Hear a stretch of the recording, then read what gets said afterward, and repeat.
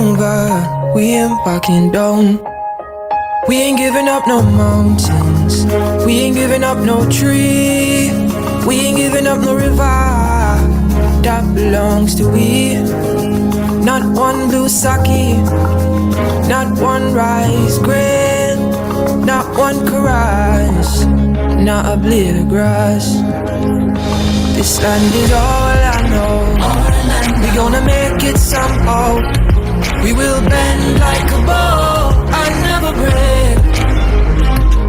Our fathers came here and they lived and died here, and we ain't moving nowhere. Big mistake, 'cause we ain't giving up no mountain, we ain't giving up no tree, we ain't giving up no river that belongs to we. Not one blue sake, not one rice grain, not one caress, not a blade of grass. We love the open country of the Rupununi and the Essequibo, bedtime on night. Though we may criticize it, this is our home, we love it, and we need to keep it. We have that right. So we ain't giving up no mountain, we ain't giving up no tree, we ain't giving up no river that belongs to we. Not one blue sake, not one rice grain, not one caress, not a blade of grass. So we ain't giving up no mountains, we ain't giving up no tree, we ain't giving up no river that belongs to we. Not one blue sake, not one rice grain, not one caress, not a blade of grass.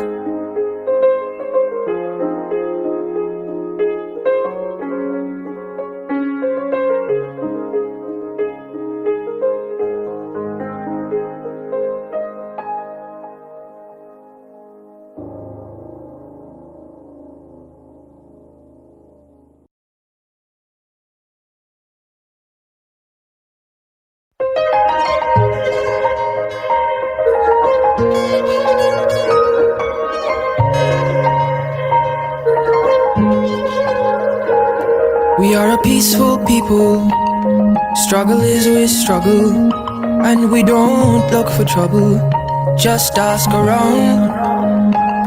But when outside faces from foreign places talk about taking over, we ain't backing down. We ain't giving up no mountains, we ain't giving up no tree, we ain't giving up no river that belongs to we. Not one blue sake, not one rice grain, not one caress, not a blade of grass. This land is all I know. We gonna make it somehow. We will bend like a bow and never break. Our fathers came here and they lived and died here, and we ain't moving nowhere. Big mistake, 'cause we ain't giving up no mountain, we ain't giving up no tree, we ain't giving up no river that belongs to we. Not one blue sake, not one rice grain, not one caress, not a blade of grass. We love the open country of the Rupununi and the Essequibo, bedtime on night. Though we may criticize it, this is our home, we love it, and we need to keep it. We have that right. So we ain't giving up no mountain, we ain't giving up no tree, we ain't giving up no river that belongs to we. Not one blue sake, not one rice grain, not one caress, not a blade of grass. So we ain't giving up no mountains, we ain't giving up no tree, we ain't giving up no river that belongs to we. not one blue sake, not one rice grain, not one chorus, not a blade of grass.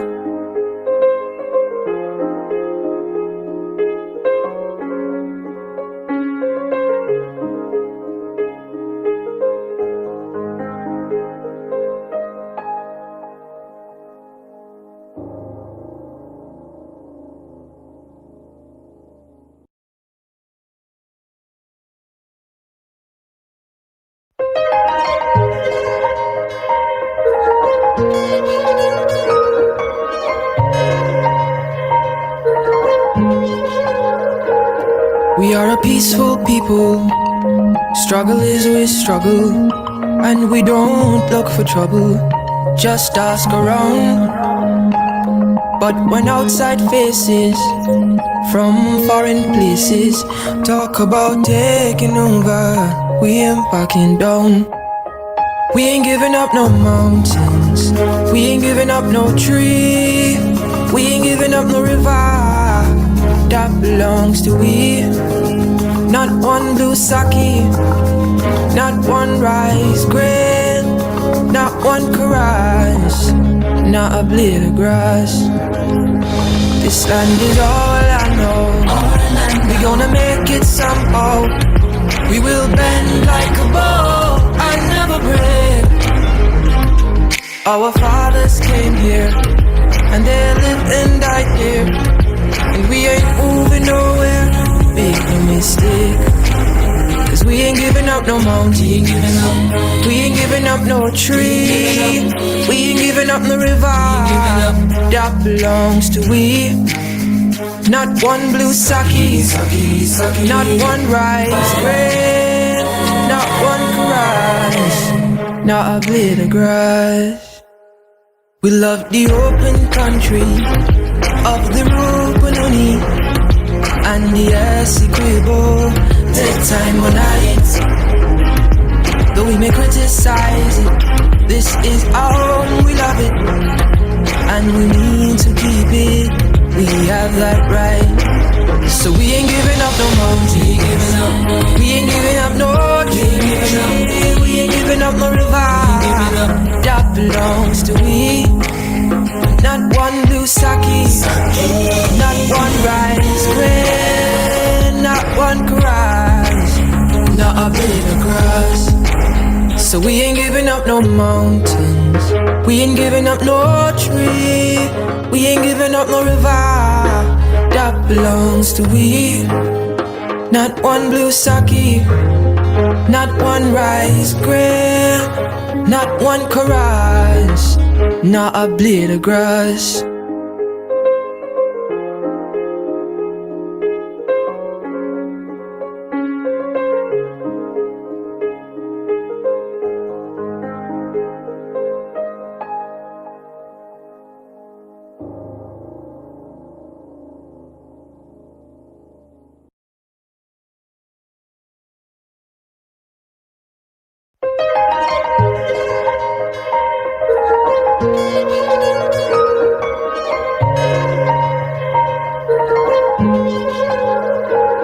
We are a peaceful people. Struggle is always struggle, and we don't look for trouble, just ask around. But when outside faces from foreign places talk about taking over, we ain't backing down. We ain't giving up no mountains, we ain't giving up no tree, we ain't giving up no river that belongs to we. Not one blue sake, not one rice grain, not one chorus, not a blade of grass. This land is all I know. We gonna make it somehow. We will bend like a bow and never break. Our fathers came here and they lived and died here, and we ain't moving nowhere. Make no mistake, cause we ain't giving up no mountain, we ain't giving up no tree, we ain't giving up no river that belongs to we. Not one blue sake, not one rice grain, not one grass, not a blade of grass. We love the open country of the Rupununi and the Essequibo, the time on it. Though we may criticize it, this is our home, we love it, and we need to keep it. We have that right. So we ain't giving up no mountain. We ain't giving up no tree. We ain't giving up no river. That belongs to we. Not one blue sake, not one rice grain, not one grass, not a blade of grass. So we ain't giving up no mountains. We ain't giving up no tree. We ain't giving up no river.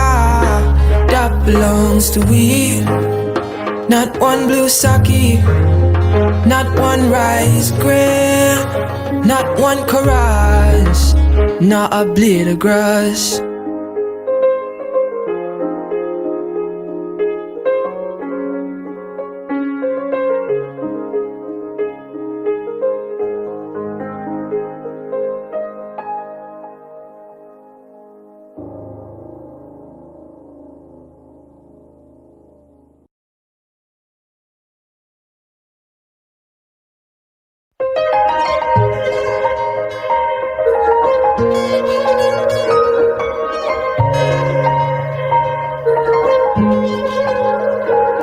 We are a peaceful people. Struggle is always struggle, and we don't look for trouble. Just ask around. But when outside faces from foreign places talk about taking over, we ain't backing down. We ain't giving up no mountains. We ain't giving up no tree. We ain't giving up no river. That belongs to we. Not one blue sake, not one rice grain, not one chorus, not a blade of grass. This land is all I know. We gonna make it somehow. We will bend like a bow and never break. Our fathers came here and they lived and died here, and we ain't moving nowhere. Make no mistake, cause we ain't giving up no mountain. We ain't giving up no tree. We ain't giving up no river. That belongs to we. Not one blue sake, not one rice grain, not one grass, not a blade of grass. We love the open country of the Rupununi and the Essequibo, the time on it. Though we may criticize it, this is our home, we love it, and we need to keep it. We have that right. So we ain't giving up no mountain. We ain't giving up no tree. We ain't giving up no river. That belongs to we. Not one blue sake, not one rice grain, not one grass, not a blade of grass. So we ain't giving up no mountains. We ain't giving up no tree. We ain't giving up no river. That belongs to we. Not one blue sake, not one rice grain, not one chorus, not a blade of grass.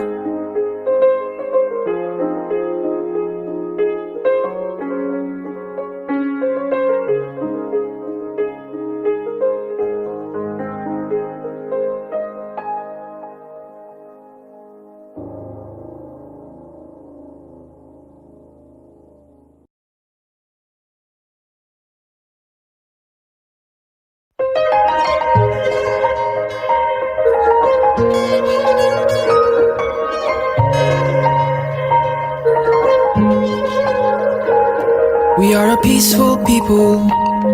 Struggle is always struggle, and we don't look for trouble. Just ask around. But when outside faces from foreign places talk about taking over, we ain't backing down.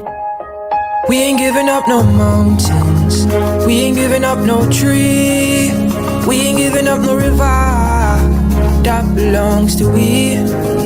Not one blue sake, not one rice grain, not one caress, not a blade of grass.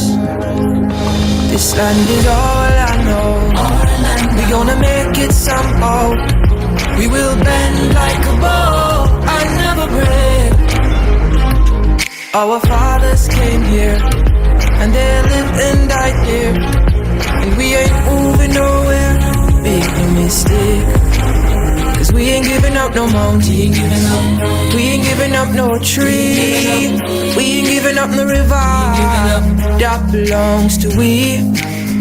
Not one blue sake, not one rice grain, not one caress, not a blade of grass. We love the open country of the Rupununi and the Essequibo, bedtime on night. Though we may criticize it, this is our own, we love it, and we need to keep it. We have that right. So we ain't giving up no mountain, we ain't giving up no tree, we ain't giving up no river that belongs to we. Not one blue sake, not one rice grain, not one caress, not a bit of grass. So we ain't giving up no mountains, we ain't giving up no tree, we ain't giving up no river that belongs to we. Not one blue sake, not one rice grain, not one caress, not a blade of grass.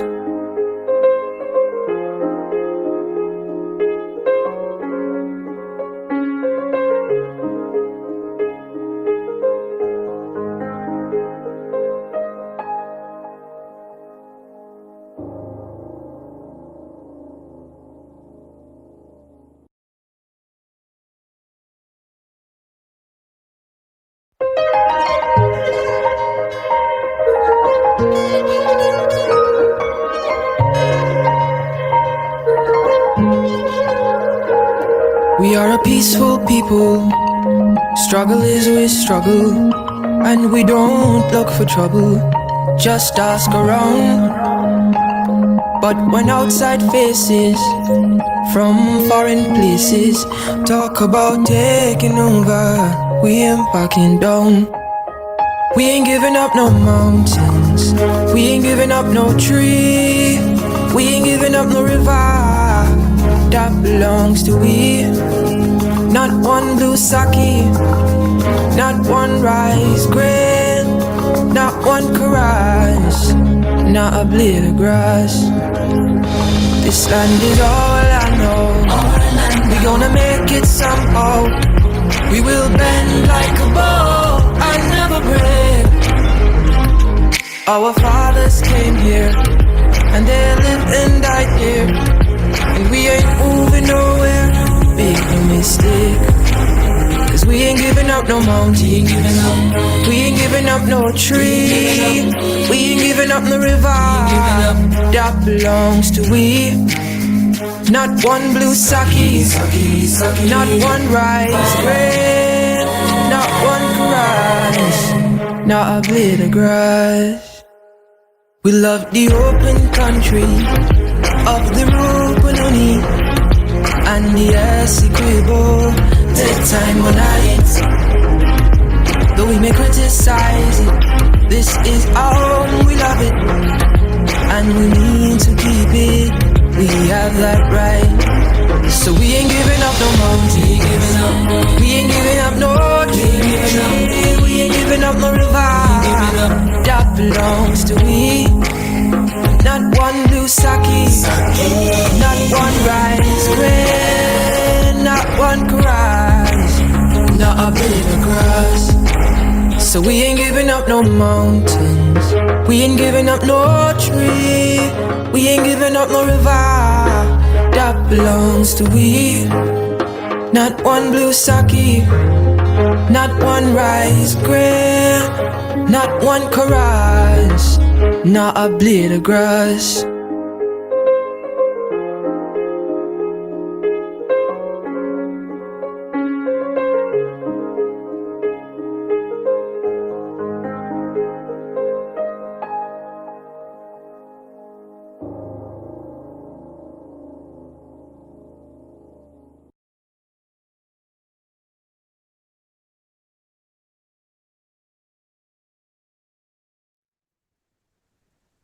Mr. Speaker.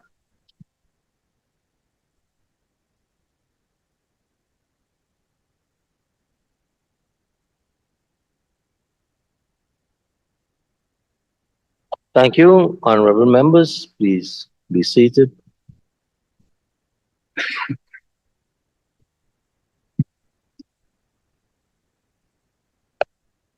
Thank you, honorable members. My apologies for this long break.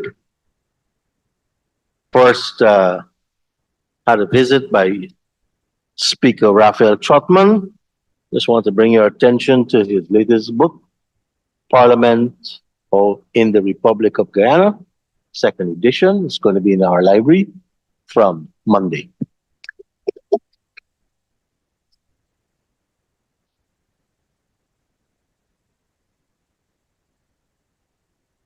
Honorable members, I haven't had the opportunity of seeing what it covers, but I know it's going to be excellent reading.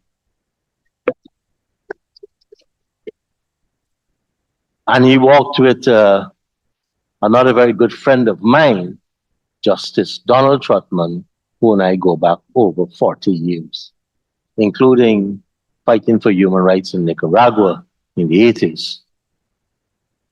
This afternoon, we welcome the 6 formers of Marian Academy, and their teachers.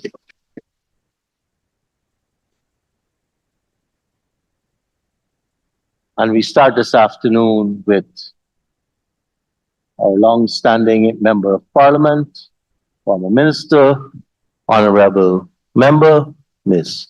Valda Lawrence.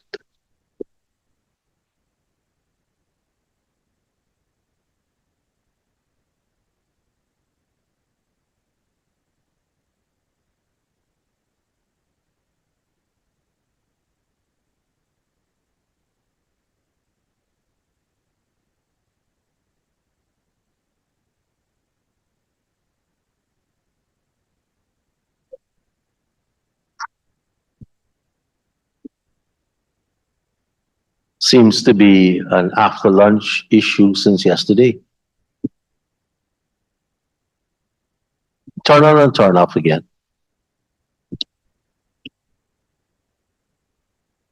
Your time starts at 1:52.05. Thank you, Mr. Speaker. Good afternoon to the House. Mr. Speaker, with the vicious attacks against our women in this honorable House, I am sure the spirits of Jane Phillips-Gay, Janet Jagan, and Jessie Burnham, the 3 J's, are having a very hard time in recognizing this is the Parliament, where in 1953, they stood with pride and dignity alongside the men. Mr. Speaker, as the Chief Custodian, I ask that you do not allow this crassness to continue. I suggest that there be some forum where all the women MPs can meet to exhale and find common ground to exist while in this House.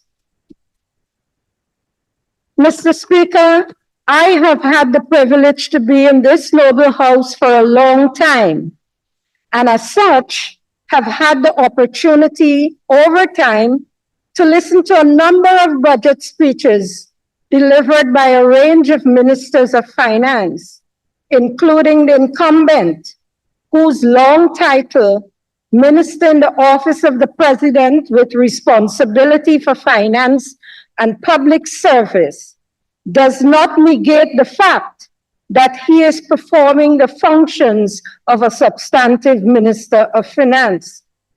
I have heard some lively, inspiring, pointed, upbeat, boring and jaded budget presentations. And alas, I make bold to say that the 2024 budget presentation fell into the last two categories, boring and jaded. Why? It was below expectations, underwhelming, as the government's blueprint development plan for 2024. It left us befuddled. Sir, it left us feeling cheated that this country's first $1 trillion budget, envisaged and with anticipation, was more of the same, done in a vacuum, and designed for a few, leaving little for the suffering Guyanese families on whom the minister anchored this budget. Mr. Speaker, which Guyanese families is the minister referring to? The average working class Guyanese families? I think not. Where is the vision, Mr. Speaker? Where is the hope for families?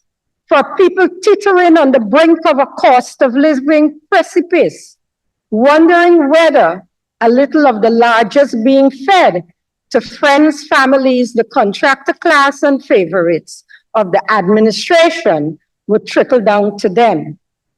It's a three-card trick indeed. Here's how it goes. The government anchors the budget on the Guyanese family as principal beneficiaries by presenting big numbers.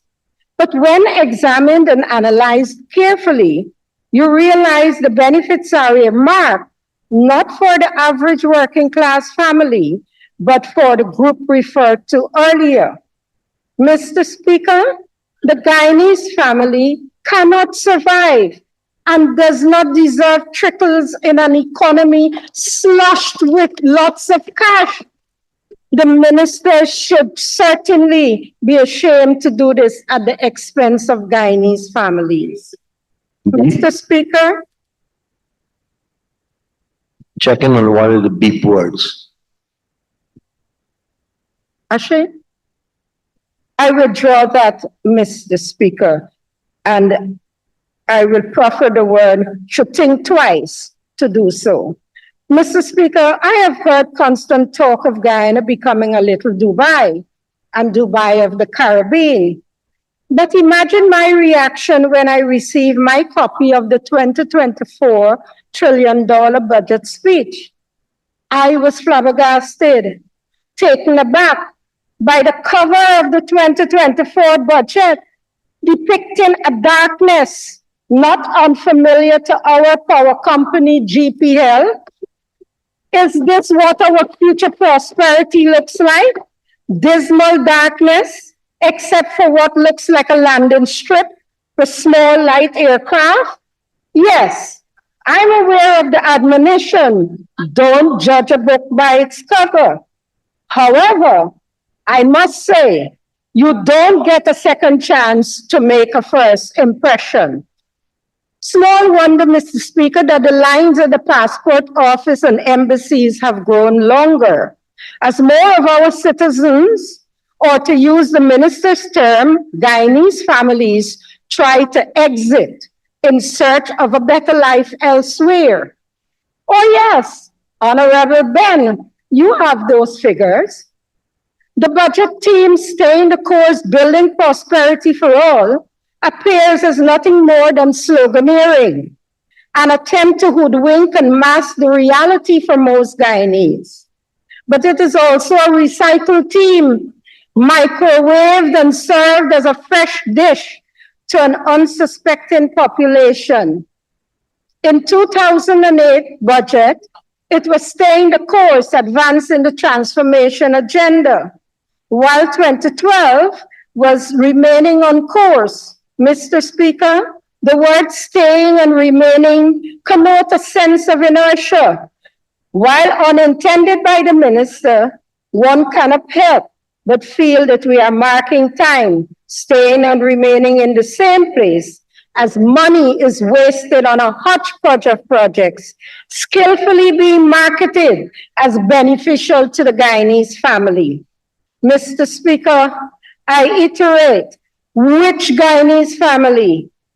I recall former US President George Bush's cheeky comment on his own administration's budget, saying, and I quote, "It's clearly a budget. It's got a lot of numbers in it," end of quote. And so was the Honorable Minister's 2024 budget speech. It had lots of numbers, and I may add a plethora of prose, but nothing of substance for the Guyanese family, unless, Mr. Speaker, the government is convinced that a budget that does not reduce income inequalities, nor contract award inequalities, a budget that does not reduce poverty is a Guyanese family-friendly budget. A lot about growth, but no development. Mr. Speaker, we learned that real growth last year was recorded at a whopping 33%, bringing the average growth rate for the period 2020 through 2023 to an impressive 40%. No other country in the world has grown at this average annual rate over the same period that was marked by the COVID pandemic and the Russian-Ukraine war. That we have been so blessed is due principally to the impact that oil has had on the economy. First discovered in 2015, with first oil production recorded in December 2019, oil has, within the past 4 years, virtually dominated performance of the economy in every metric or statistic considered. For example, oil accounted for 70% of GDP last year, from a negligible 2% in 2019.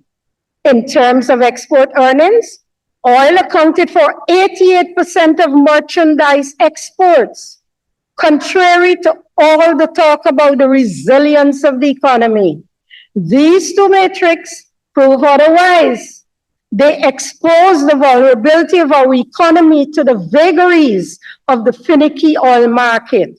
Mr. Speaker, these metrics show that we have an oil economy and not an oil sector. So we are vulnerable. In spite of the government's rhetoric, in spite of the growth in the size of the budgets, the returns of the non-oil sector appear not to justify the expenditure. There is no transitional development in this sector. It is still transactional, meaning import-based and not export manufactured based. For example, notwithstanding the huge investment made in the sector over the past 3 years and similar investments budgeted this year, the share of the agriculture sector has declined from 25% in 2019 to 8% in 2023. This calls into serious question issues such as the productivity of expenditure, the quality of expenditure, and the roles being played by policymaking, graft, and misappropriation. Mr. Speaker, it is estimated that Guyana loses about 40% of the expenditure on the Public Sector Investment Program, PSIP. In simple terms, 40 cents of every dollar expended on the PSIP is lost due to unproductive, unbeneficial activities. This is too high a price for the citizens, the Guyanese family to pay. Redressing this will require a commitment by the government to robust institutions manned by properly trained and motivated staff who are armed with the requisite tools for their effective functioning. But then again, sir, this government is famous for weakening institutions of government, transparency and governance. May I remind the Honorable House of the savage attack by this government on the NRF legislation enacted by the AP and UAFC government by removing transparency and accountability guardrails. Of course, we cannot forget the death of Sarah or its slow strangulation, another AP and UAFC agency designed to track and recover stolen assets. Review of investments. Mr. Speaker, it cannot be said that the government is not developing policies. The fact is that many of the policies are either ill-suited or lack coherence. Citing a specific example within the agriculture sector, I read that we are in partnership with Barbados to build a so-called regional food terminal to be sited in Barbados. No details are available to the Guyanese citizenry. For example, Minister, the rationale, the cost, the ownership structure, nor how will it be operated and maintained. Meanwhile, another food terminal is to be located on the Linden-Soesdijk Highway, with a huge sum earmarked for in this 2024 budget. But we do not know whether a study was done justifying the purpose, intent, location, and further the relationship between the regional and Guyana's food terminals. Oops! I forgot that a senior government politician in this August chamber has an aversion to the conduct of studies to justify the feasibility of projects, especially those involving huge financial outlays, such as the Chetty Jagan Airport, the gas to energy project, and we must not forget the Skeldon modernization project. Sir, so much money is being wasted chasing some politician's dream that ultimately results in the nation's nightmare. It is the taxpayers' money that is involved. It is loans that we will have to repay that are involved. It is our hard-earned money in the NRF fund that is involved, sir. Given these various levels of involvement and financial sources, I can only urge that great attention be paid to getting increasingly higher returns for our projects. Then again, how can the nation receive higher returns from badly planned and executed projects? Mr. Speaker, I see frowns on the faces of my colleagues on the other side. Well, the recently named Heroes Highway is bulging and bumpy from poor construction and increasingly dangerous to drive on. There are no traffic signs, absolutely none. And that's only one. I am sure my honorable friend, Juan Edgel, can name many more. Here again, we can hear the threatening echo of development. Debt. Mr. Speaker, this part of my presentation allows me to transition into a major area of concern of the minister's budget speech. To the government's intent to raise the domestic and foreign borrowing ceilings, to change the withdrawal rules of the Natural Resource Fund, NRF, meddling with this fund again to make it even worse. I cannot believe that after changing the ceilings for domestic and foreign borrowings twice between 2021 through 2023, the government now proposes to raise the ceilings once again. This signals the government's continued reliance on debt financing, as evidenced by the projected stock of public and publicly guaranteed debt, rising by 49% between 2023 to 2024, or from $4.509 billion in 2023 to $6.725 billion in 2024. The government's persistent tampering of the borrowing ceilings over the last 3 years is indicative of the absence of a medium-term plan and debt strategy, for which several international institutions have been pressing. Mr. Speaker, why doesn't the government's chief economist follow known economic best practices? Either it is an issue of incompetence, which I doubt, or a deliberate bypass to create opportunities for misappropriation and non-transparency. Sir, it is of no comfort to us, the taxpayers, the Guyanese family, that such borrowings are supposedly prudent and sustainable. Financial legislation. Mr. Speaker, given the fallouts surrounding the passage of the NRF, I never contemplated that the first amendments to the fund would have entailed changes to the withdrawal rules. Indeed, given the present discussions of the NRF being overstated to the extent of the unpaid taxes of the oil companies, a position which I am in agreement. I had hoped, however, that suitable amendments would have been forthcoming for the transparent accounting of the taxes to be paid by the government on behalf of the oil companies.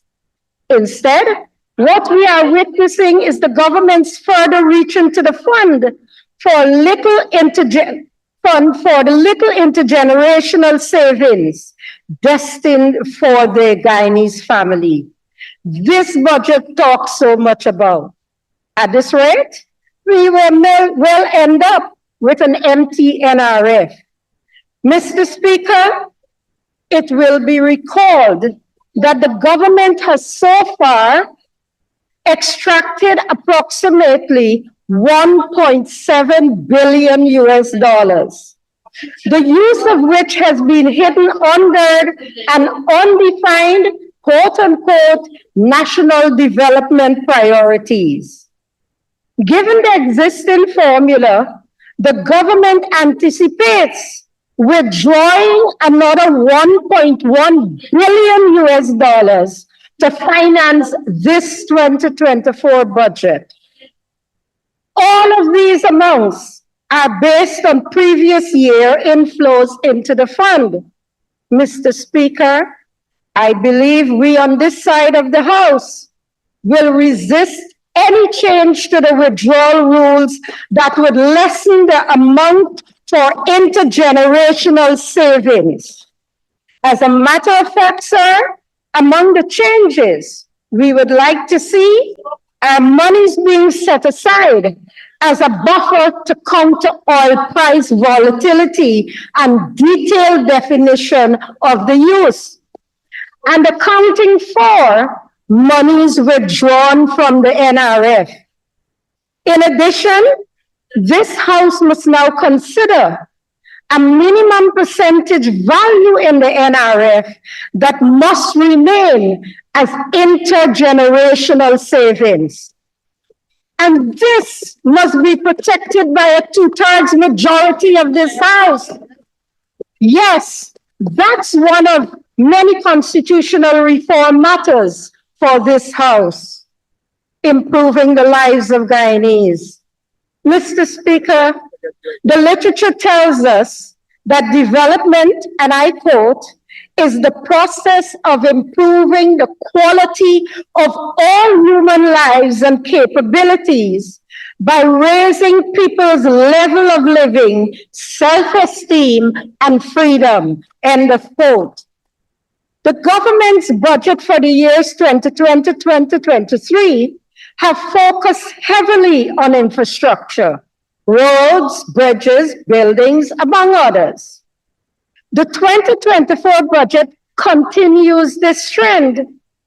Imagine, this is what this government calls development.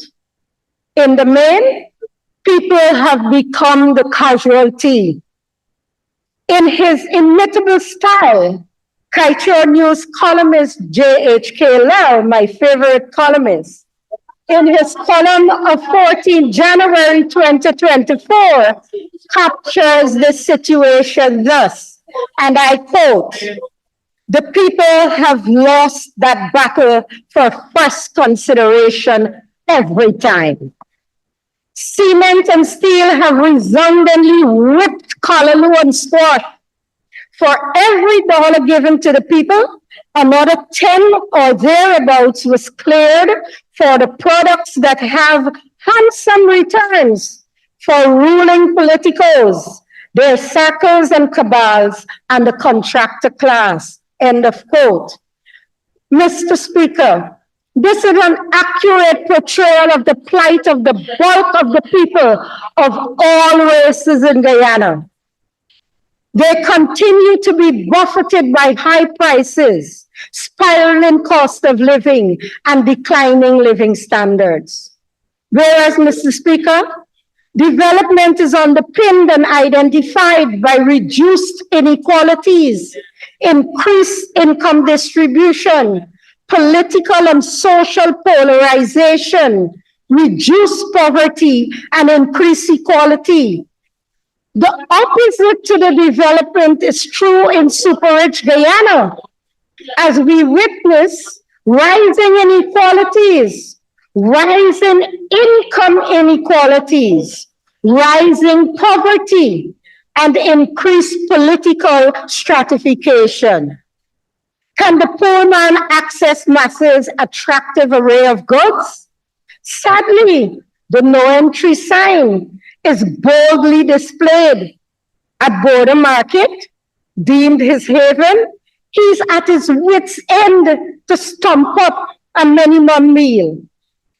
In the same breath, Mr. Speaker, how can the government talk about development and yet in the public sector limit the Guyanese family to a voucher system solely for accessing cervical cancer tests as part of the healthcare delivery plan? What about the other cancers which are prevalent in our country? Sir, according to WHO Report 2020 on Guyana's cancer country profile, 3 types of cancers are listed in double digits, namely breast cancer, 22.6%, cervix, 16.5%, and prostate, 15.6%. Mr. Speaker, the latter cancer is heaping havoc on our men folks, resulting in death. The family structure is losing an important element at a fast rate. I therefore call on the government, who speaks so much about the Guyanese family, to extend this voucher decision to cater to test all 3 cancers instead. Can you do it? Yes, you can. Mr. Speaker, the matter of public sector wages was aggressively addressed in this side of the House. But allow me to say that the government is making a grave mistake by not recognizing that the public sector, including defense, security, and parastatals, are productive entities. It is simply a question of a different measuring metric. The wheels of national development are driven by public servants and not the private sector. It is the public sector that ensures the government can govern and develop the nation. So to treat it as a stepchild, devoid of any respect, is political foolishness and disdainful. Finally, on this point, the notion that increases in wages and salaries are locked into lump sum to be delivered retroactively at the convenience of the government robs the public servants of the true value of any increase in their income. The government no longer has to await performance reports on the economy in the third and fourth quarter to ascertain availability of monies to pay public servants in this oil economy. And yet, the government calls this development. No, Mr. Speaker, this is political vindictiveness.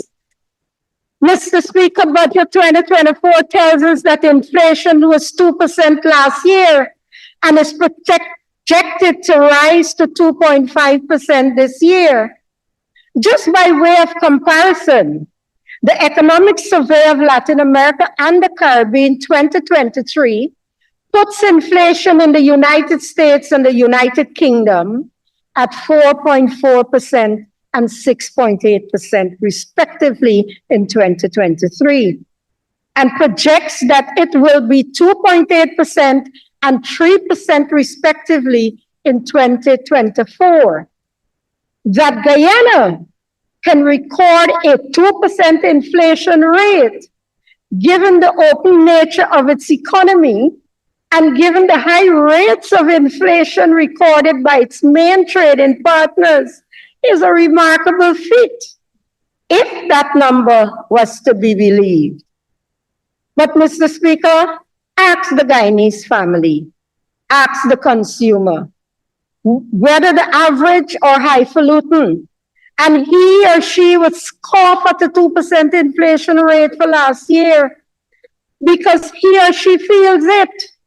Not when pumpkin comes to the market in a biryani suit like that of the Honorable Minister Ashley Singh at $1,000 a cut with his friends and family, boro, oko, karela, cabbage, etc.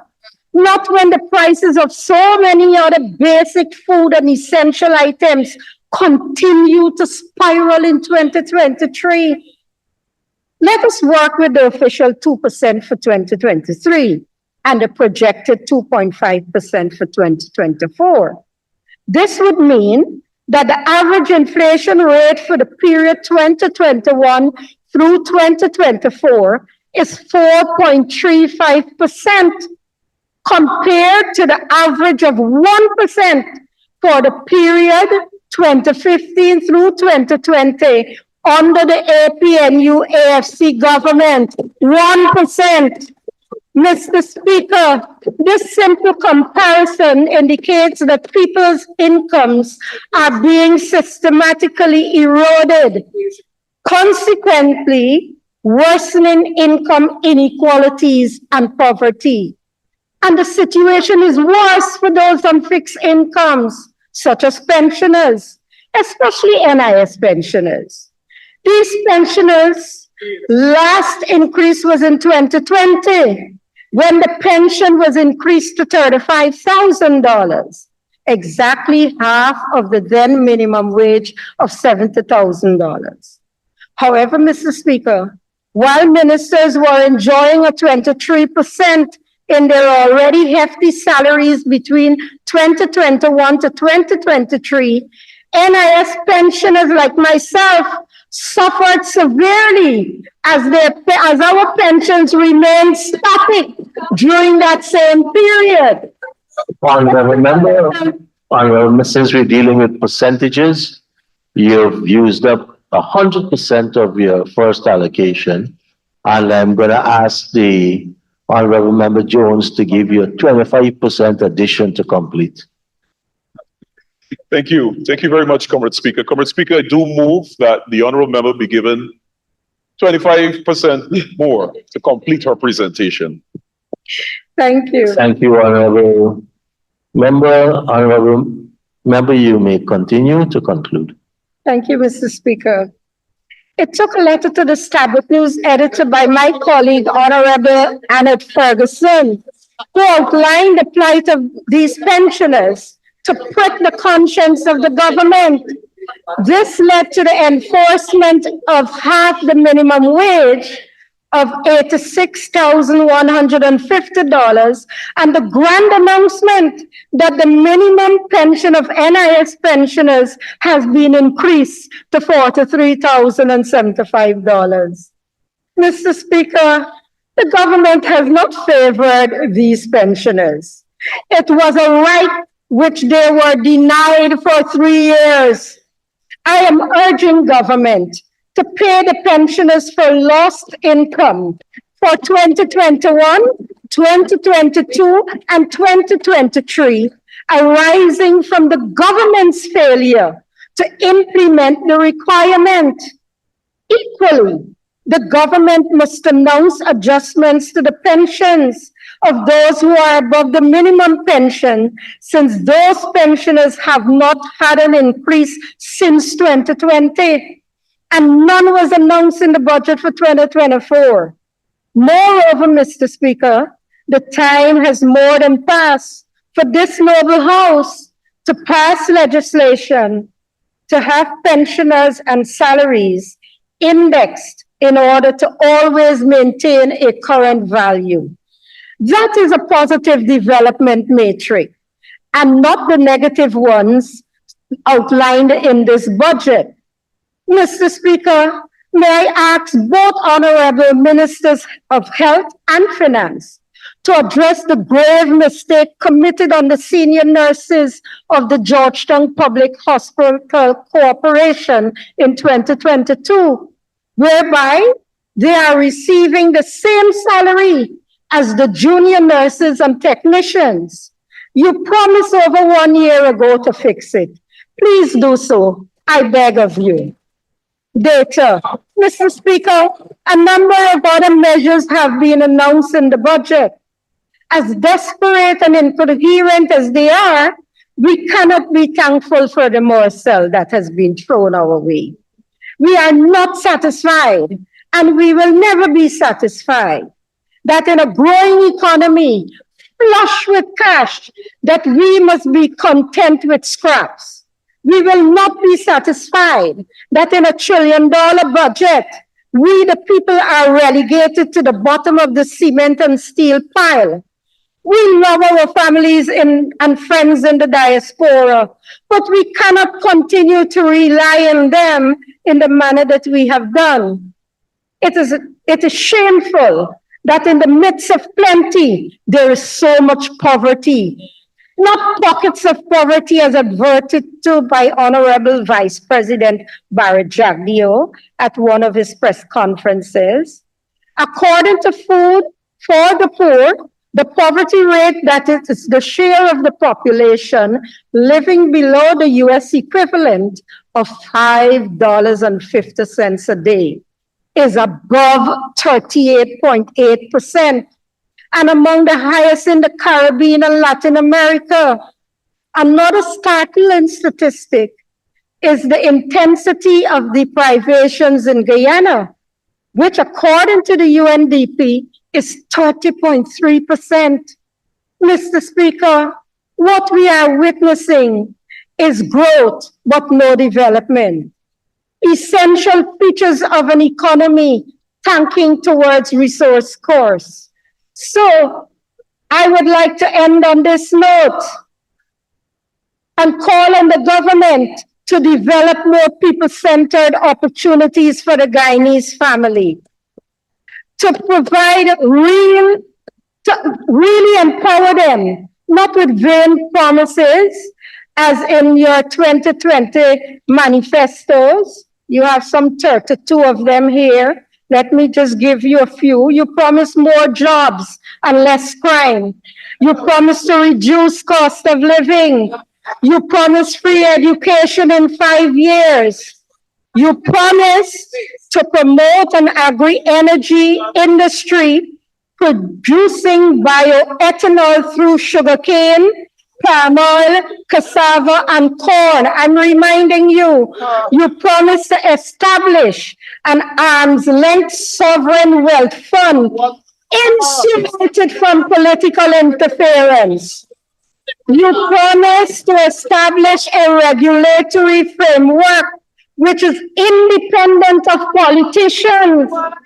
You promise to criminalize non-disclosure of receipts of funds from oil revenues. And lastly, you promise 50,000 new jobs. All I ask, Mr. Speaker, is that the government be realistic. Be realistic. For Mr. Speaker, why should Guyana be a rich country of poor people, sir? This paradox can be successfully resolved with ingenuity, creativity, and a willingness to meaningfully involve all stakeholders. Can we do it? Certainly we can. God bless us all. God bless Guyana. Thank you.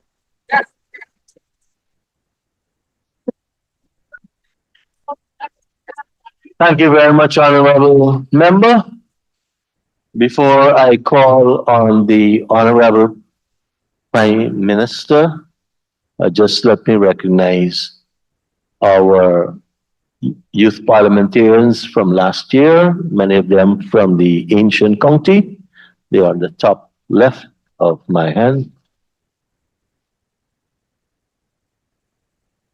And a reminder, Minister Parag submitted her documents yesterday, and it's left for the Honorable Member Maureen Philadelphia to send in her list, which was at lunchtime. If she doesn't, we still have a couple of speeches left. So we will extend that time and then we'll make our pronouncements. And now for our Honorable Prime Minister, Brigadier Mark Phillips.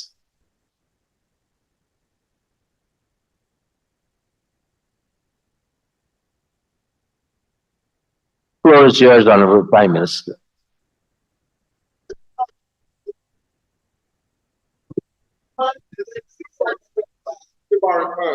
Thank you, Mr. Speaker. Mr. Speaker, I must start by saying how thankful I am for this opportunity as the People's Prime Minister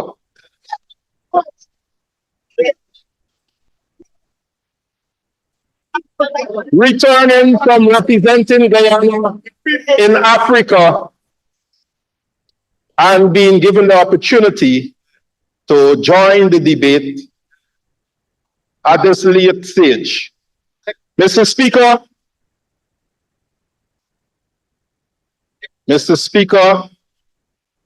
the President, as you know, is in Africa, and I've utilized my privilege to delay being sworn in as acting President so that I can deliver and address the people of Guyana. Mr. Speaker, as the leader of the House, I am duty bound to be part of this debate. And Mr. Speaker, it is with immense honor and pride that I stand here today to support this national budget that was presented by our senior minister in the office of the President with responsibility for finance, the Honorable Dr. Ashni Kumar Singh.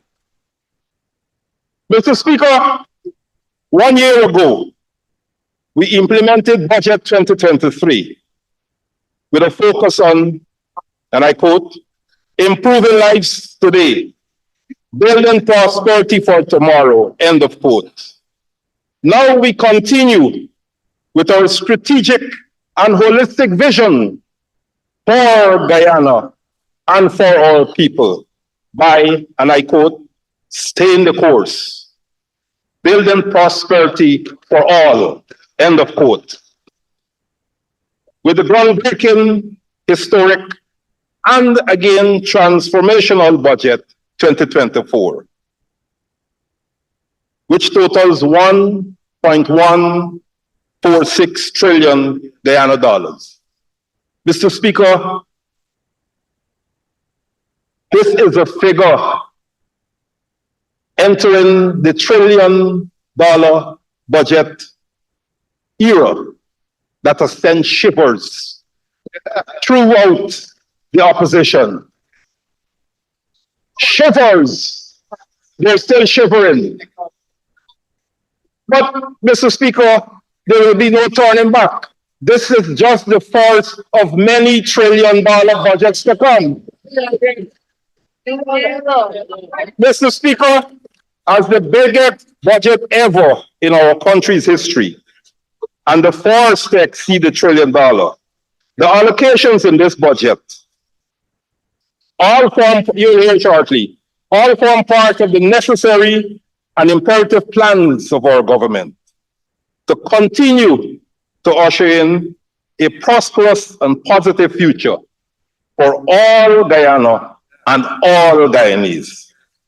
Mr. Speaker, as we're all well aware, and as you should have heard from my colleagues on this side of the House who presented earlier throughout the week, the state of affairs of Guyana was dire when our government assumed office in August 2020. We have returned our country and our people to a state of hope. The people of Guyana, yes, we have raised their expectations. That is natural. And through our budgets, 2020 to 2024, we've continued to manage those expectations and deliver to the people as promised in our manifesto. Mr. Speaker, before August 2020, our nation was grappling with numerous challenges: crumbling infrastructure, lagging standards and quality of services across every sector, total neglect with zero opportunities for economic growth and improvement of the lives of our people. Not to mention the mismanagement of the COVID-19 pandemic in Guyana. So our government knew that we had our work cut out for us to turn it all around so that our country and people can begin to benefit as they truly deserve from a government that not only talks the talk, but can walk the walk. Our government's commitment remains steadfast. That is to transform the country into a model of progress and prosperity for the rest of the world to see. And Mr. Speaker, with this budget, we'll continue to do just that.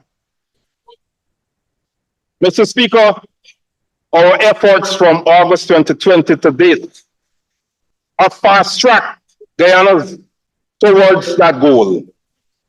Therefore, Mr. Speaker, this $1 trillion budget is more than just about distributing wealth. Somebody referred to it, the previous speaker, as a sand and stone budget. Mr. Speaker, our budget is a strategic investment in our country's foundation for the future. As is evident, the majority which is allocated to infrastructure development is pivotal in creating a robust framework for sustained growth throughout Guyana. Roads, bridges, and energy projects are not just constructions. They are lifelines that connect our people and drive economic vitality. Our people, both PPPC and APNU AFC supporters, have embraced our government's infrastructural and other projects. They like to talk about boots on the ground, members of the opposition. But in addition to having your boots on the ground, have your ears to the ground and listen to the people.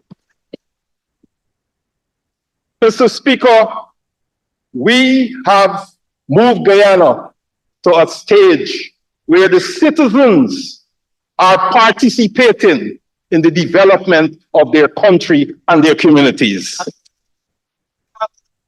Go and speak to the people. Go to the communities. They're talking, they're thanking us for all the interventions, the new roads, the development and repairs to existing roads. Go and speak to them. Everybody loves to talk about the Heroes Highway.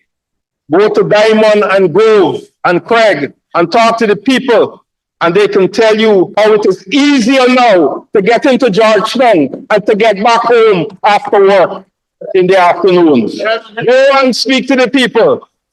Go and speak to the people.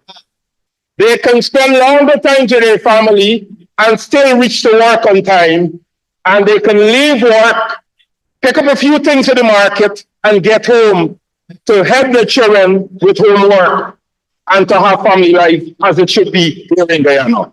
So this is not a standing stone budget. Mr. Speaker, 2024 budget consists of concrete plans that are part of our government's comprehensive vision for holistic development.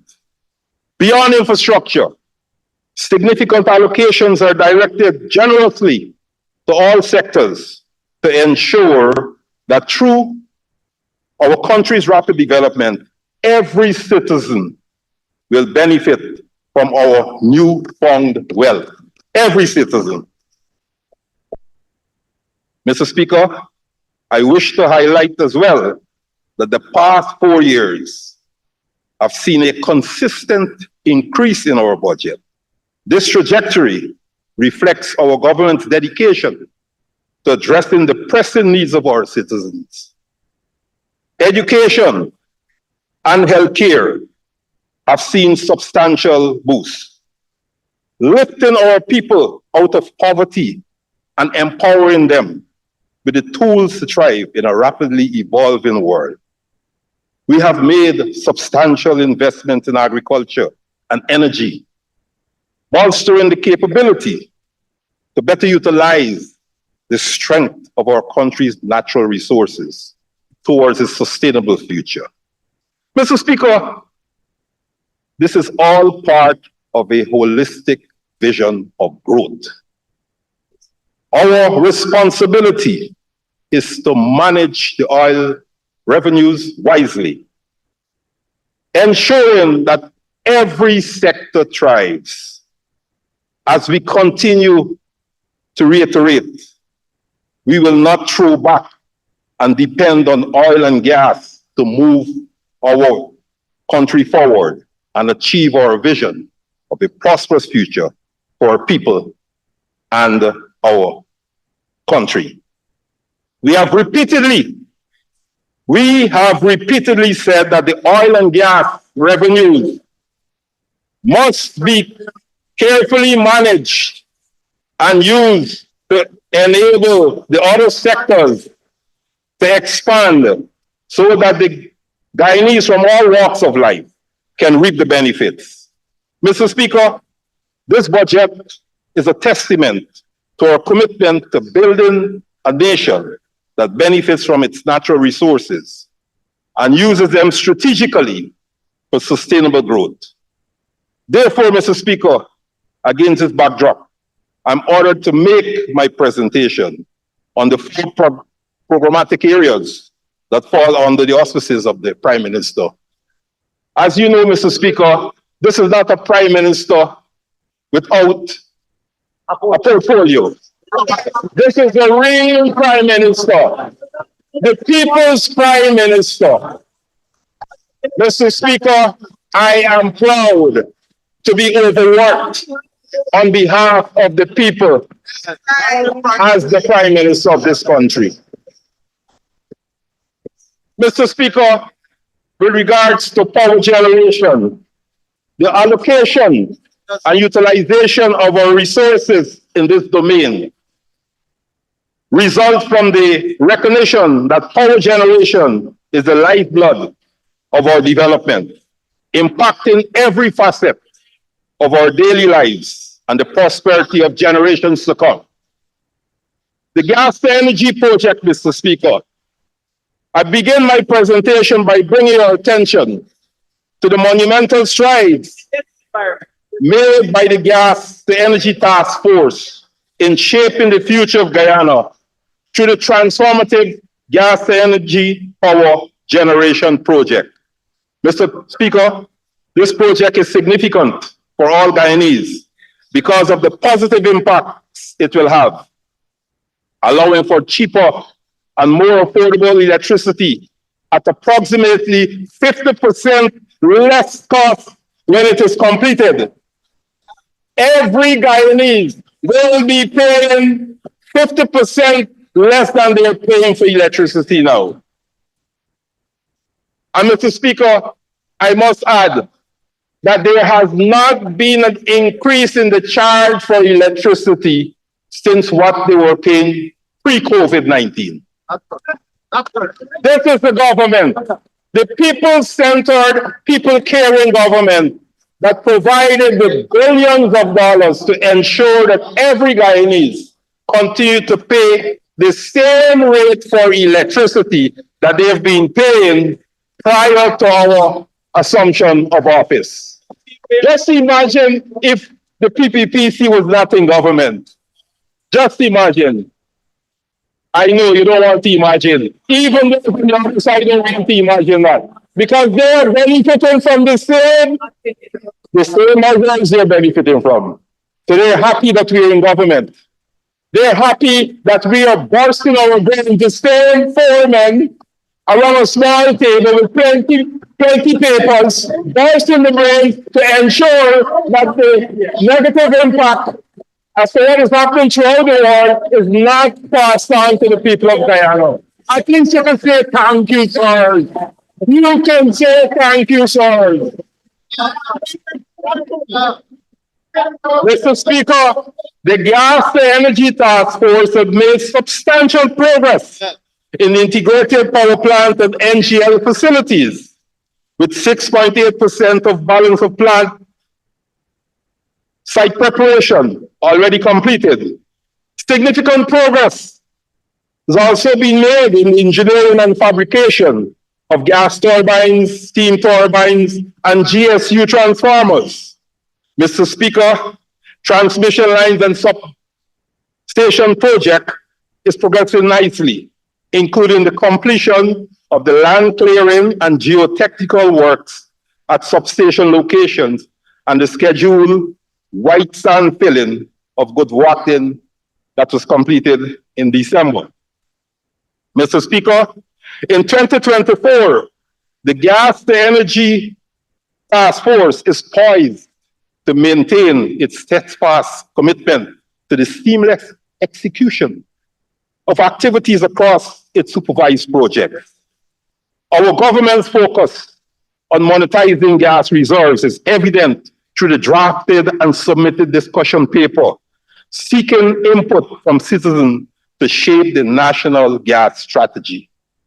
Mr. Speaker, the incorporation of citizen feedback will play a pivotal role in finalizing the strategy.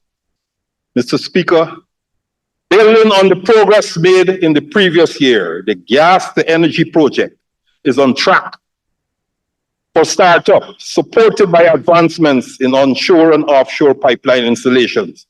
The continuity of installation campaigns and development initiatives in 2024 underscores the sustained effort to bring this transformative project to fruition before the next election in Guyana, which is due by the end of 2025.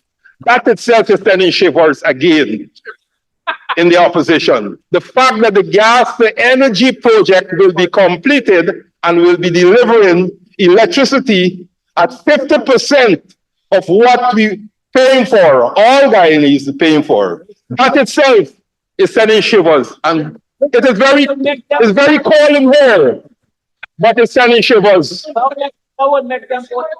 That is sending shivers. Mr. Speaker, in relation to the works of our energy agency that is continuing to advance the implementation of our clean energy and renewable energy program, we've seen tremendous progress over the reporting period. Between 2020 and 2023, our government significantly expanded its investments in solar photovoltaic technology, witnessing a remarkable 173% increase in installed solar PV capacity from 5.3 megawatts to 14.6 megawatts throughout Guyana. The growth was achieved from strategic additions each year, including the Mabaruma solar PV farm, solar PV systems at government buildings, solar mini grids at various locations. In 2023 alone, Mr. Speaker, a substantial increase of 6.6 megawatts occurred, driven by projects like the Bartica solar PV farm, completion of solar mini grids, and widespread distribution of solar home system. Mr. Speaker, Budget 2024 continues the momentum with plans for solar farms to be completed in this year in Madhya and Wakanam. Additional solar home systems will be distributed, and the development of solar mini grids and rooftop solar for government buildings project will be continued. Mr. Speaker, I wish to report to this House that 19 communities spanning regions 1, 2, 7, 8, 9, and 10 have benefited from the installation of solar PV-powered mini grids. I was, as Prime Minister, I proudly visited those communities. I proudly visited those communities and handed over those solar PV mini grid systems to the communities. And one can only feel humbled. One can only feel humbled by the response of the people in those communities to this, our government, a government that is caring. The people remain thankful to our government. The people have seen the light. They have literally seen the light, because many of them are in darkness. And here we have mini grids being handed over to communities, free of cost, provided by the government, the people-centered, caring government. Mr. Speaker,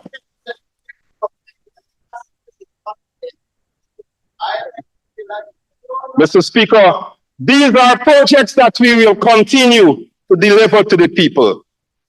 Over 28,000 household solar systems were already delivered to over 120,000 people throughout Guyana benefiting from them.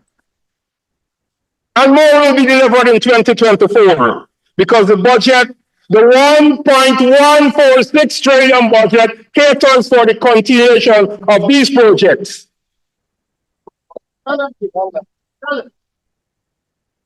Mr. Speaker, the PV systems will serve the essential social, healthcare, educational facilities, including schools, health center, village offices, multi-purpose buildings, meeting halls, public living quarters, and households. This has transformed the lives of people throughout our hinterland and riverine area.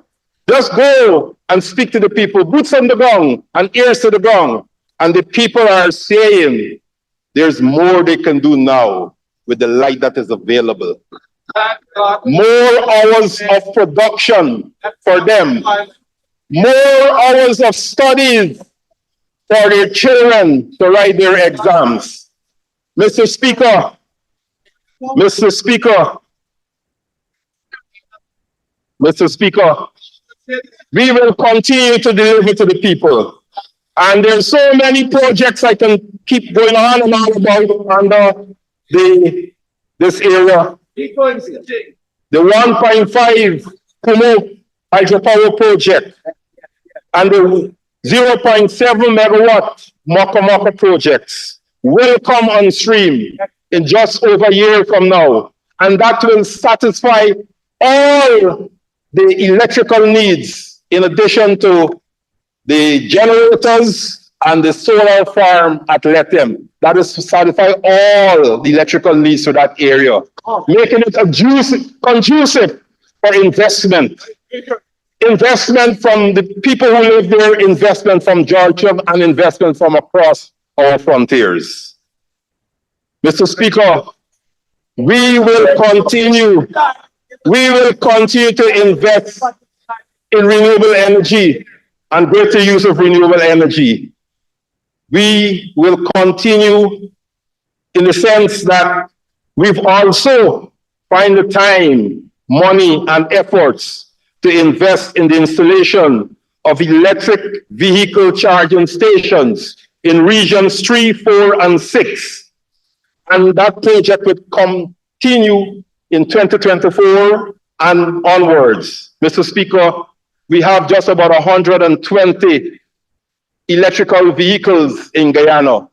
And by installing these EV charging stations, that itself, along with the other measures, income tax relief, excise tax relief, will encourage more and more Guyanese to purchase, to import EV vehicles in Guyana.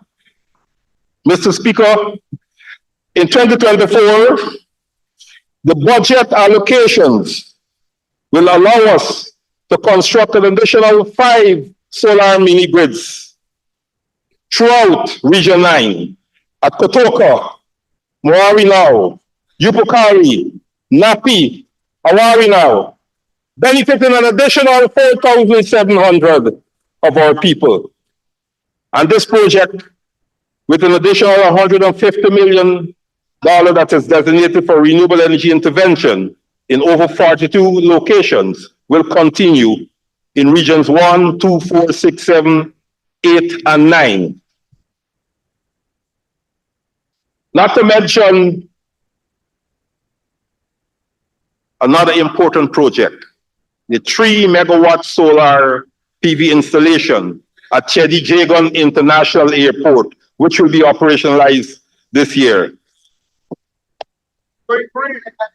Mr. Speaker, the Guyana Power Light has ramped up its gross generation capacity from 30,288 megawatt hours in 2022 to an estimated 1,179,000 megawatt hour in 2023.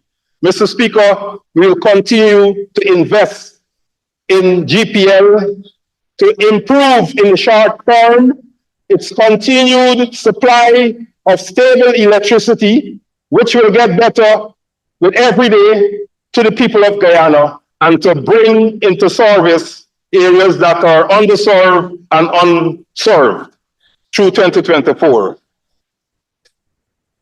So in 2024, Mr. Speaker, we plan to continue along the trajectory of successful power generation by utilizing the budgeted allocations for strategic and transformative projects.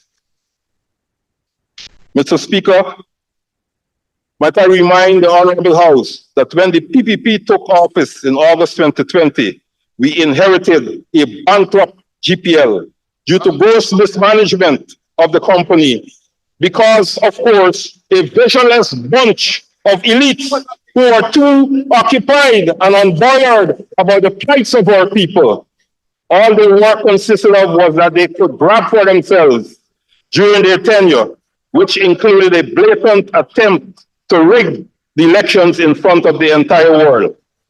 Mr. Speaker, with regards to the Hinterland Electrification Company, Inc., in 2020, upon taking office, significant intervention was required as critical generators in Matthews Ridge, Madia, Port Kaituma, Lethem required major overhaul. Additional generators were procured for Matthews Ridge, Lethem, Port Kaituma, Mabruma to meet growing needs. Between 2021 and 2023, projects were implemented to provide electricity access to over 700 additional households in unsolved communities near Mabruma, Madia, Port Kaituma, Matthews Ridge, and Kokwani. Mr. Speaker, key achievements included the procurement, again, of new generators for Port Kaituma, Mabruma, and Lethem, improving reliability for numerous households and benefits. Mr. Speaker, in 2023, notable achievements were accomplished in the energy infrastructure projects. The upgrade of the 2.3 kV network to 13.8 kV at Linden, and I repeat, at Linden, involved successful material supply and execution of upgrade construction works. Upgrade of the Linden substation at Linden saw the completion of the construction of the substation building and the supply and installation of switchgear. Other achievements included the construction of a distribution network to 4 Mile, Port Kaituma, procurement of a main power transformer for Madia, and the procurement of line hardware for network extension, Port Kaituma. Annual electricity subsidies to residents of Region 10, a predominantly African Guyanese community. That is known as the support base of the opposition, have been offset by the current government at an annual input of $4 billion Guyana dollars. Total subsidies amount to over 100 billion since its inception, and it must be noted that this is the only geographic and administrative region benefiting from such a subsidy. The same region has received $7 billion on the local budget for 2024, an increase of 100% since 2020. Honorable Prime Minister, to power you to a conclusion, we will need an extension. Mr. Speaker, may the Honorable Prime Minister be given time to conclude his presentation, please. Mr. Speaker, Honorable Prime Minister. thank you for the extension. Mr. Speaker, there are so many success stories that occurred starting with August 2020 assumption of office by our administration, the PPPC government. I have noted that I have not bored anyone so far by stating all the progress that we would have made. Mr. Speaker, telecommunications, very important that I mention the liberalization of the telecommunications sector and the tremendous benefit that has been accrued to the people of Guyana.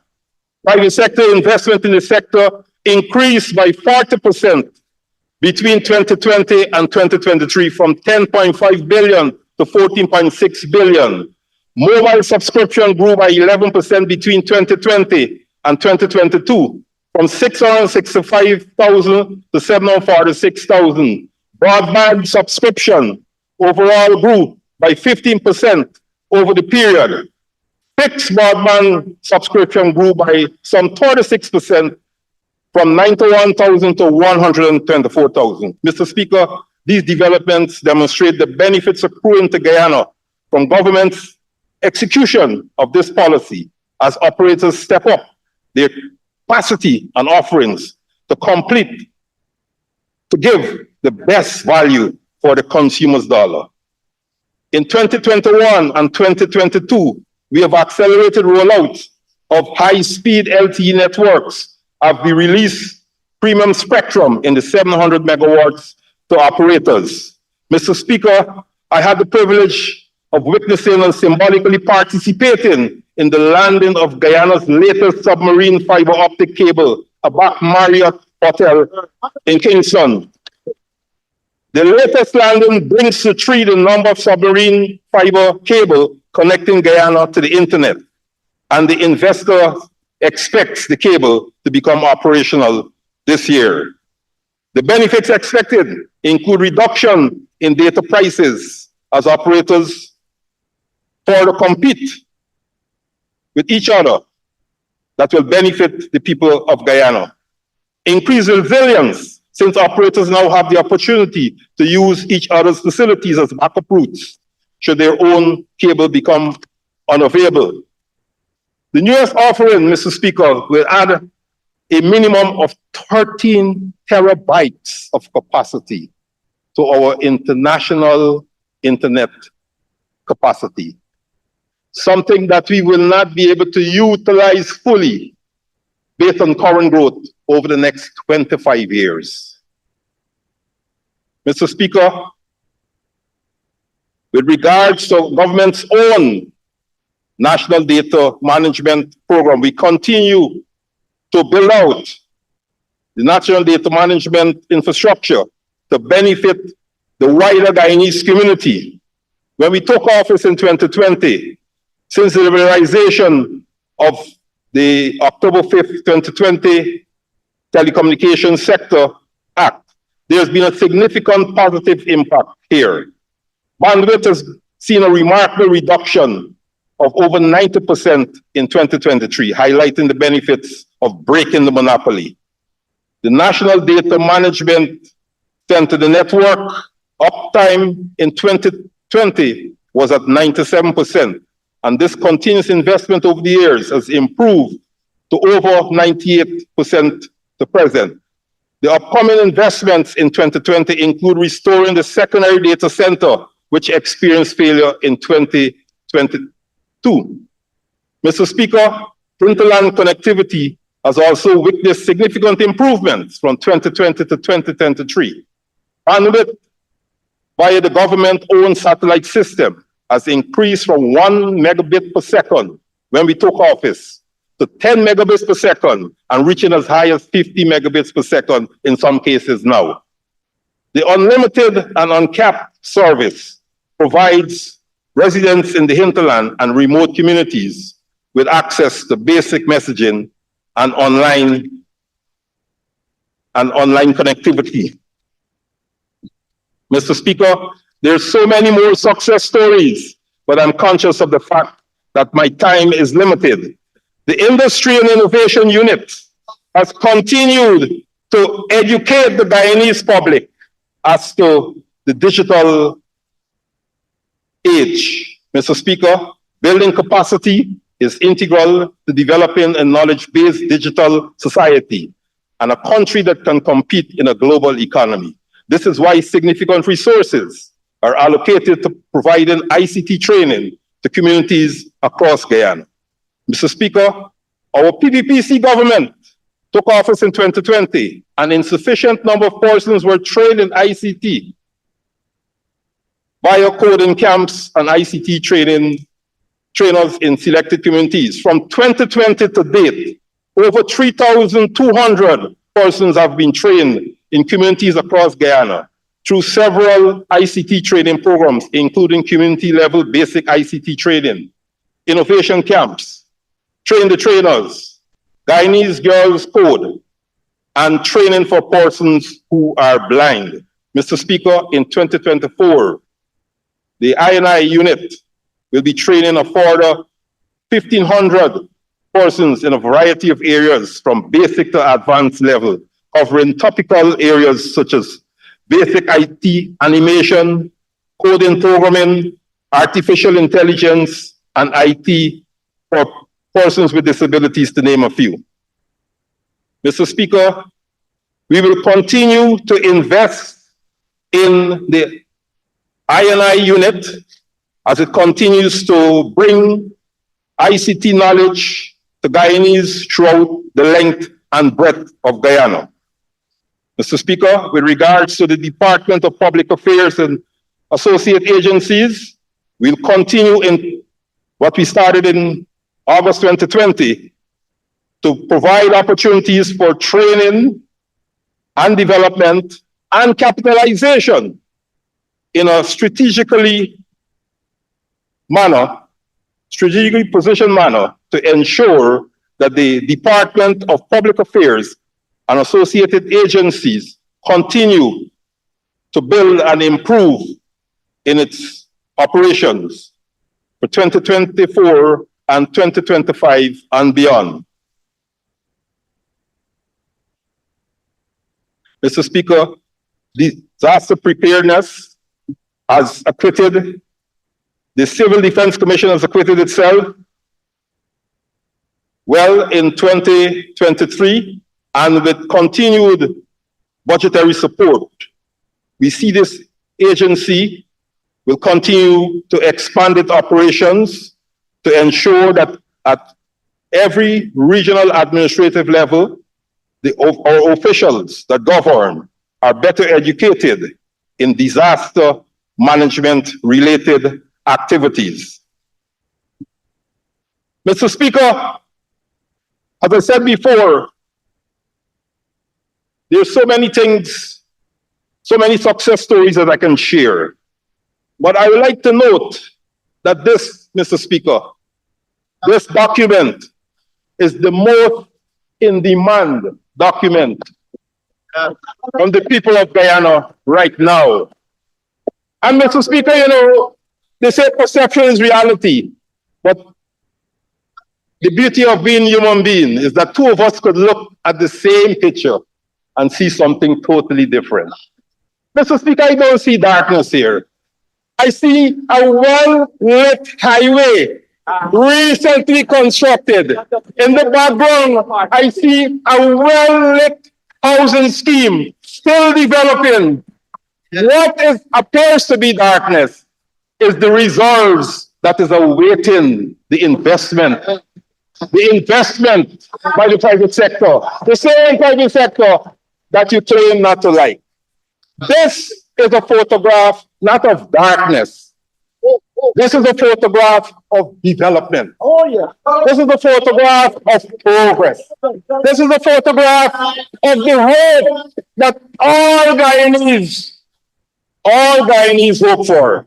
And Mr. Speaker, I conclude my presentation, and I wish to reiterate that the vision which our PPPC government set forth for budget 2024 is more than just about numbers. It encompasses the very essence of progress and prosperity for Guyana. Mr. Speaker, Guyana is on a historic journey, and budget 2024 truly allows us to stay the course as we build prosperity for all Guyanese. The budget serves as our compass.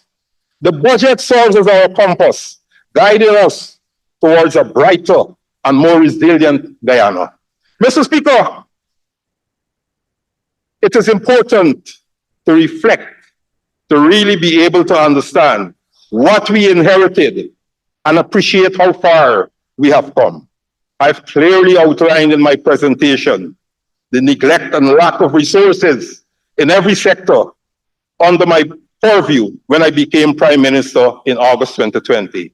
And I stand here proudly and confidently able to demonstrate that our government has done what our government has done to turn it all around in order to advance and transform every sector, every region, every community, every Guyanese.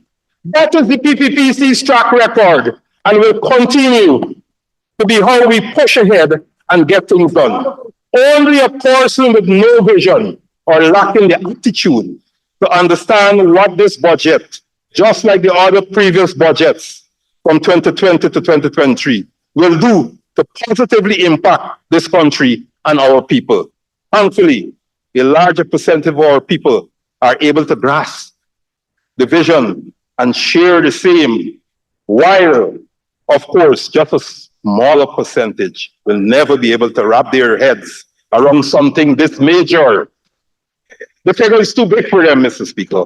I guess it is no fault of theirs that they simply lack the ability to see the bigger picture and comprehend in order to move past just the gimmicks and rhetoric for the sake of the development of our people and country. Mr. Speaker, Guyana's history will enshrine this moment as a turning point when Guyana embraced its prosperous destiny with courage and conviction.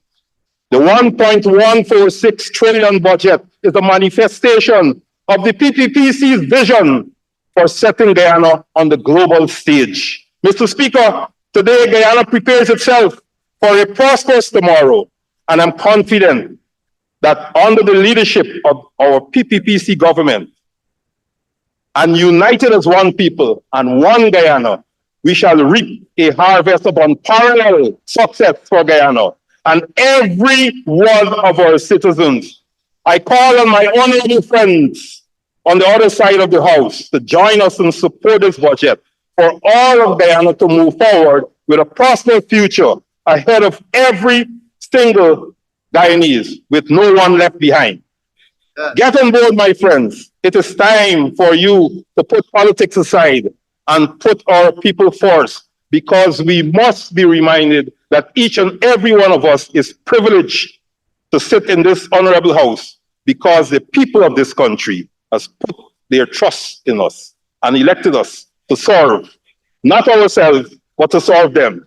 They depend on us to make the right decision. So let us use our power to do the right thing at all costs. Success and prosperity is inevitable, and we in the PPPC will ensure that we remain unwavering and encouraging consistently and engaging consistently with the people all across the country at all levels to push the agenda of the people forward, because this is all about them, the people of Guyana. And finally, let me thank our Minister of Finance, Dr. Ashley Comparison, and his staff, his wonderful staff, hardworking staff, for putting together this strategic document that will catapult Guyana way into the 21st century. Thank you, Mr. Speaker, and may God Almighty continue to bless our nation. Thank you very much, Honorable Prime Minister. I understand that the Honorable Member, His Excellency Dr. Jagdeo, will not be speaking.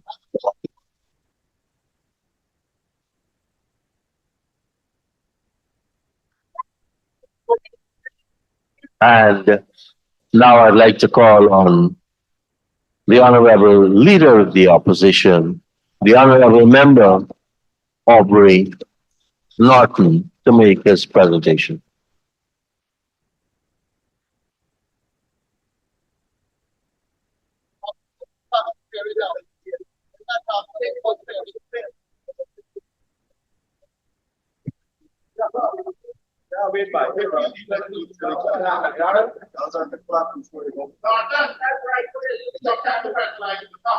Mr. Speaker, thanks for this opportunity. I noticed one of the members of parliament over there. He reminds me of a friend I went to school with by the name of Fu. And if you add the L, you will get his name. Mr. Speaker, I want to say a special thank you to the honorable member, Ms. Kisoon. I think she came here and attempted to change the culture, or to contribute to changing the culture in this National Assembly by critiquing the budget. Unfortunately, the assembly, especially on that side, is not disposed to such level of performance. But again, I say thank you. Even though I will remind you, though you said we now have food security, it should be recalled that it is Forbes Burnham who led this country on the road to food security. Mr. Speaker, I felt hurt when the honorable member, Mr. Hamilton, deteriorated to the point where he had to be mentioning the children of ministers and members of parliament who obtain scholarships. Mr. Speaker, I want to say this. Once no law is violated, once the child has the ability and the capacity to absorb the education, then like any child in this country, that child has the right to free education. I believe, Mr. Speaker, people end up going down that road when they didn't prepare to defend the portfolio. Mr. Speaker, in the same context, I want to say that I heard about 4 speakers from the other side mentioning on Honorable Ganesh Maipal house lot, insinuating that a crime was committed. No crime was. Mr. Speaker, each and every one in this house is entitled to a house. And once again, they violated no law and they can manage it, then they should be entitled to a house. Mr. Speaker, there are a few things that I must say before I get into my actual presentation. One of the first things I want to say is that the great philosopher Aristotle once said that there is no comparison among non-equals, and therefore it should not make sense, or it is unfair to compare 26 years against 5 years between 2015 and 2020.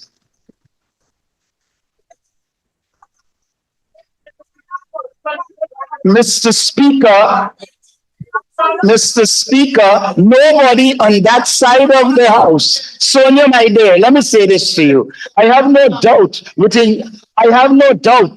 that you could involve the 28 years, but you didn't. Throughout the budget presentation, you were comparing 2015 to 2020 with the rest of the PPP term. Mr. Speaker,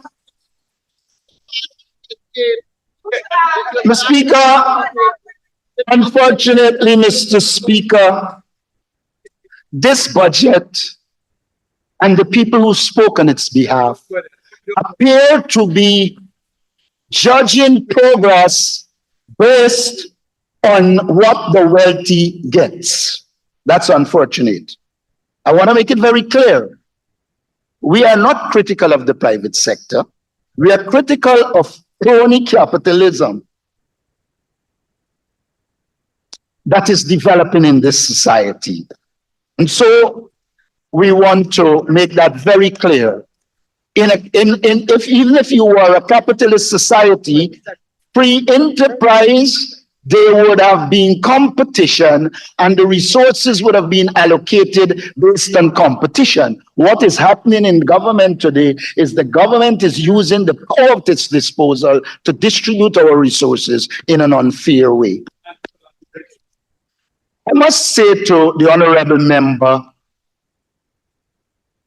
Mr. Rodriguez, I think it was, who talked about our people.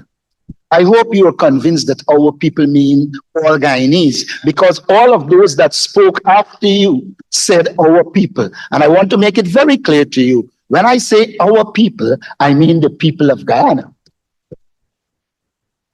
And because, Mr. Speaker, I believe I have some facility in the English language. Had I wanted to speak about I would have said ourselves, but I said our people. Mr. Speaker, I want to thank all of my colleagues on this side who use statistics to establish their case. I am aware that the government has a disdain and a fright for numbers, but we did, and I must congratulate them for laying the reality bare. Mr. Speaker, Franklin D. Roosevelt stated, and I quote, that the test of our progress is not whether we add more to the abundance of those who have much. It is whether we provide enough for those who have too little. This budget has not provided for those who have too little.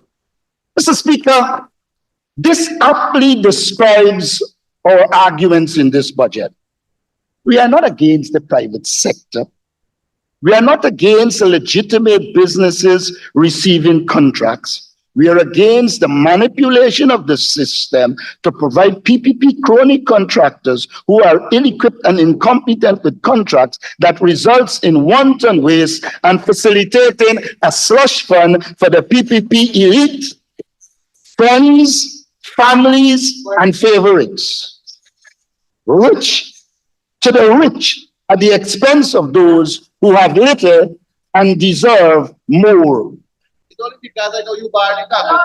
In the extreme situation, there is no progress for those who have little. Consequently, our society is not progressing. Some are at the expense of others. Mr. Speaker, this is a budget of deceit. I repeat that.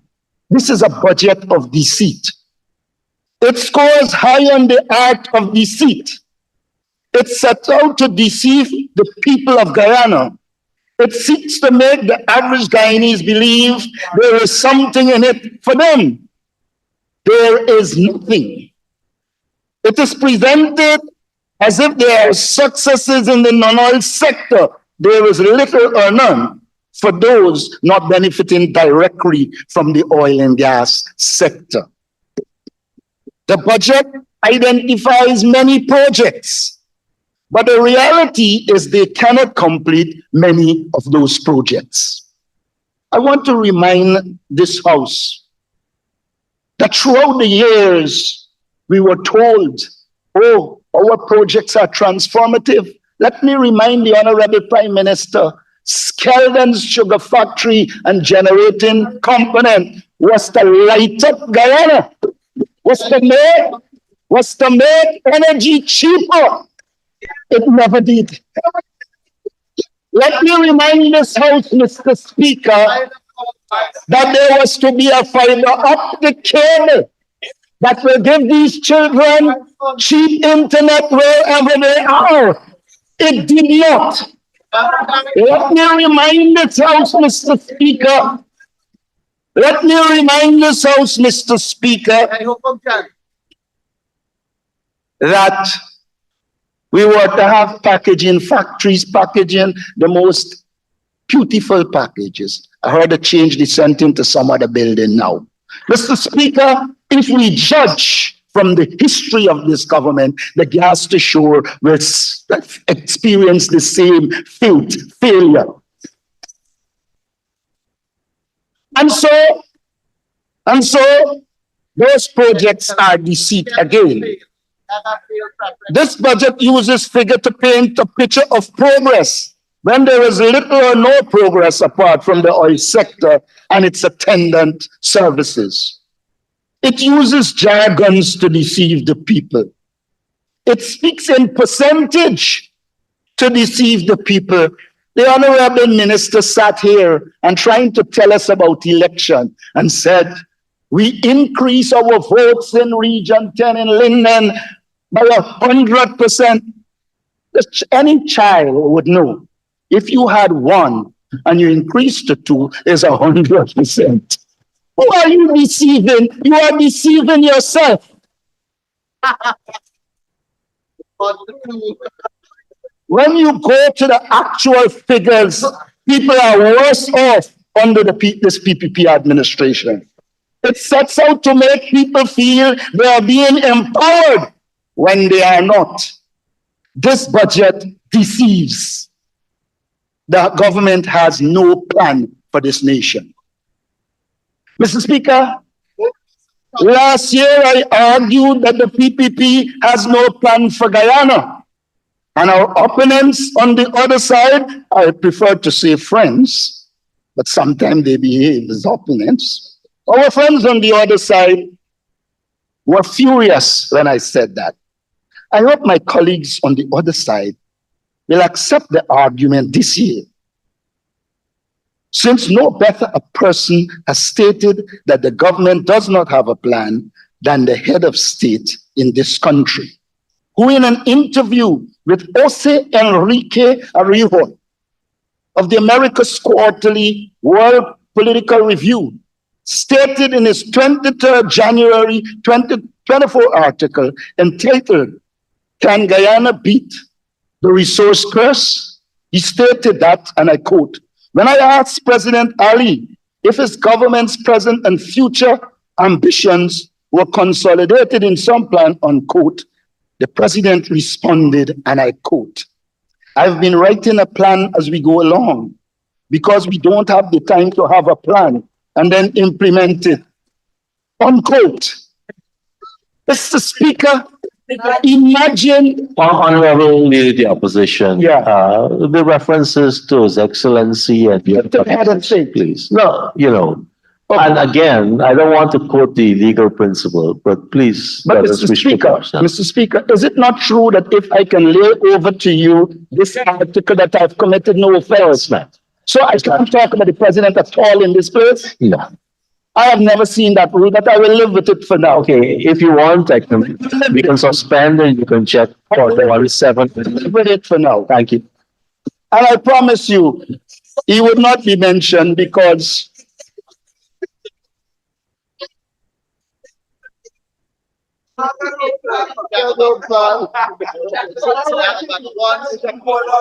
Mr. Speaker, every country that takes development serious needs a plan. Mr. Speaker, I want to make the point. Guyana's problem is no longer a shortage of financial resources. The resources now exist. The issue is who can best allocate those resources to ensure that all Guyanese benefit in a way that improves their quality of life. In this regard, Mr. Speaker, we in the opposition offer ourselves to the people of Guyana as the ones who can do that with our people-centered development strategy and vision that put the interest of our people first. Mr. Speaker, this budget does not serve the people of Guyana. This budget cannot reduce the cost of living. It cannot end poverty, since it is designed to give those who have more and relegate the working poor to being dependent on handouts from the government and to live a life of poverty. Mr. Speaker, it is for this reason there is the need for our people-centered development strategy. Mr. Speaker, I know the government well. Soon you see they start using people-centered here and there, you know they're creeping in. They lack ideas, so they must plunder. And so I will opt to define clearly what we mean by our people-centered development strategy. Our people-centered development strategy puts people first and will utilize the resources of Guyana to achieve the ultimate goal of providing a high quality of life to the people of Guyana through the direct and indirect transfer of resources to the people of Guyana, to educate them, support their mobilization of resources to work, and for investments with the aim of alleviating and ultimately eradicating poverty while simultaneously resulting in the sustainable development of all communities and sectors of the Guyanese society, as well as the promotion of good governance and the creation of a just and prosperous society. The PCDS will ensure that the needs of the people, such as healthcare, housing, water, electricity, education, transportation, and other social services are of high quality and guaranteed. That is what we promise our people. Mr. Speaker, it is only with such an approach which we provide for those who have too little that we can able to say we are progressing. The PPP has shown by this budget that they are anti the middle class and anti the working poor, and is focused on making a few super rich at the expense of poor Guyanese. That this budget has no focus on measures to alleviate and ultimately reduce poverty is a serious indictment on this uncaring government that facilitates the impoverishment of our people. In this regard, I wish to refer this House to the draft of measures I outlined in last year's budget to reduce poverty. The Honorable Gail Teixeira came and lifted the document up, and after that, she did not, I'm speaking to her in a capacity as a member of parliament. And after that, the honorable member was unable to say anything else because the information was there. Apart from the absence of anti-poverty measures in the budget, the delivery of a mere 6.5% to our public servants is unacceptable and forces me to repeat our call for our workers to be provided with a livable income and that the income tax threshold should be raised to $150,000. Mr. Speaker, that should be easy to do in this oil economy. For some reason, the government seems to don't want to improve the lives of the ordinary people. We urge you to. Many in this country spout the words Guyana is the fastest growing economy in the world. It is among the 10 richest countries in the world. With the 2024 budget now out, the immodest refrain includes the highest budget in the country. While all these sentiments are true, there seems to be very little awareness by the government that the newfound wealth is not reaching as widely and as deeply as it should into the economy and the lives of our people. Mr. Speaker, the reality is the wealth from oil is not meeting our people. Many children in this country of the poor cannot get to school because the parents don't have the resources to send them. Mr. Speaker, I am concerned that we can produce a budget that does not serve our people. The lyrics of success are mostly from the oil and gas song, which sits at the top of the billboard of economic industries in Ghana, and is likely to remain there for a long time, unless something catastrophic or dramatic occurs. Mr. Speaker, if the government does not address this new reality and its consequence in a prudent and careful manner, Guyana can easily become a country deeply afflicted by many crises resource-rich countries are known to experience. We appear to be already heading in that direction. We have started to become conspicuously divided by wealth, and we must prevent the income chasm from widening and leading to economic and social instability. We should use our wealth to promote stability and not divisiveness. We must build an economy that uplifts the quality of life of our people and the environment in which they and our businesses must operate.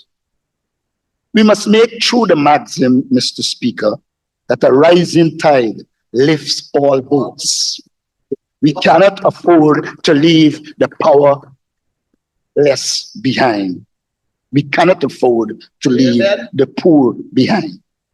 Clearly, the oil and gas industry has changed our country, as reflected also in its impact on our economy and revealed in the demand for goods and services through employment, through the need for various support services, and through its involvement in sporting and cultural activities. Positioned in a dominant role and soaring like the formidable and majestic harpy eagle, the oil and gas industry accounted for 70% of Guyana's gross domestic product in 2023. It is expected to make an even larger contribution in 2024 and several years beyond, as it flies high above the other industries that many continue to cling to for their livelihood. And that is important. We seem to be treating the oil and gas industry like if it is the only thing in Guyana, when a lot of Guyanese depend on other industries. Government needs to take action to stimulate growth and development in other industries and to initiate development in new industries, as stated by the Honorable Member, Mr. Sherwin Holder. In this regard, the government is advised to establish a broad task force on new industries and services to ascertain which industries and services should be developed, having discussed and formulated policies and programs based on proper scientific analysis and studies. Unfortunately, Mr. Speaker, this government seems not to have an interest in such studies, but they are important. Unfortunately, Mr. Speaker, this budget has no sums allocated to undertake this important task. Clearly, the government lacks vision. Less than 5 years ago, it took 20 of the 29 industries that we track to generate 90% of our GDP. It now takes 8 industries. This means that 20 out of 29 private sector or private sector oriented industries now account for 10% of the national pie. It is necessary that we work assiduously to ensure that the non-oil sector is expanded to reduce the dependence on oil and ensure we develop a resilient and diversified economy that could protect and serve the interests of future generations. I wish I had seen this as a goal of the budget. This concentration of income among a small number of industry clearly has implications for how the resources of this country are being distributed among its industries and people. This is a concern that is not obvious to us in this budget, as reflective in the massive spending on infrastructure with little regard for our people, as will be shown later. Mr. Speaker, I must clarify, we're not against capital projects, but we're saying to you, capital projects that bear no relationship to human resource and other development will not serve us good. I might be forced to wake up the Honorable Agil. Yes, thanks for getting up. You did say to us, if we don't want the Demerara, the Wisma Mackenzie Bridge, we're telling you we want it. And we're telling you that it's we who initiated it. We want cheap electricity. But the Minister of Finance, the Prime Minister, none of them could tell us the actual figure of what we will pay. They keep telling us it will be half the cost and quarter the cost. I want to remind you, Skeldon was to do the same. Mr. Speaker, this budget fails to charter a course for a wider array of industries to contribute to our national income. Our people-centered development strategy will undertake the task, since we are sanguine that a wider array of industries can contribute far more resources to allocate to the people's development. Industries such as other crops, construction, gold, real estate, administrative services, financial service, and the distributive trade are among the top 8 contributors to our GDP. Though currently so placed, they have also changed position. The budget does not seem to acknowledge the changes occurring. Other crops is now second in place, while gold, which previously occupied second place, now sits in 7th place. Rice manufacturing, which ranked 15 in 2019, ranked 19 in 2023. Education, which ranked 12th in 2019, ranked 15 in 2023. The redistribution in the ranking of many of industries shows that some industries that were once significant players or in economy no longer hold that profile. There might be reasons other than the influence of oil and gas for the change in ranking, but it is clear that the effective industries must think of what the changes mean to their competitiveness and their future in the economy. The budget has no measures to address this change situation. More importantly, Mr. Speaker, education, which fell from 12th in 2019 to 15th in 2023, is a clear indication that human resource development is not given the focus it deserves. And it's not that we're against certain things, but the focus is necessary. Our people-centered development strategy will significantly improve the education sector because we believe that the development of human capital is critical to the success of any country development. Mr. Speaker, if you go through all the countries in this world and their development, one common trend that runs through them is the quality of education. And so we urge a greater focus on education.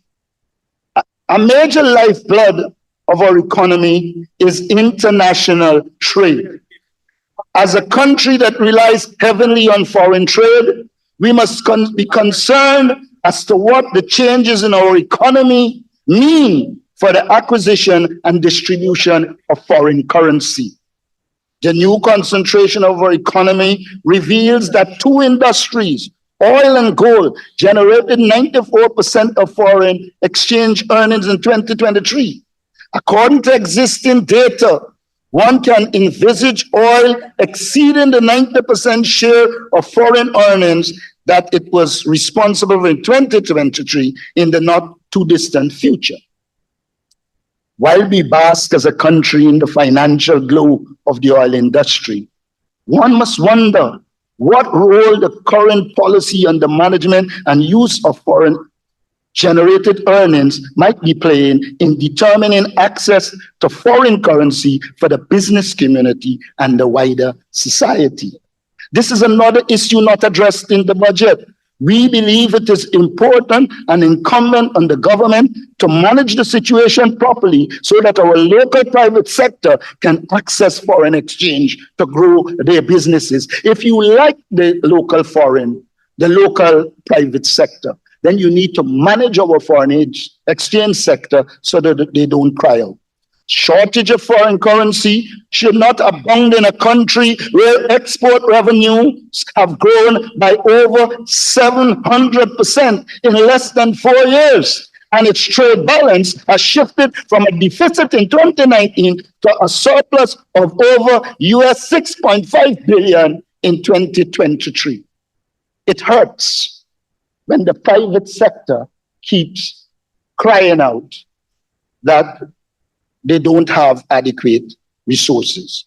By blindly supporting the investment priorities of this government, private sector entities might be serving as the architect of their own inability to access foreign currency to conduct their business. The government's insistence that cement, sand, and stone must dominate the consumption patterns of the country ought to cause consternation among Guyanese. Our foreign exchange management must facilitate the development of the local private sector in the non-infrastructure sectors. When Guyanese had budgets in the 100 and 200 billion, the government could not complete spending the money in a reasonable time. Delays in projects were obvious. In a matter of 2 years, the budget has jumped from billions to trillion. And all Guyanese know that 2 years were not enough time to see an expansion in the absorptive capacity of this country to handle a budget that has grown 3 times in size. Imposing this undue burden on the finances of our country, knowing the risk of waste, inefficiency, and corruption, leads one to the inevitable conclusion that the PPP government has scant regard for the people of Guyana. In this regard, therefore, Mr. Speaker, government needs to ensure that we improve our capacity to implement programs and develop projects that can be realistically implemented and avoid development projects which will place the nation's resources in the hands of the PPP elite, family, friends, and by now you know, favorites. The reconfigurations of our economy just mentioned do not seem to be a matter of concern to this government, since this budget appears not to anticipate the challenges that will confront the people and businesses of this country, as any budget should. The government continues always in a new situation. I want to draw to the attention of the government that the situation has changed, and this whole approach of large budget, plenty spending would not necessarily result in development. Admittedly, the minister used plenty of jargons and an array of numbers to convey the impression that his government cares about the people of this country. What he said in the budget does not comport with the general sentiments and feelings about survival in this oil-rich and fastest growing economy.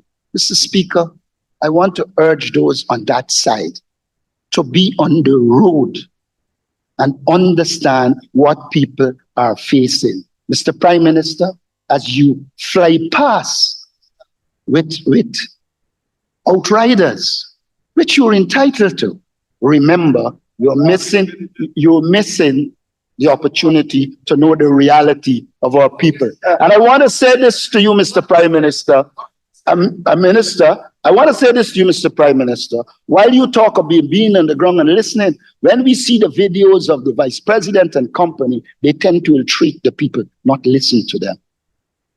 The concern that this presentation Honorable CM, Honorable Leader of the Opposition, be careful about imputing. Okay, let me rephrase. We believe you need to listen to the people so that you understand their reality and don't arrive at your own conclusions about them.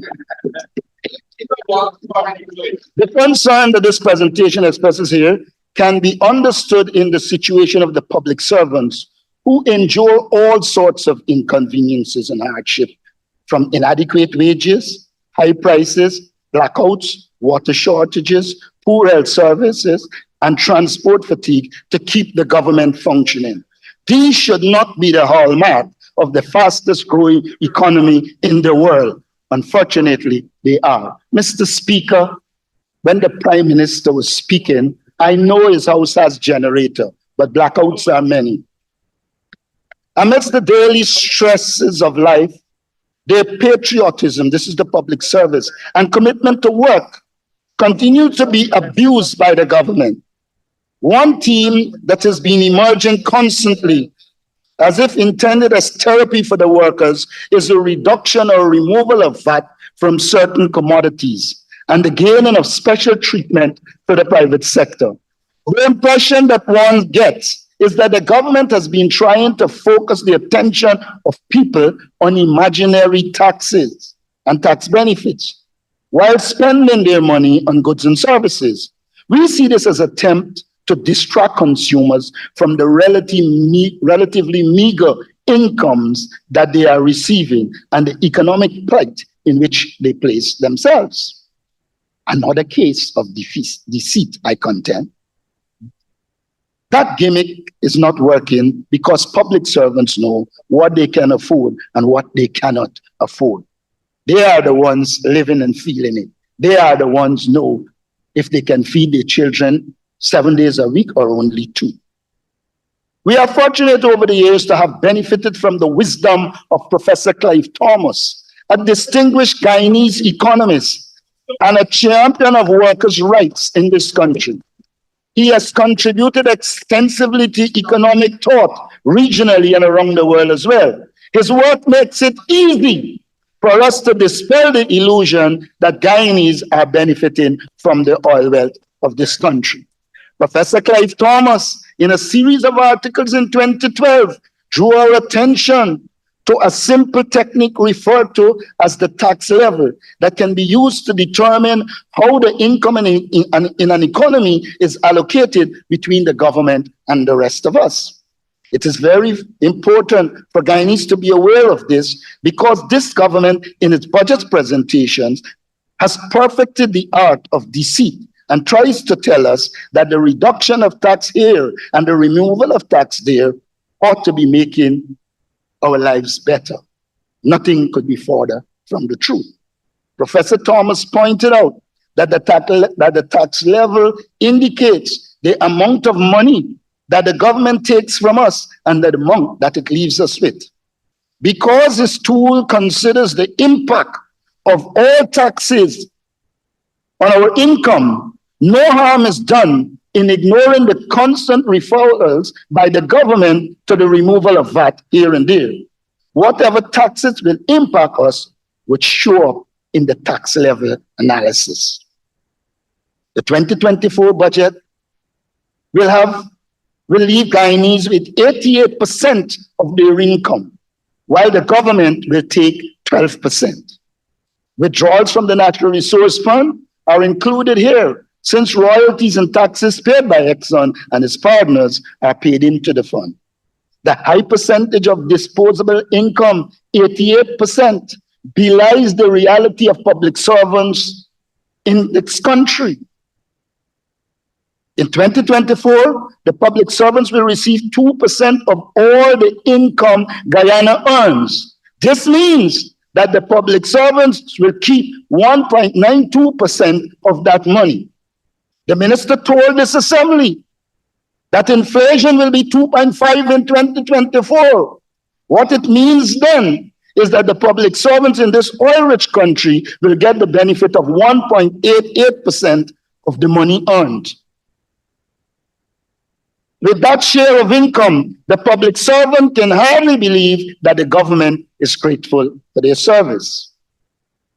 The reality is that the people of Guyana are benefiting little or nothing from the budget. Our people-centered development strategy will rectify the situation and put more money in our people's pockets through direct and indirect transfer of resources to our people, while ensuring we promote and protect the right of future generations to benefit from our national patrimony. With a benefit of only 1.88%, it should be clear to all who care to pay attention that the oil money is not reaching public servants of this country. And the current wage practices of the government has made public service worse off than they were before. The evidence of this assertion is the progressive yearly rise in income under the APNU ASC from 4.21% in 2015 to 4.29% in 2019.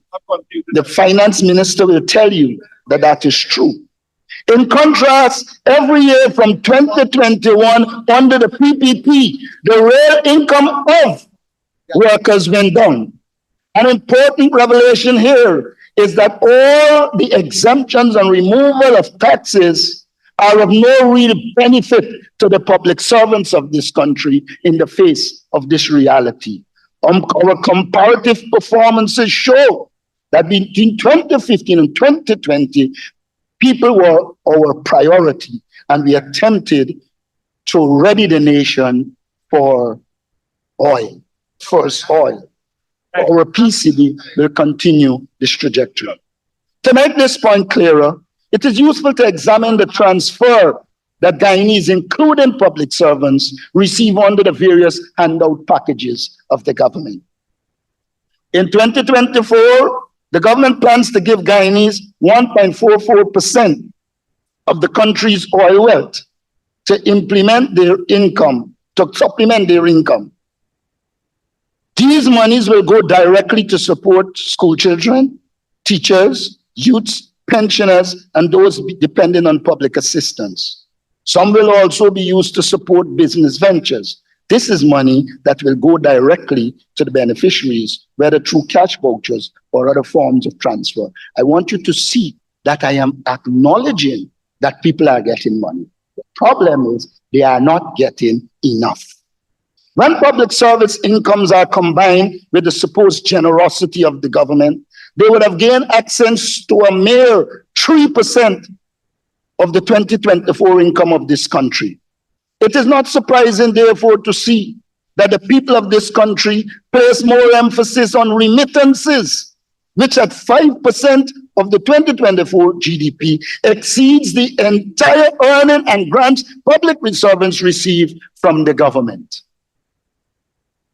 It is clear Guyanese in the diaspora are doing more for the working poor in Guyana than the PPP government.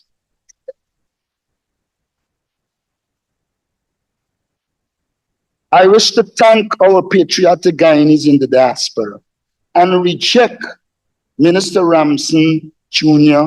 idle talk about Guyanese sending money to those in the diaspora.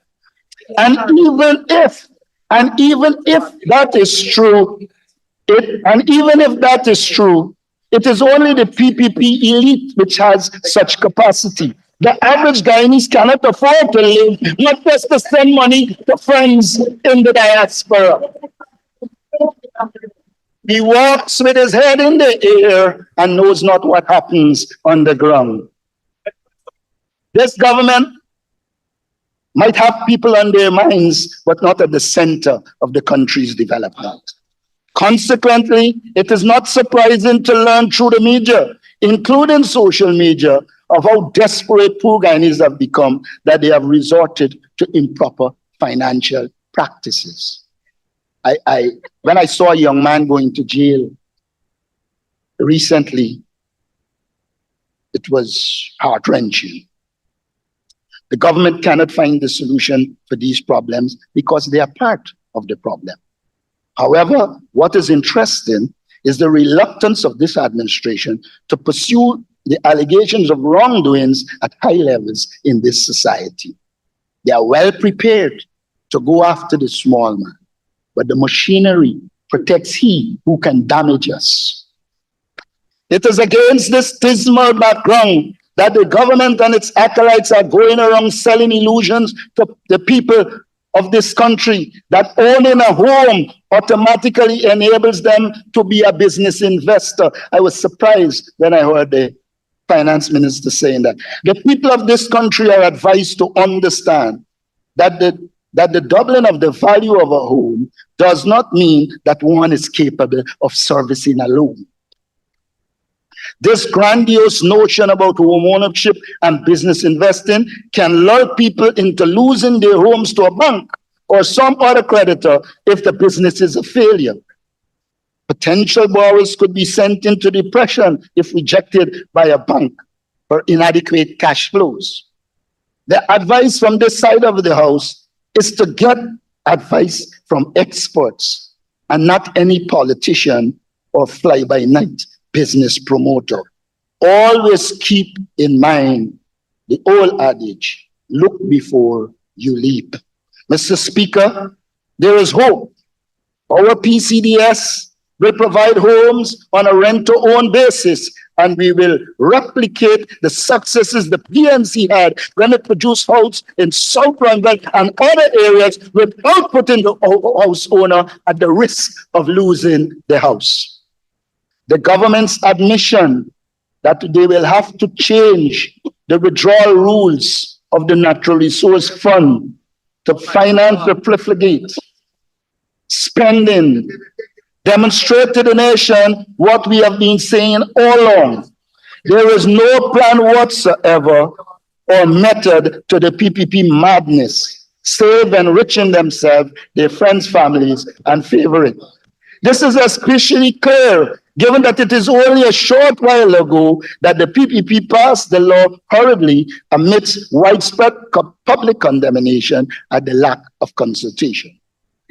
We must also bring to this nation's attention is that the chaotic governance, in concert with a willingness to change the Natural Resource Fund rules on a whim, puts the nation's finances and economy at great risk, while also robbing future generations of the certainty that there will be resources saved to help them face their own challenges and opportunities in the future.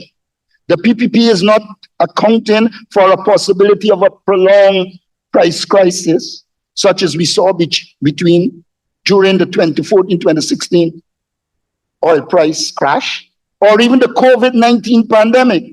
Rather, they have accelerated spending on infrastructure, which we all know to be a primary avenue used to place ill-gotten gains at the disposal of the PPP and its cronies, masquerading as contractors. They are doing this, Mr. Speaker, because they know that this is either the last budget or the second to last budget. Additionally, Mr. Speaker, the government refuses to engage in any conversation about the interest payments received by the NRF, which we have pointed out are a valuable source of revenue once a structure that facilitates sustainable spending is developed. The European UAFC government in waiting will be involved in sustainable spending while putting the improvement of the quality of life of the people at the center of such spending. Mr. Speaker, we're not opposing spending. We want it to be done properly, and the people must benefit. This attitude of unsustainable spending carries over to the investment committee of the NRF, where the PPP has still not appointed the opposition's choice for the investments committee, though I've reminded my honorable friend, Mr. Dr. Ashni Singh. Is it that they are hiding activities of the fund, which they know will be revealed once our representative is appointed? I am glad if it is not. Well, then appoint him. The NRF, with its hundreds of billions of dollars in deposit, cannot continue to drift along in the wind like a discarded $20 bill. We must see action on this issue immediately. Mr. Speaker, I have remarked about the PPP's relentless thirst for plundering the treasury, but I must not neglect their similar enthusiasm for incompetence. The government has increased its public sector investment program by nearly 60% without implementing the desperately needed governance reforms that would allow them to effectively manage yet another sharp increase in spending.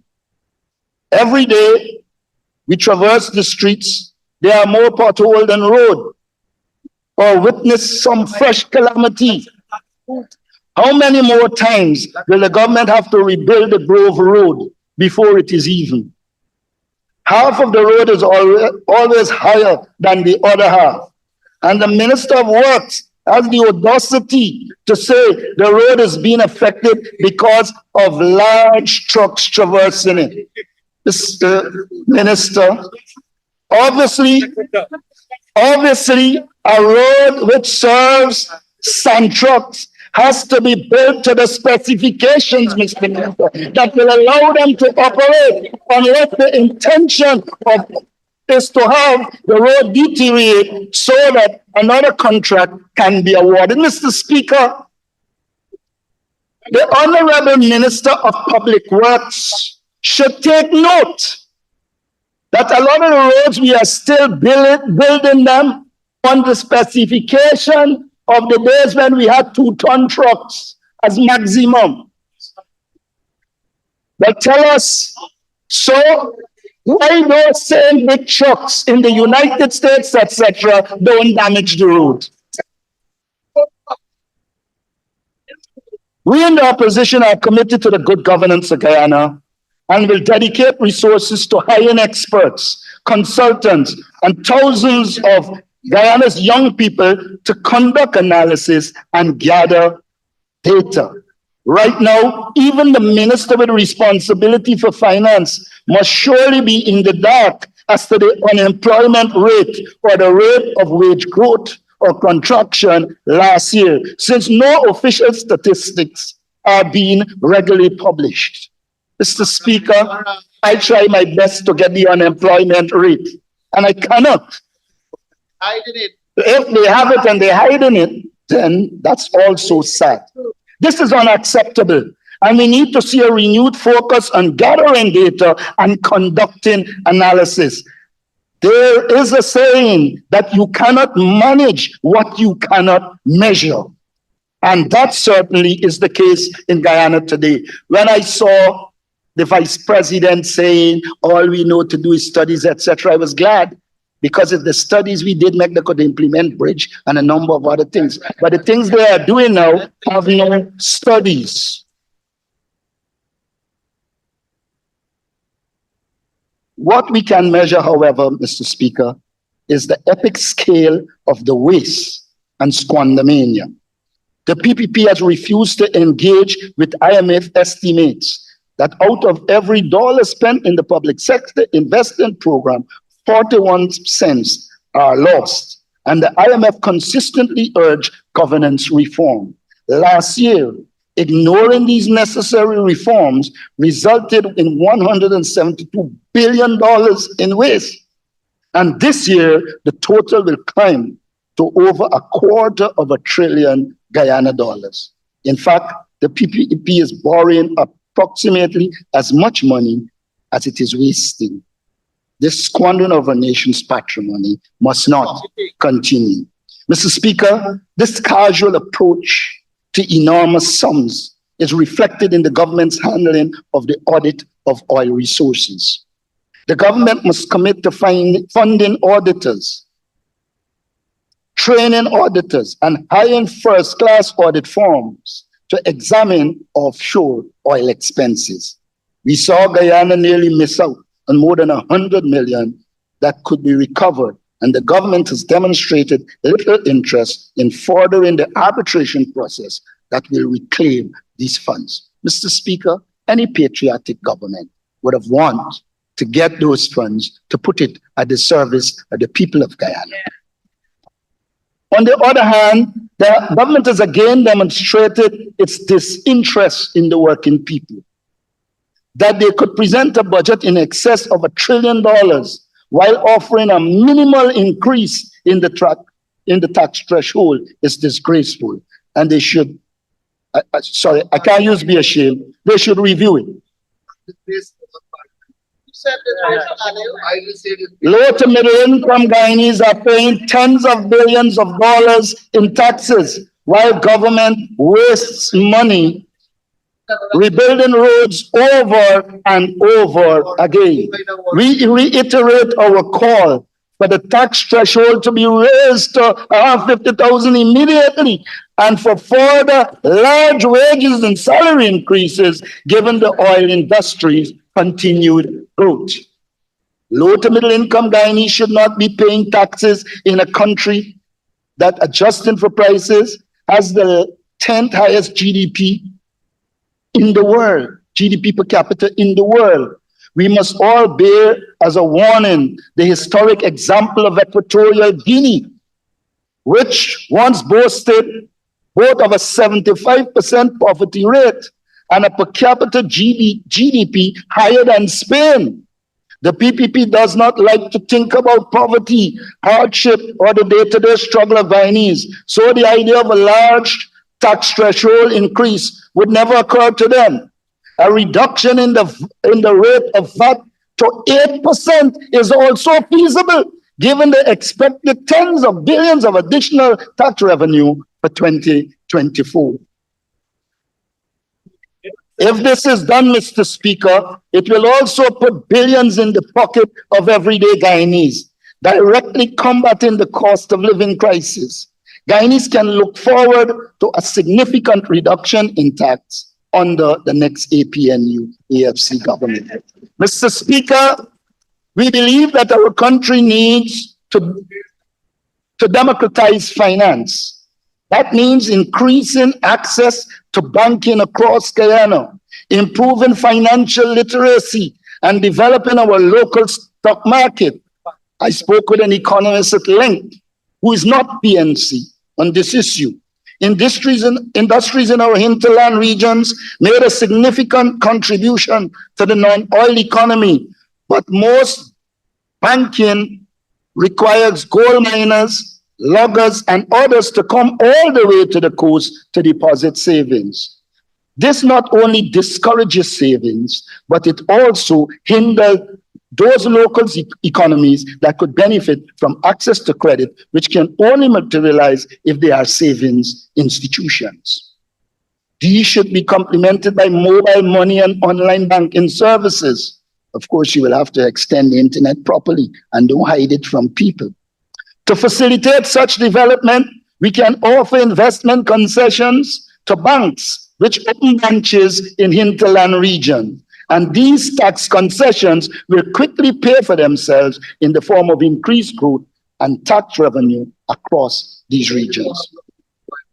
This is reflected in the lack of access to our stock exchange that is limiting the average Guyanese ability to invest.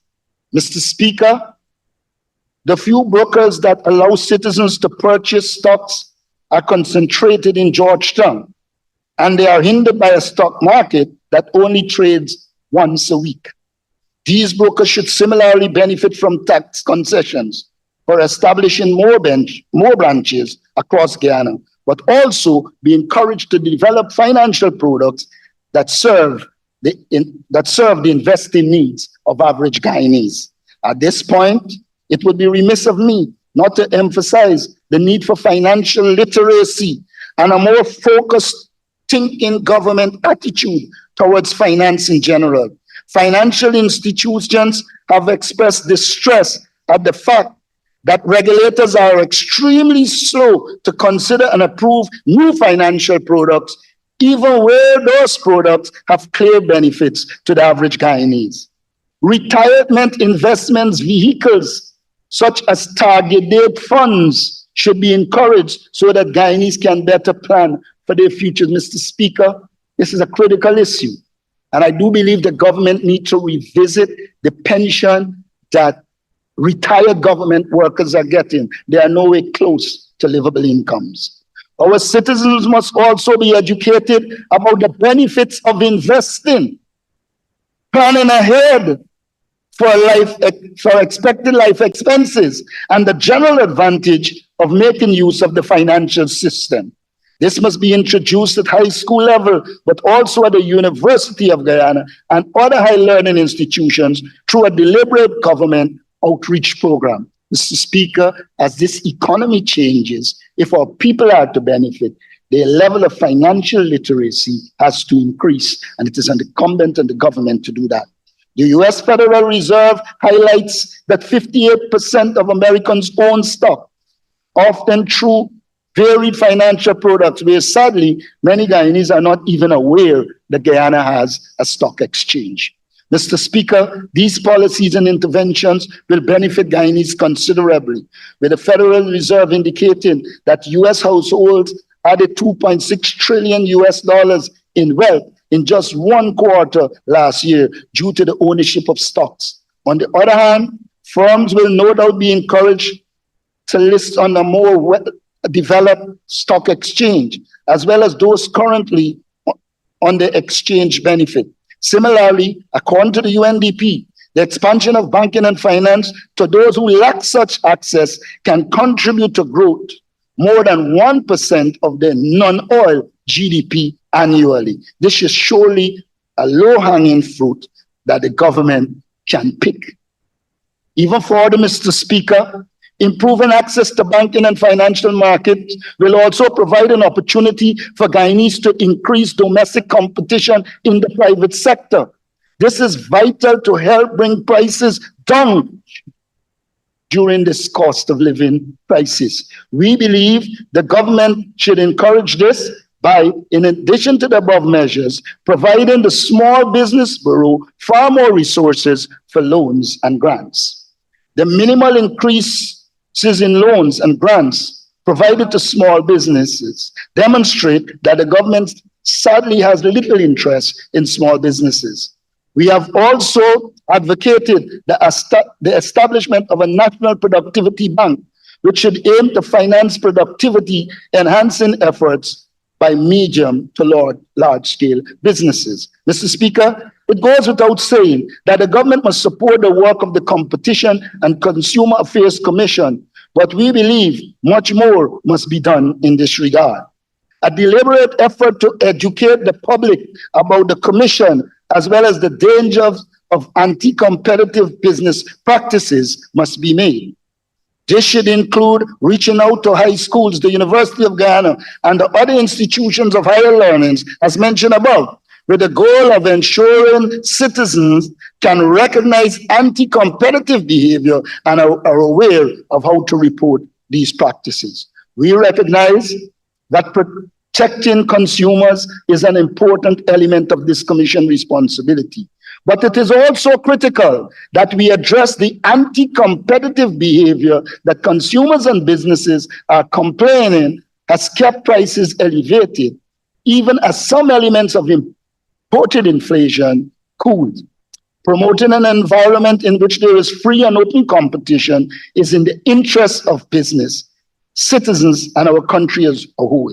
We cannot allow local industries to suffer.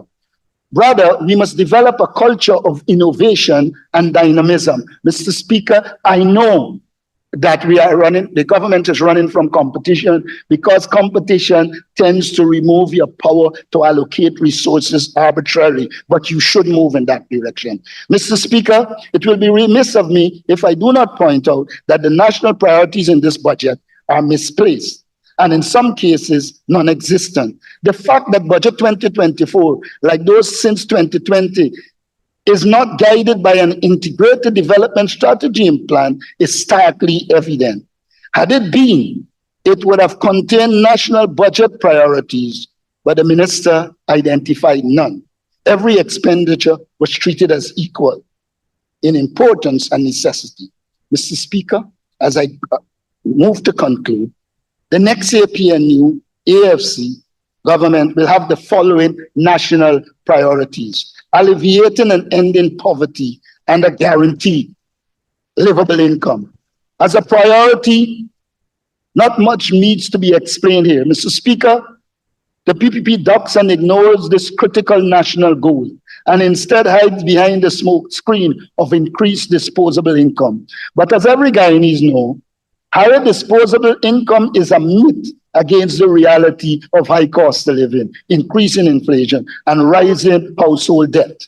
The APNU-AFC will treat this issue of ending poverty and guaranteeing livable income as a serious priority. 2, combating the high cost of living. I don't think, Mr. Speaker, I need to go through this, but to say to you that we need to combat the high cost of living, and the APNU-AFC will do that. The third priority is defense and security. Mr. Speaker, how can the PPP government neglect to speak about defense and security as a budgetary priority? How can the government fail to treat defense and security as an integrated strategy deserving special and holistic attention? One would have expected that spending on the following matters would have merited a dedicated section in the budget speech. A stronger military, enhanced diplomatic capability, more robust border protection, special programs for border communities, and a Venezuelan migrant resettlement policy, but not with the PPP. You're shouting, but none of those that I have mentioned can be found in the budget. The budget leaves much to be desired when it comes to the protection of our territorial integrity. Guyana faces threats from its eastern and western border, though less eminent from its eastern neighbor.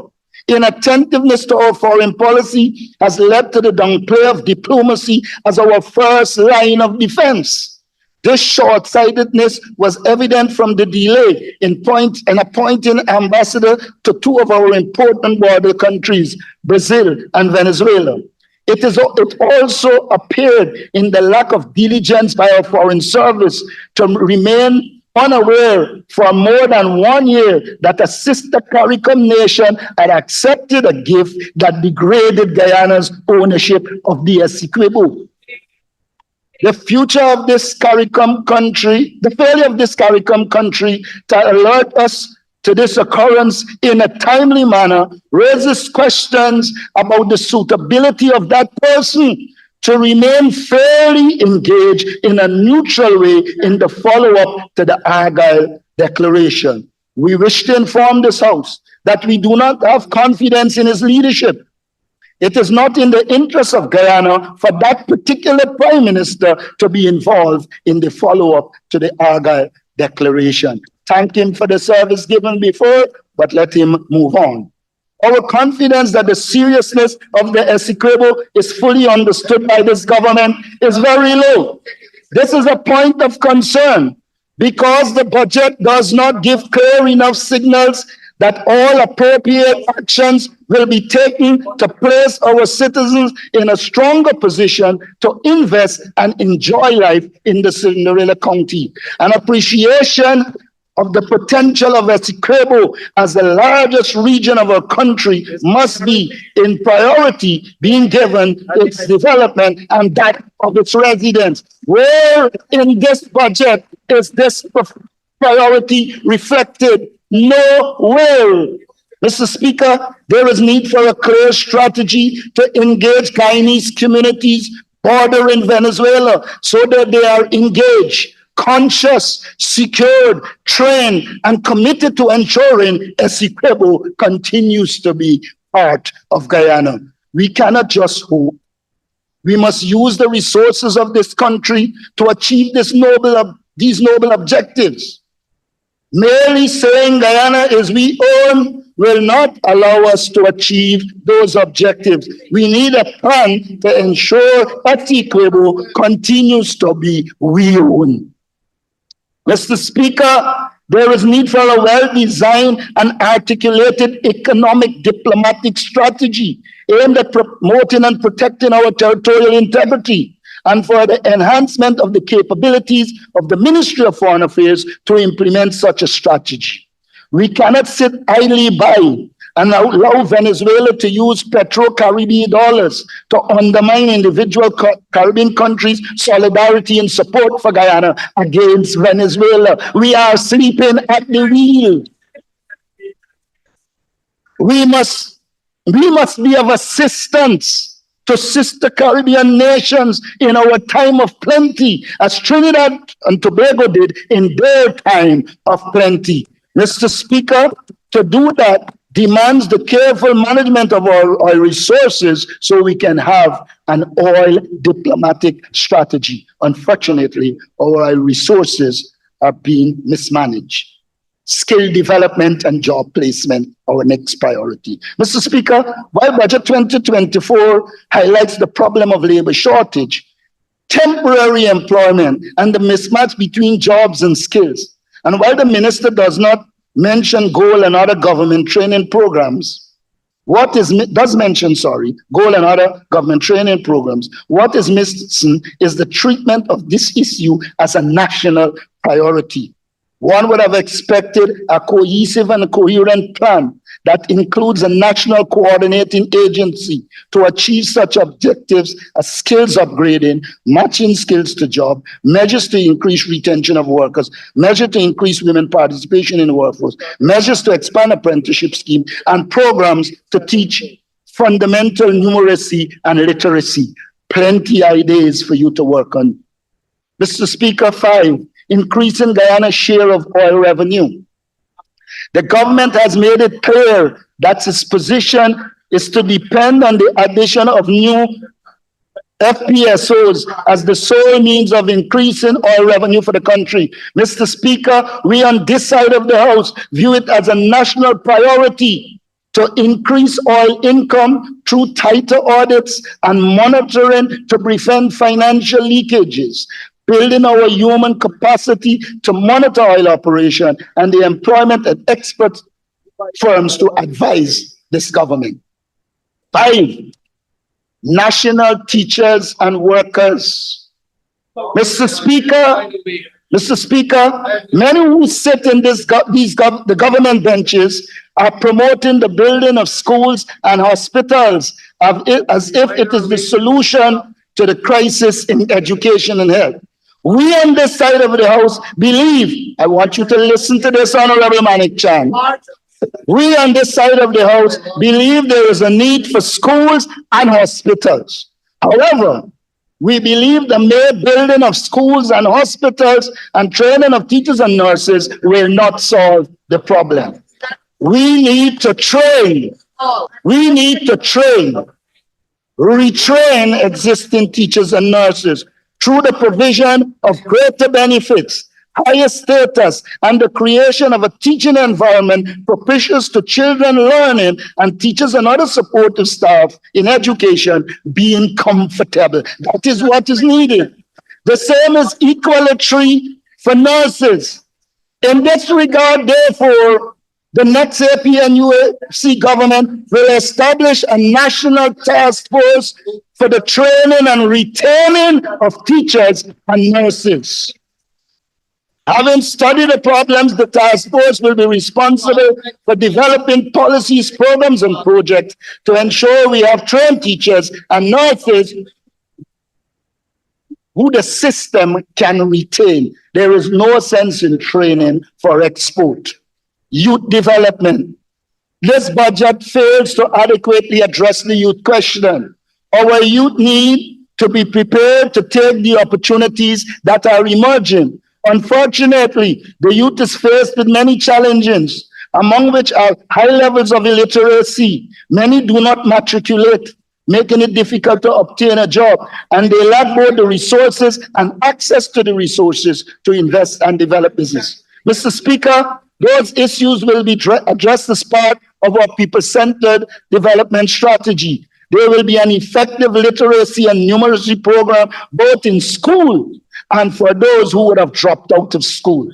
There is also a need for technical and vocational training in schools and at the community level. Our youth should be incentivized to attend these institutions. This must be complemented with a provision of jobs that offer a livable income. I heard the Honorable Minister saying that these have been provided. Well, I would like to see the amount of community-based tech VAC programs you have.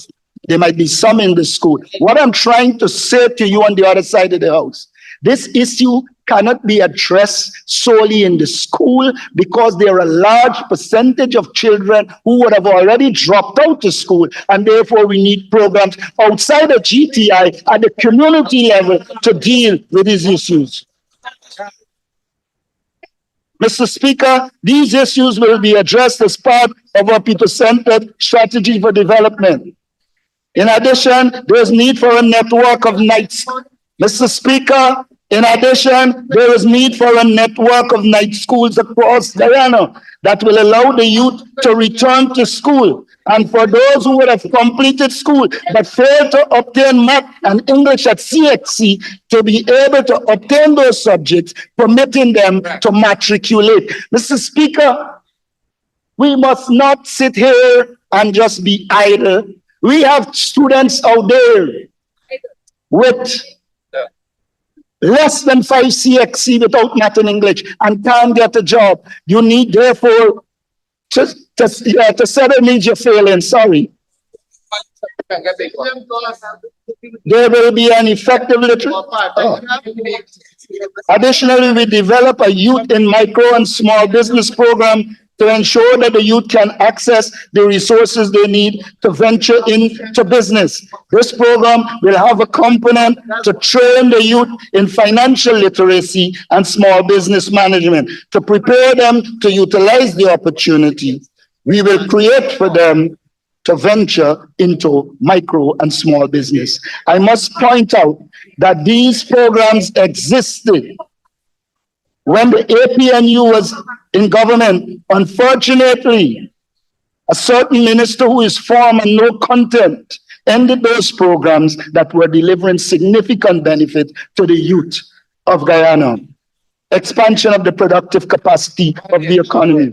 Mr. Speaker, the government mistakenly believes mere spending on infrastructure will automatically lend to the expansion of the country's productive capacity. It will not. Spending over 200 billion to upgrade and expand roads and bridges in community and elsewhere, as it plans to in 2024, sounds like the good thing to do, but it will not correspondingly increase farm output, open new lands for industrial park, or increase access to new mining and forestry resources. And these factors should be considered. This is what should be the focus. And the APNU-AFC infrastructural development agenda will pursue these objectives. I must say infrastructure, as is presently structured, comes over as a slush fund to enrich the elite, the friends, the families, and favorites. When Budget 2024 What Budget 2024 has failed to do is include a set of unified measures to expand the capacity of the economy, to produce more goods and services, and to reduce production costs and improve the quality of life of those who need resources more. Mr. Speaker, the APNU-AFC will in a structured way develop inter-regional highway and bridges to link the 10 regions, opening lands for agriculture, mining, industrial parks, forestry, and in opening new vistas for tourism. Mr. Speaker, governments in this country is bad. Mr. Speaker, I want to also point out,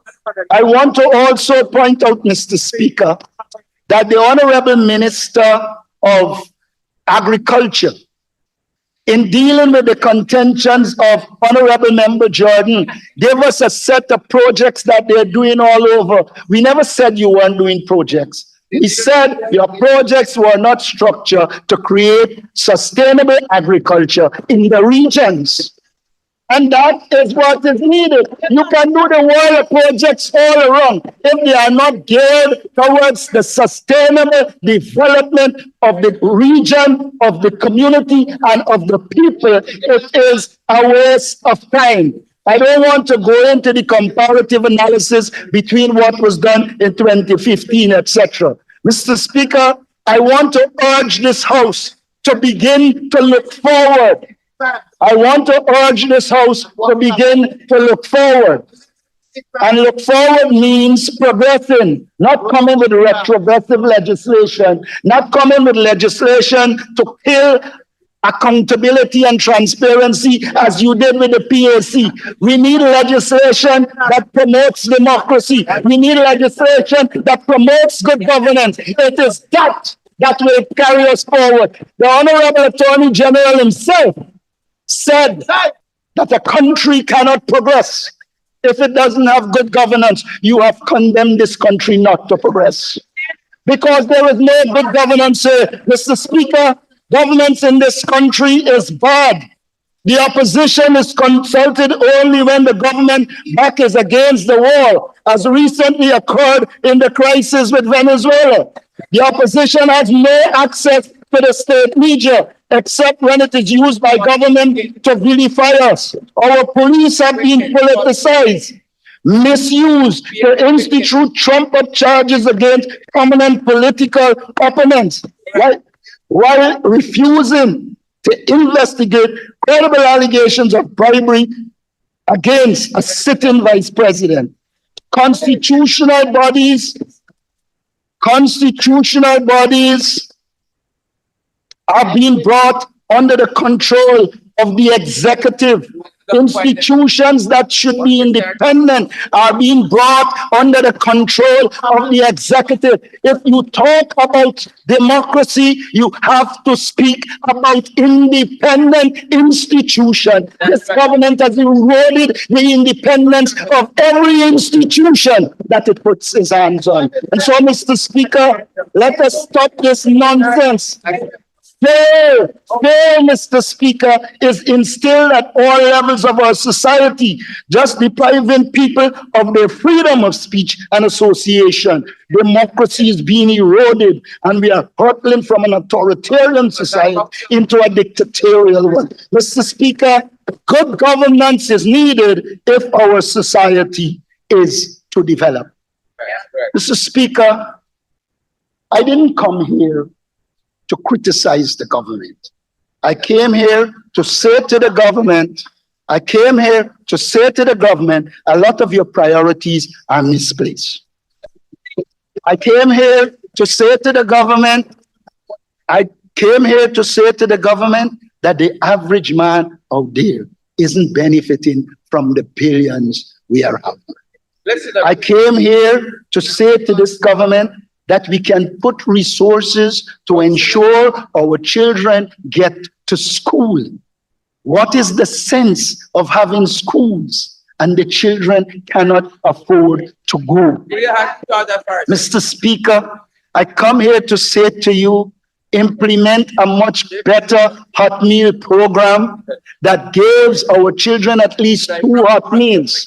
Children who go to school on an empty belly will focus on hunger rather than the subject matter. It is incumbent on us to recognize that the power lies in our hands to decide whether our people will continue to live in poverty or get a proper standard of living. That is all we ask you for. At least I can assure you I ask for nothing for myself. I ask you to serve the people of Guyana. I wish to close by saying to you, the people of Guyana, have no fear, have no problem. There's a critical and credible alternative. The APNU is something.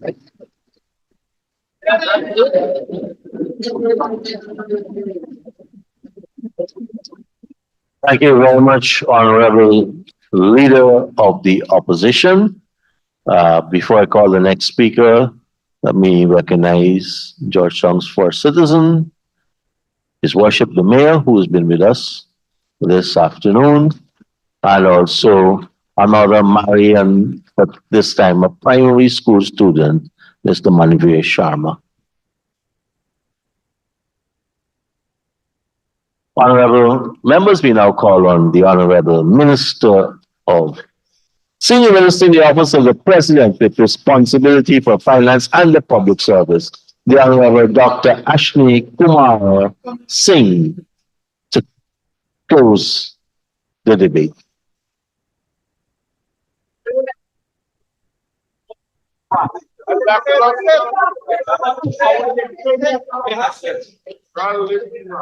Mr. Speaker, the privilege, sir, is mine to rise on behalf of this, our People's Progressive Party civic government, to conclude this first half of the process of consideration of Guyana's national budget for 2024. In doing so, sir, I wish to join you in welcoming the sixth form students from Marian Academy. I believe they're the upper sixth at Marian Academy. There might be some sort of like lower sixth students too. They are, of course, together with the other cohorts and batches of high school and indeed primary school students who joined us during the course of this debate. They are, of course, the future of Guyana. And I anticipate, sir, that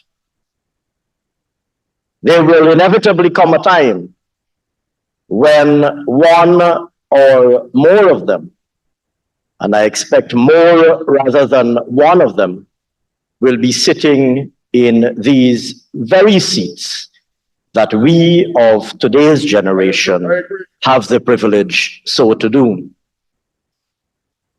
They, sir, are living at a time when, as I've said on many occasions before, it is the best time in Guyana's history to be a young Guyanese person.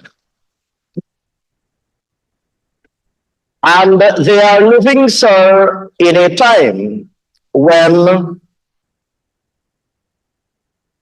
they are able, they and their parents are able to be better informed than any of the generations that would have preceded them. Not only because they live in the age of information and the age of instantaneity, the internet is now widely available. Gone are the days when one is dependent on a radio report or a newspaper report that comes with a lag of 24 hours. Today, we get information and news instantaneously, immediately. We get images delivered in our hands in an instant. They and their parents, sir, enjoy this privilege which none before them have previously enjoyed. And so, sir, they are far better placed than their grandparents. They and their parents are far better placed than their grandparents and their great-grandparents would have been placed in their time to be able to form a judgment on matters of current interest.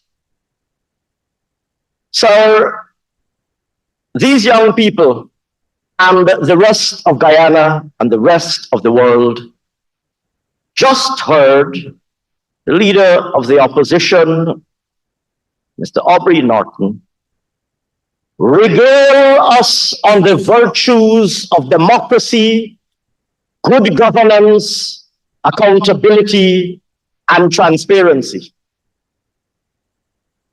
So this very generation saw live and direct on their smartphones in real time the party that Mr. Norton now leads attempt the most blatant and disgraceful and vulgar attempt to derail democracy in this country. So any one of them can Google 35, any one of them can Google, sir. Norton, Ramgatan, Nagamutu, 43 is not bigger than 32. They can Google it now.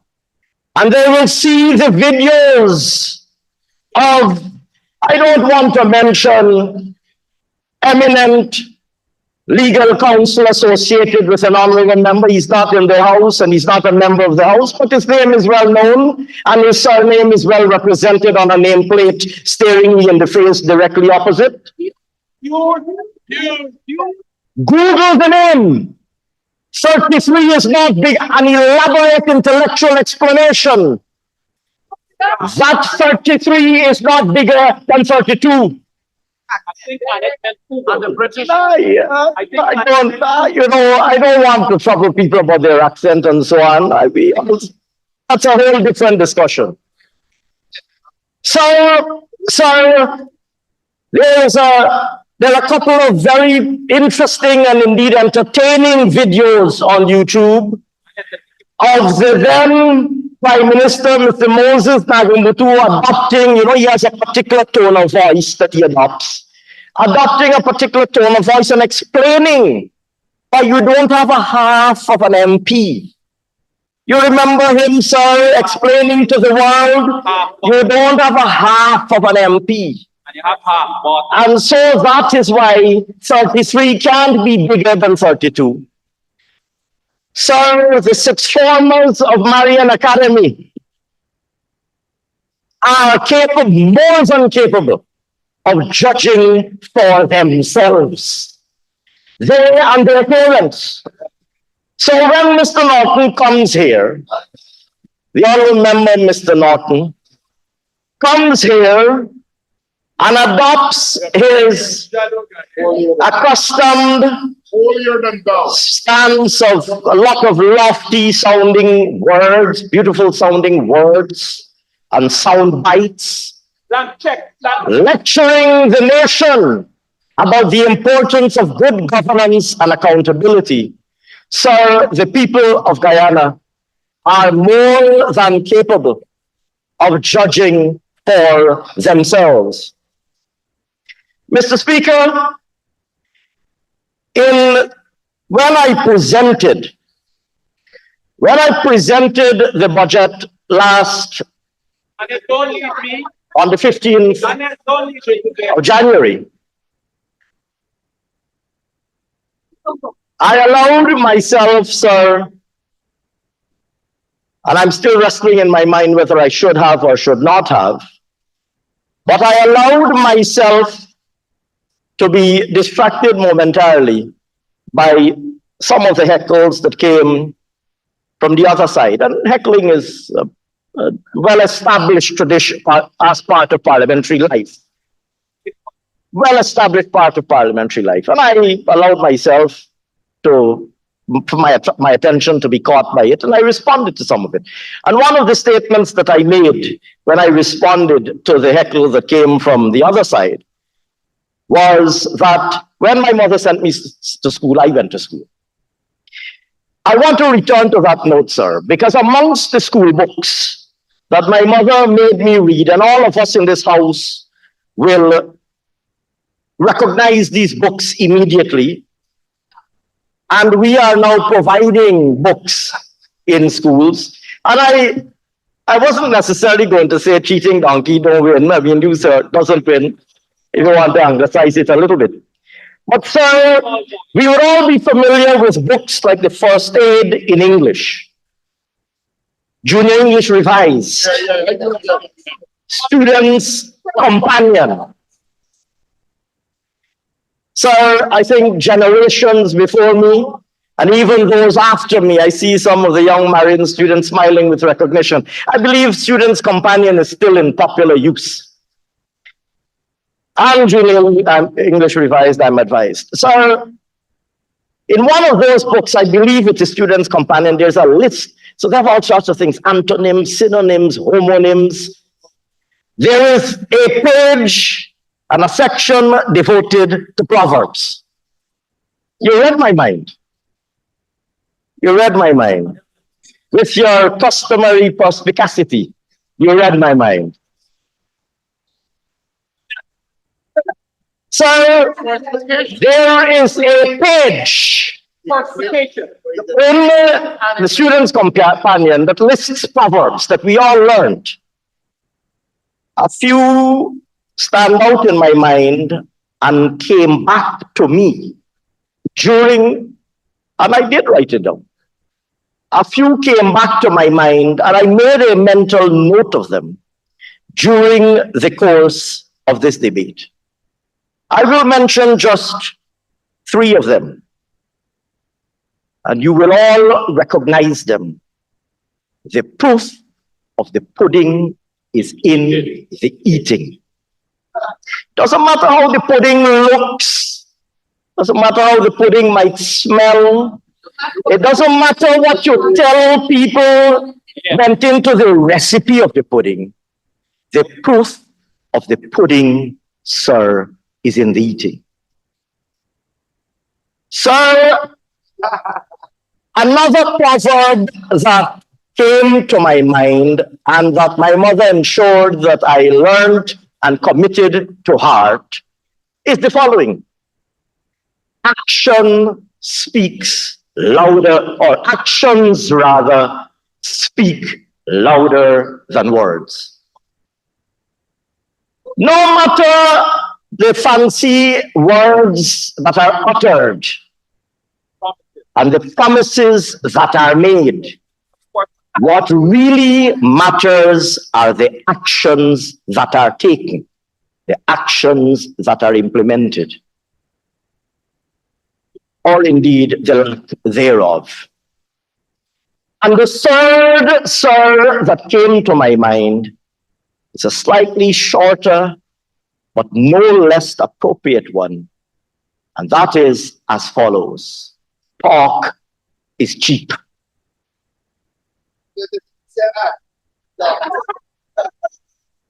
And I'm not referring to the fact that telephone rates have reduced so dramatically thanks to the liberalization that they promised and we delivered. Talk, sir, is cheap. And so we were regaled over the past 5 days with a lot of cheap talk coming from the APNU AFC, who regaled us with all sorts of grandiose ideas and plans, all sorts of intentions, all sorts of proposals. Sir, had we not known, we might have actually been hoodwinked and duped by these lavish promises, sir, had we, including the six formers of Marian Academy, had we not known that these very people were in government for 5 years. And just 3 years. For 5 years, they had an opportunity. And just 3 years. The bishop used an analogy. My colleague, Minister Ejel, used an analogy about a couple. He used an eminently appropriate analogy about a couple. And promises that were made and never delivered. And when the couple now parts, even bigger promises are being made. Sounds familiar? Sounds familiar? And so, sir, I sat here today, and my intention, sir, was to be brief. Uncharacteristically brief. Uncharacteristically brief. But, sir, my intentions at brevity, sir, got derailed by I will only mention a few presentations that we were regaled to today. Sir, we heard from the Honourable Member Cassie Hughes, former Minister of Telecommunications, I believe it was, Cathy Hughes, who, amongst other things, sir, took issue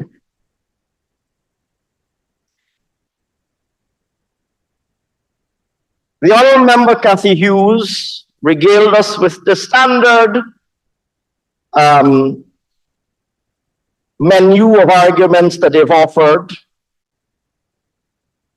about the budget, which she began, I think, early in her speech. Just to give you one example, speaking about disparities between hinterland and coastal educational outcomes, just to give one example. So, many of us would have seen my colleague, Minister Priya Manikchand, already address this matter on social media, where she pointed out in a lengthy and very informative post that, first of all, a pass at CXE does not mean or require a grade 1 pass. that in fact grades 1 to 3 are considered pass rates, that we have increased pass rates dramatically in the hinterland, including, to give you a couple of examples, in Ishalton from 22% to 67%, at Anai from 19% to 58%, at Sand Creek Secondary from 15% to 66%. Those facts, sir, are out there. And the Honourable Member Cathy Hughes must be aware of this. But still comes back to this House to repeat the same tired argument that she and those associated with her have previously proffered, notwithstanding that they have been resoundingly debunked, comes back, sir, to repeat the same tired arguments. And one can't help but remind oneself that this is the same individual, sir, whom one shouldn't perhaps be baffled by the fact that the honourable member will come to this House and repeat that same tired argument and package it as though she's telling us something new. Because, sir, this is the very member who, as a sitting minister, awarded contracts by her own ministry to a private company of which she is the principal, and went on to certify vouchers for payment. Sir, let me read Culture News. Let me read. Sir, we are not in the least bit fed up with it. They don't want to be reminded of it. But the people of Guyana remember it. Let me read, sir, from Culture News of February 28, 2021. The documents which were seen by this publication even show Hughes in one instance appearing to have personally approved a payment with her signature. In 2019, Culture News reported that Hughes categorically denied that she had used her office or participated in any decision-making process that led to the award of a contract to Video Mega Productions. So, in fact, Video Mega had benefited from a grand total of nearly $19 million worth of contracts from a variety of government ministries, while the honourable member, as a sitting minister, continued, sir, to deny. So, sir, when they speak about friends, family, and favorites, sir, they are judging us by their own sordid standards. They are judging us by their own sordid standards. But the People's Progressive Party is not the APNU AFC and will never be. Will never be.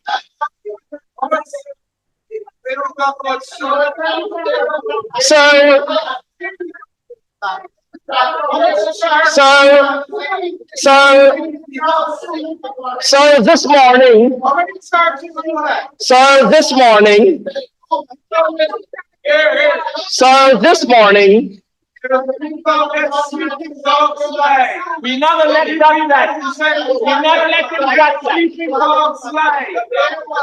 We are not letting that one die. The yard, try to keep the action in front of everybody.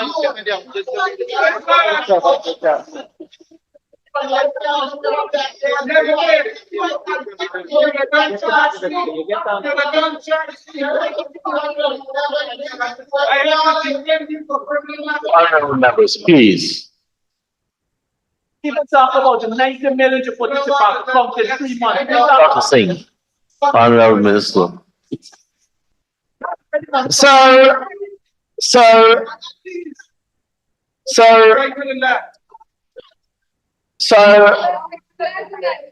The honourable member, Ms. Valda Lawrence, came this morning, sir, wringing her hands and speaking about polarization in our society, speaking in a voice full of anguish on polarization in our society, speaking about the need for a people-centered approach to government. Who you wanted to give jobs to? Sir,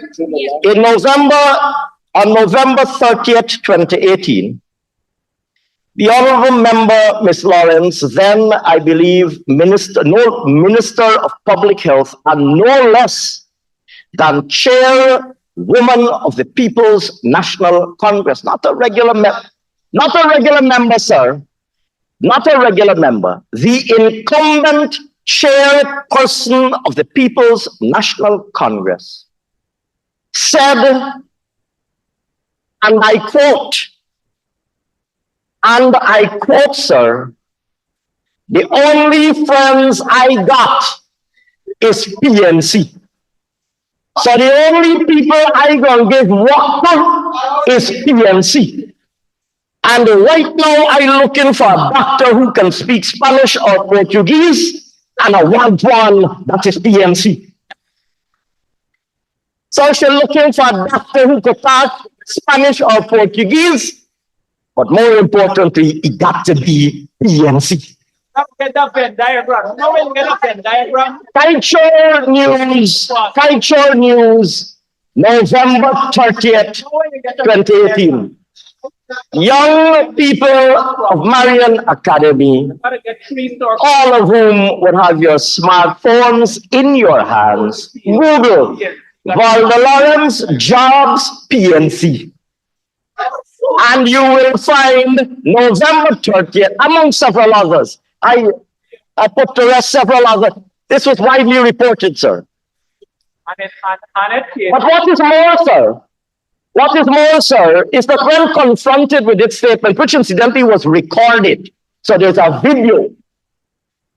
So when confronted with this video, the other member didn't apologize. The other member didn't apologize. She didn't deny making the statements publicly. She didn't address the criticism she received. Sir, I will quote from Culture News. Lawrence has not denied making the statements publicly and did not address the criticism she has received as a result. Instead, a statement appeared via her Facebook page and indicated that she stands by her views on the issue of jobs and unemployment. Culture News, sir, she's standing by her views. She's standing by her views. And she comes here, sir, the honorable member. Stakeholders. And the honorable member, sir, I'm not going to get into the fact. I'm not going to get into the fact that her signature mysteriously also appeared on an electoral declaration for Region 4. On one of the documents. I'm not sure in what capacity her signature appeared on an electoral declaration for a region. I don't know if she was an electoral official. I don't know what role she was playing, but I believe, sir, that matter is currently being ventilated in the courts of law. Sir, in case we were in any doubt, in case we are in any doubt, sir, Where is your signature?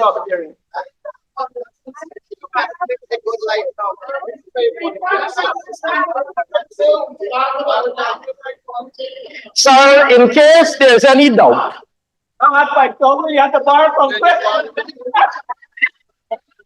sir, in case there's any doubt about, in case,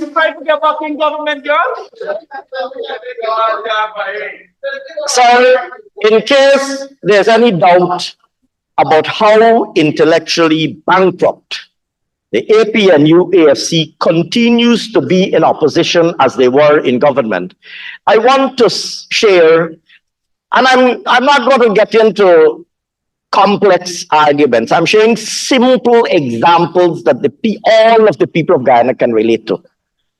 So the Honourable Member Valda Lawrence devoted at least 10 minutes of her speech to speak about the cover of Budget 2024, which incidentally includes Guyana's first new modern four-lane highway along the east bank of Demerara that has been constructed in that first four-lane highway ever to have been constructed along the east bank. 10,000 man. That currently serves almost 45,000 commuters every day, and that saves over 1 million man-hours a month. She made a meal an 11-course meal of this cover. So I want to share with you what 5 years of AP and UAFC budget speech covers looked like. There. They had nothing to show. There. You know why? So They didn't build anything.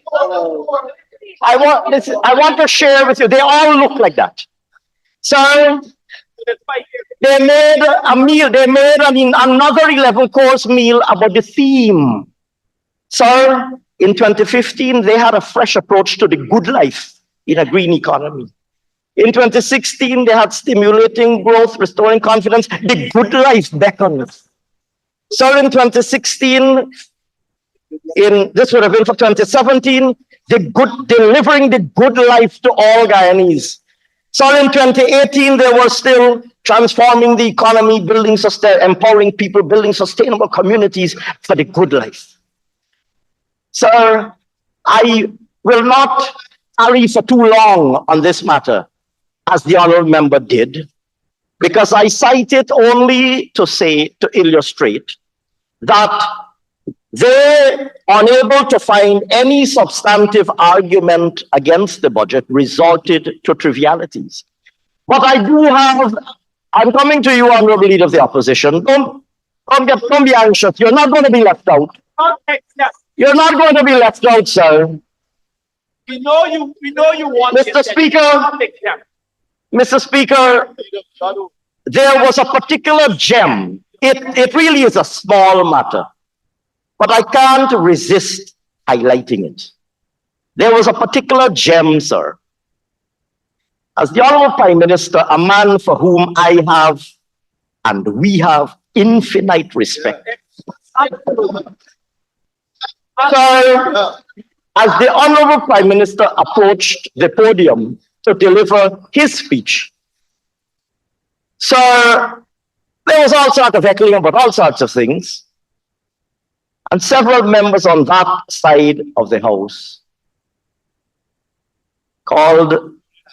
endeavored to attach to our Prime Minister a retired general of the army, a distinguished retired military officer of high rank. They sought to call him rubber stamp. Sir, they're so intellectually bankrupt, they can't even come up with an original nickname. They don't realize, sir, that the name rubber stamp will forever and indelibly and irreplaceably be associated with one man, the one and only, the original rubber stamp, Moses Nagamutu. So intellectually, I withdraw, sir. So incapable of coming up even with their own joke. Forget that they can't come up with their own policy. Forget that they can't come up with their own idea. Forget that they can't come up with their own initiatives. They can't even come up with their own joke and their own nickname, and they want to run country. They want to run country. Yes, the leader of the opposition has to Mr. Speaker, Ali, he has to leave.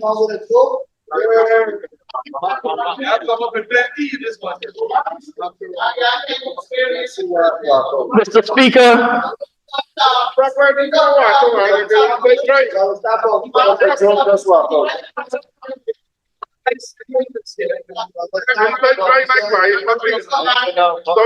Mr. Speaker, I see that the leader of the opposition has exited the House.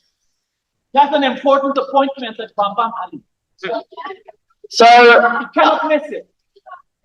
I want to speculate about where the leader of the opposition has gone, but I trust that he will return, because I don't want him, sir, to feel neglected in my presentation.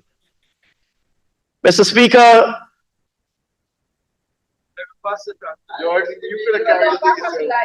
Mr. Speaker, the Honorable Leader of the Opposition delivered amongst his gems, sir. He made much ado about the fact that I said that in 2023, we won 2 seats in Linden, whereas in the previous local government elections, we won 1. And he made much ado about this. But sir, I want to explain why this matter is a particularly sore point.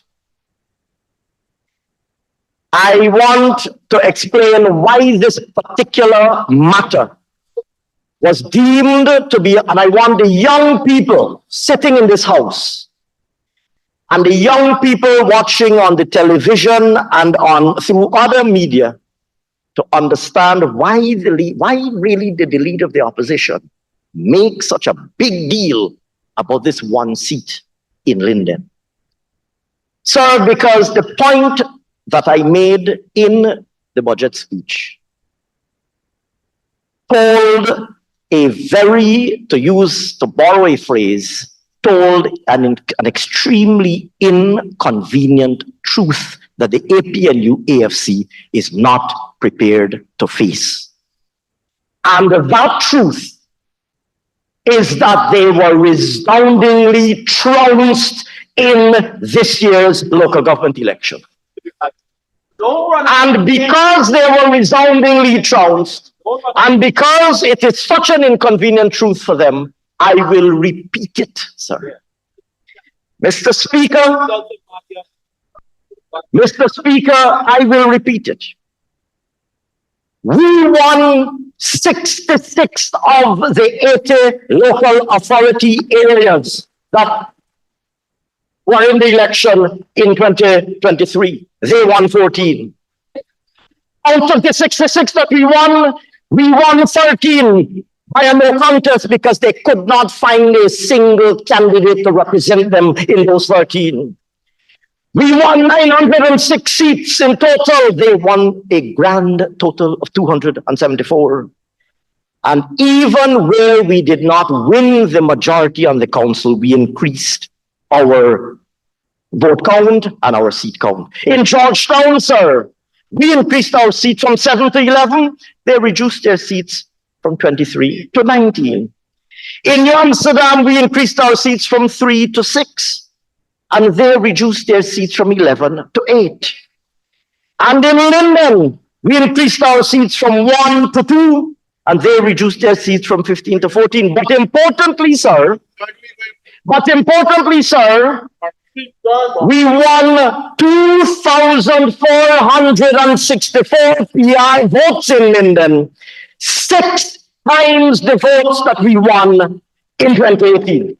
6 times. And everybody knows the maths. We are well on our way. So with those votes that we won in Linden, we're well on our way. That, you double it another couple more, and we will win by the virtue of those another national seat in the National Assembly at the next general election.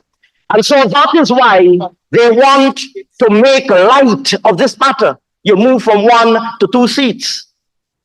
Well, I'll tell you what, we got 6 times the number of votes. Take that home. I don't want to say take that home. I think there's another proverb saying, they say take that home and smoke it or chew on it or something. Yeah? Or put it in your pipe. So we won 6 times the votes that we did in 2018, in 2023. And as the saying goes, you can take that home and smoke it in your pipe.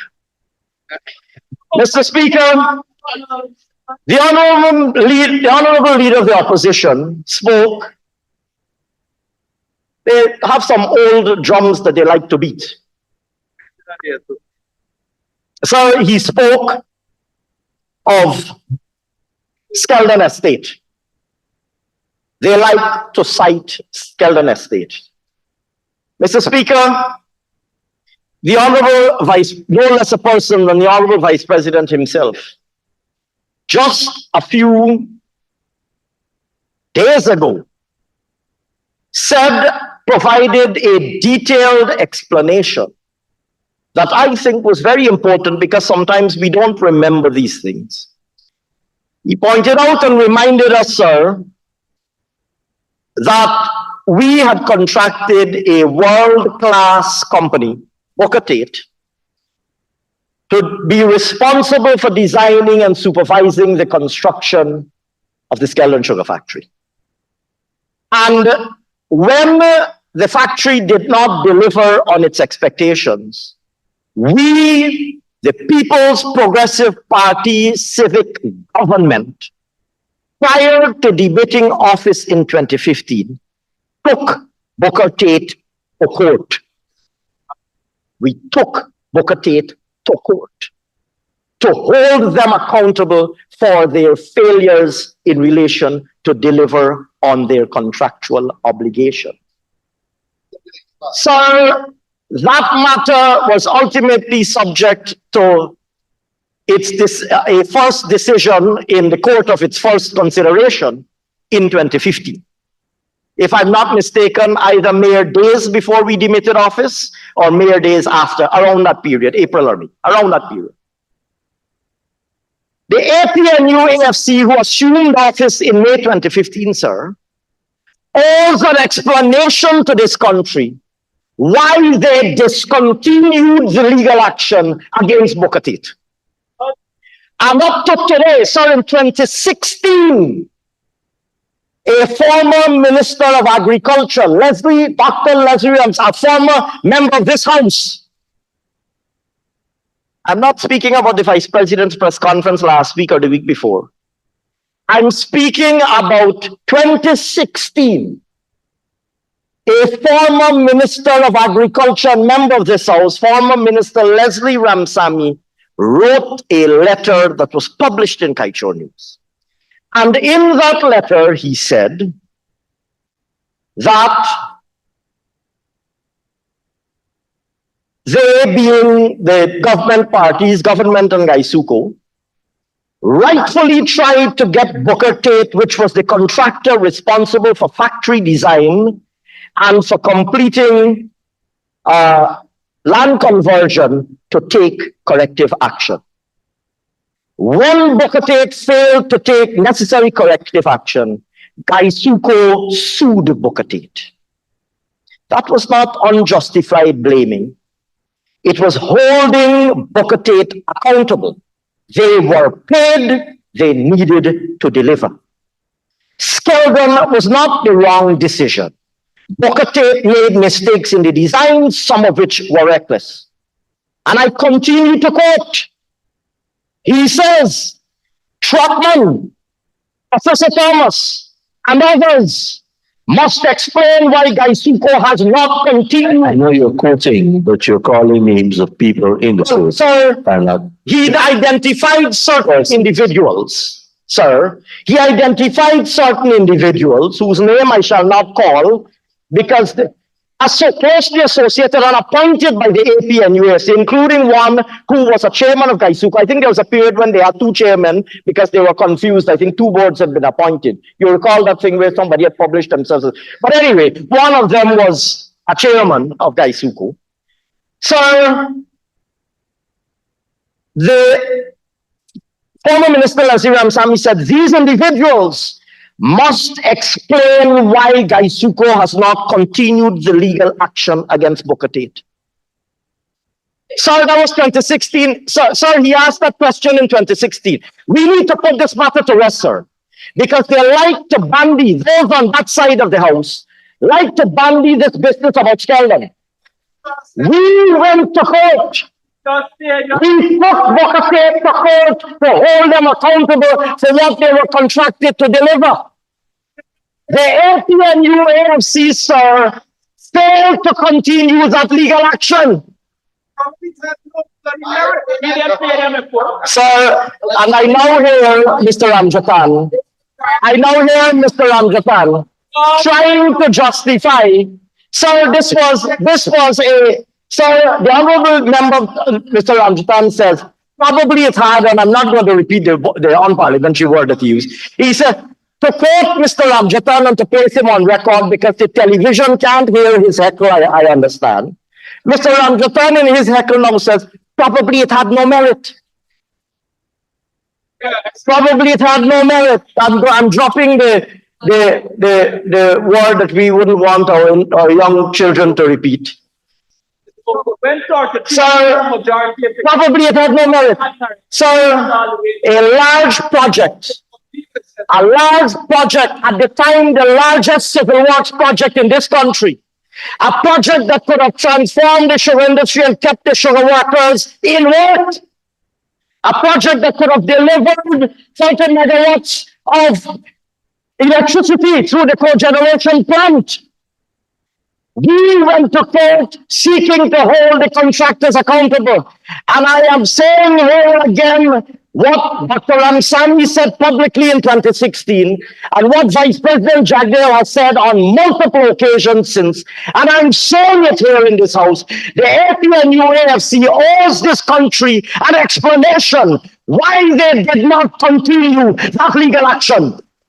If they're so concerned about Skeldon. They were never concerned, Ashley. But the reality, sir, They were never concerned. the reality, sir, as my good friend and young brother, Minister Charles Ramson says, is that they were actually not really concerned at all. Because they are in the habit of feigning concern. They're in the habit of feigning concern. But in reality, they are not in the least bit concerned. Beautiful word. Beautiful word for young people. 7 years So I'm quoting Minister Ramsamy from 2016, young people of Guyana, on November 21st, 2016, sir, may I address the young people of Guyana through you? On the 21st of November 2016, Dr. Leslie Ramsamy wrote a letter in Culture News, and the caption of the letter is, Skeldon was the right investment decision at the time.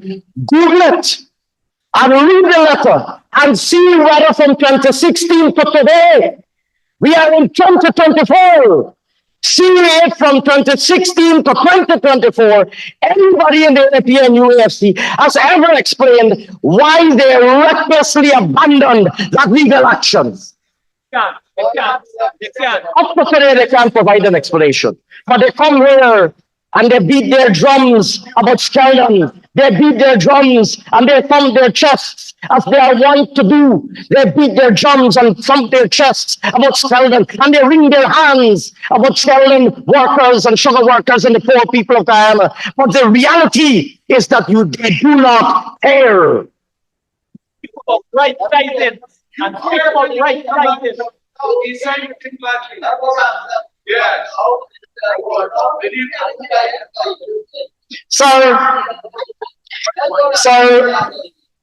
So another gem, another pearl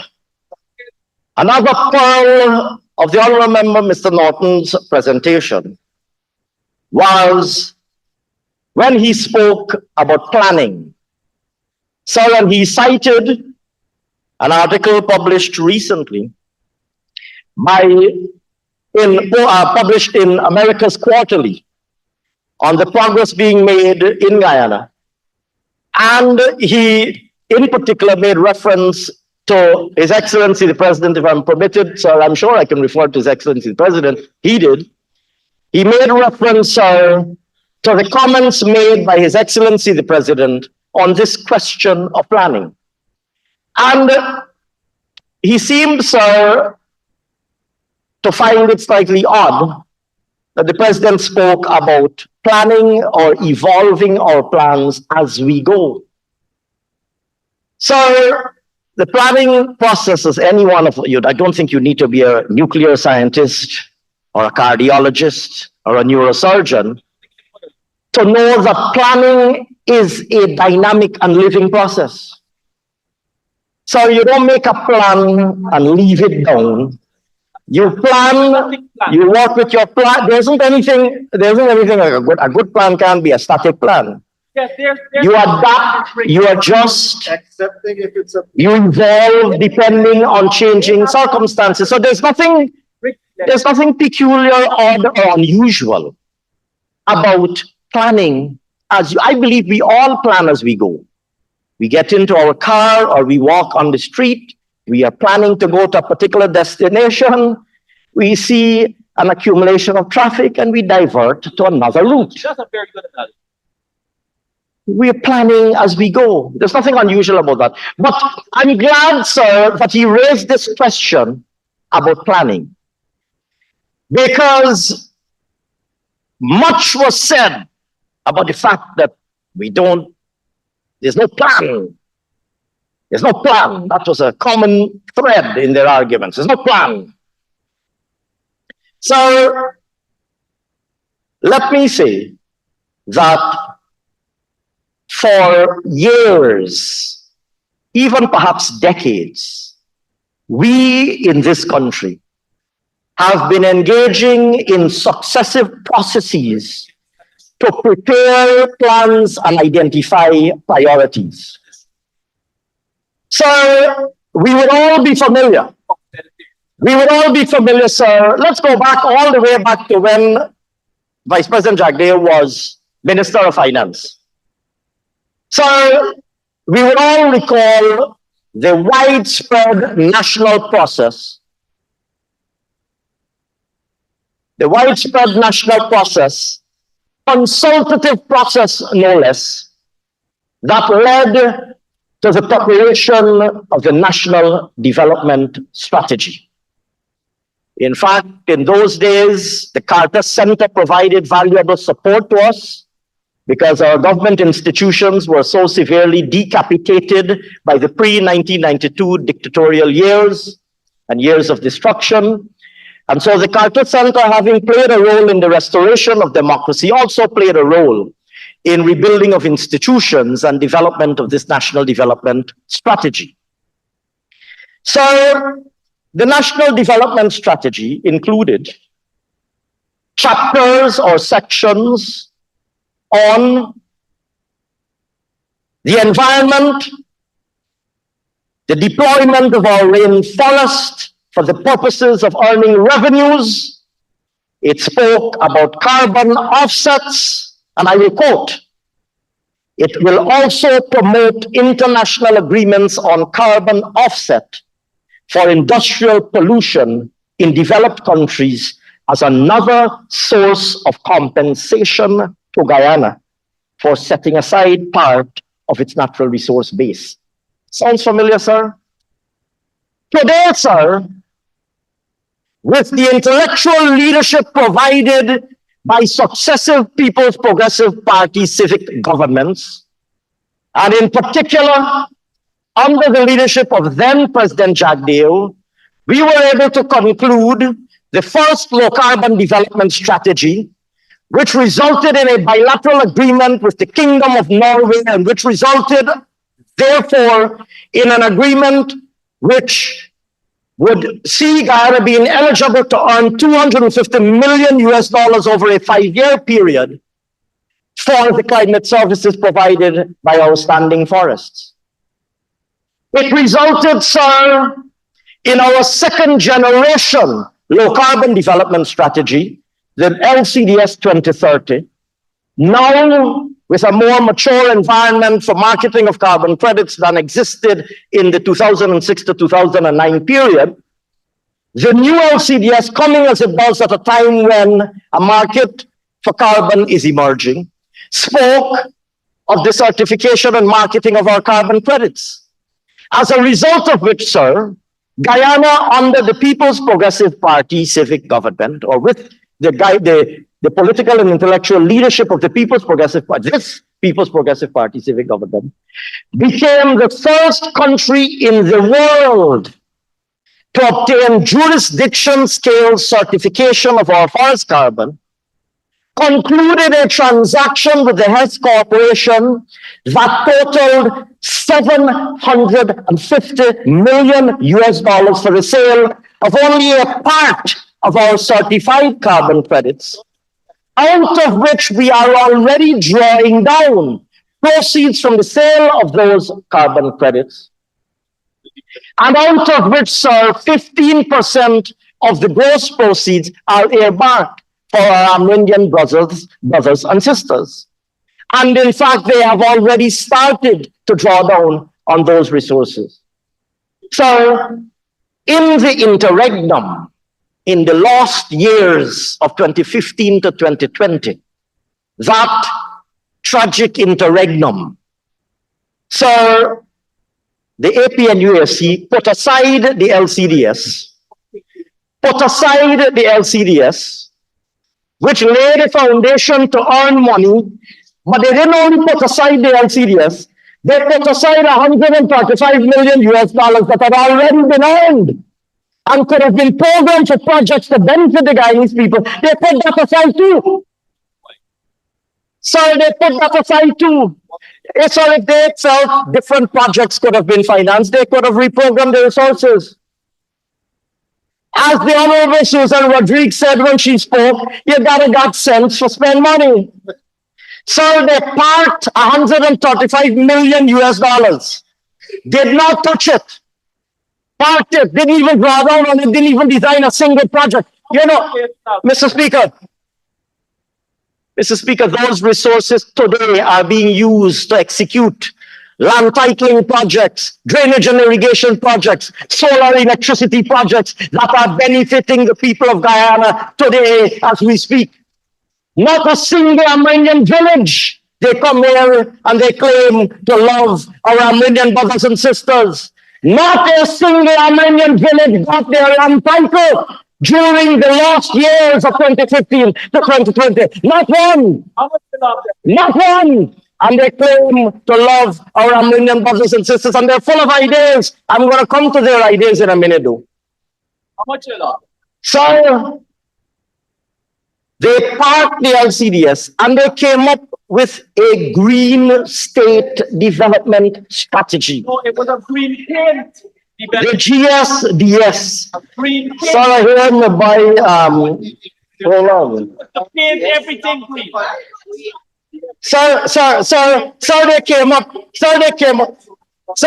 up with a green state, the GSDS, a green state development strategy. Pay $2 million for this green state. Sorry, you know, I'm not going to tell you. I'm going to ask them to tell Guyana how much revenue did this green state development strategy generate for Guyana compared to our LCDS. Was it $1? We generated $250 million US. Our new LCDS generated already $750 million US. Did this green state development strategy earn for Guyana $100 million US? 50 million US? 20 million US? 5 million, $1 million, $5? So the Green State Development Strategy did not earn Guyana $5. $400 million. And instead it cost us. 400. Instead, sir, we had to fork out, the taxpayers of Guyana had to fork out 400 million Guyanans to pay for this useless strategy. To foreigners. To foreigners. 400 million. Sir, small wonder, sir, that the man in the street considers the AP and UAS. Let me know. I'm going to come back to him. So, but I don't want to depart from this question of planning. So we prepared, sir, we participated and led the process for the National Development Strategy. And if we go back to the National Development Strategy, which was a consultative document, let's talk about what it says about energy, and I will quote only 1 or 2 sentences. Under hydropower, here is what the NDS, a consultative national document, not a PPP document, prepared since the 90s. Here what it says. So it would seem from the available data that priority should be given to the development of a miler. They utilize, I'm quoting here from page 75, paragraph 7.144 of the National Development Strategy, not the PPP manifesto, sir. The National Development Strategy. You would recall, sir, another former member of this House, the distinguished Dr. Kenneth King, from that side of the House. Dr. Kenneth King, sir, must be turning in his grave at those who have now inherited the mantle of representing the party that he so proudly represented on the front benches in this House. From LFS Barnum to Aubrey North. They must be turning, there must be a lot of graves being churned up right now by such as the former President LFS Barnum, former Prime Minister Ptolemy Reed, former Vice President, Deputy Prime Minister Winston Shripal Murray. These gentlemen must be turning in their graves to see the shadow that their party, the People's National Congress, has become. They indeed, I gather they've been fighting amongst themselves to see who is shadowing whom. So these distinguished gentlemen would be turning in the grave to see the big, colossal disaster of a shadow that they have collectively become. So let's move on. The NDS also speaks about roads. I haven't started to quote from the PPP manifesto. I'll be there in about half an hour, sir. Yeah. So on roads, the NDS says a north to south highway. I want you to listen carefully, you know. I'm not quoting, I got the PPP manifesto. I'm coming to it shortly. You all know this document well. So I'm quoting from the National Development Strategy. Hear what it says. A north to south highway parallel to the existing East Bank Road will be constructed between Eastern Mandela Highway Avenue and Sue's Dyke. There will be at least 4 east to west roads connecting the East Bank Road to the new highway. Sounds familiar? Sounds familiar? Sir, and they want, sir. But guess what? Guess what, sir? We making the road, they're making a plan. Another one. They have a plan to make a plan. Sir, it goes on to say, They have a plan to make a the plan. East-West National Highway, that is to say the road between Georgetown and Moleston Creek, will be much improved. Since the 1990s. Since the 1990s, since Vice President Jagdale was Minister of Finance, he led this process.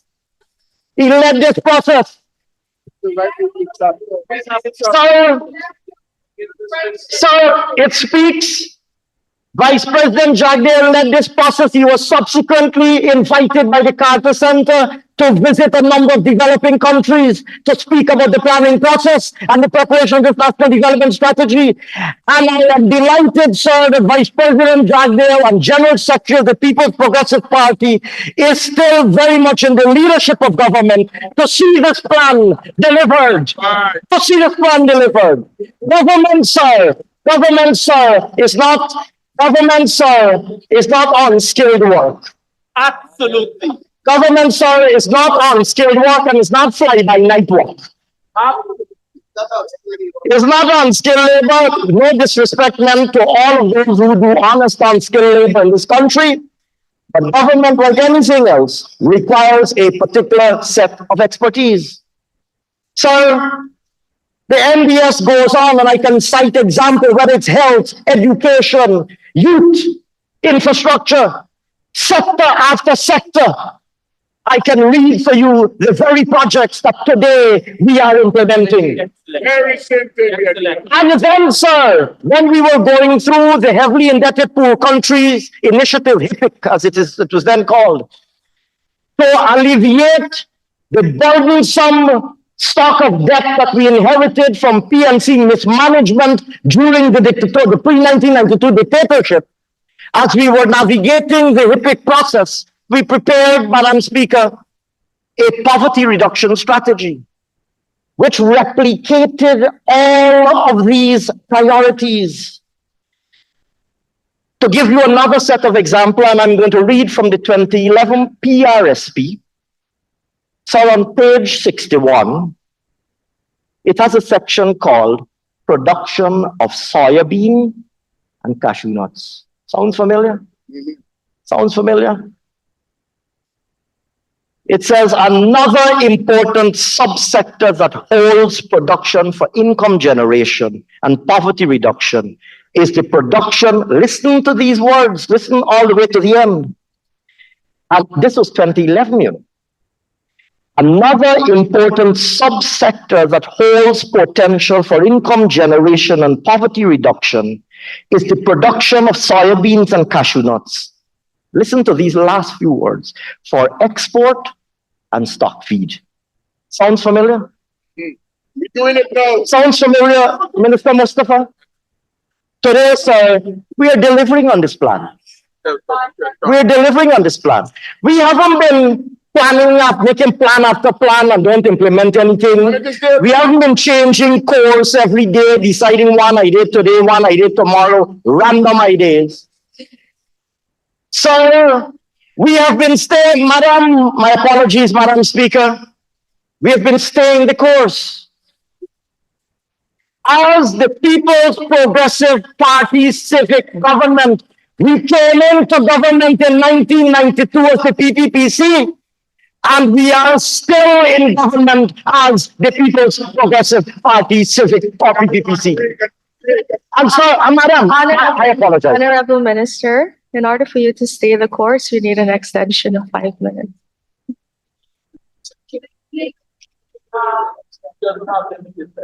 May I please, you, Madam? The honorable member in his rebuttal is not limited by time, but I will ask kindly that he be allowed to continue until he finishes. Please without any continue until you interruption. finish, Minister. Thank you. Thank you very much, Madam Speaker.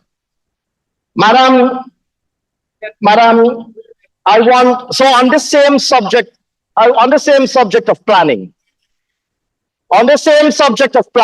I brought with me 3 documents that, sir, Madam, I brought the People's Progressive Party Civic Manifesto for 2020, the APNU AFC Manifesto for 2015, and their manifesto for 2020. And may I, Madam, through you, invite the 6 formers from Marian Academy, my apologies. May I, Madam, invite the 6 formers from Marian Academy and the generation that they represent today, all of the young people of Guyana, to Google these 3 documents, or in fact to make contact with my office, and I will make the documents available if you can't find them on Google. Ours is available, but I can make them available. Google PPPC Manifesto 2020 and 2015 if you want, but APNU Manifesto 2015, APNU Manifesto 2030. I want, Madam, to spend a few minutes. I'm coming to the 100-day promises. You know I can't miss, Madam, through you, I couldn't possibly miss the 100-day promises. But I want, before I depart from the subject of planning, and you know,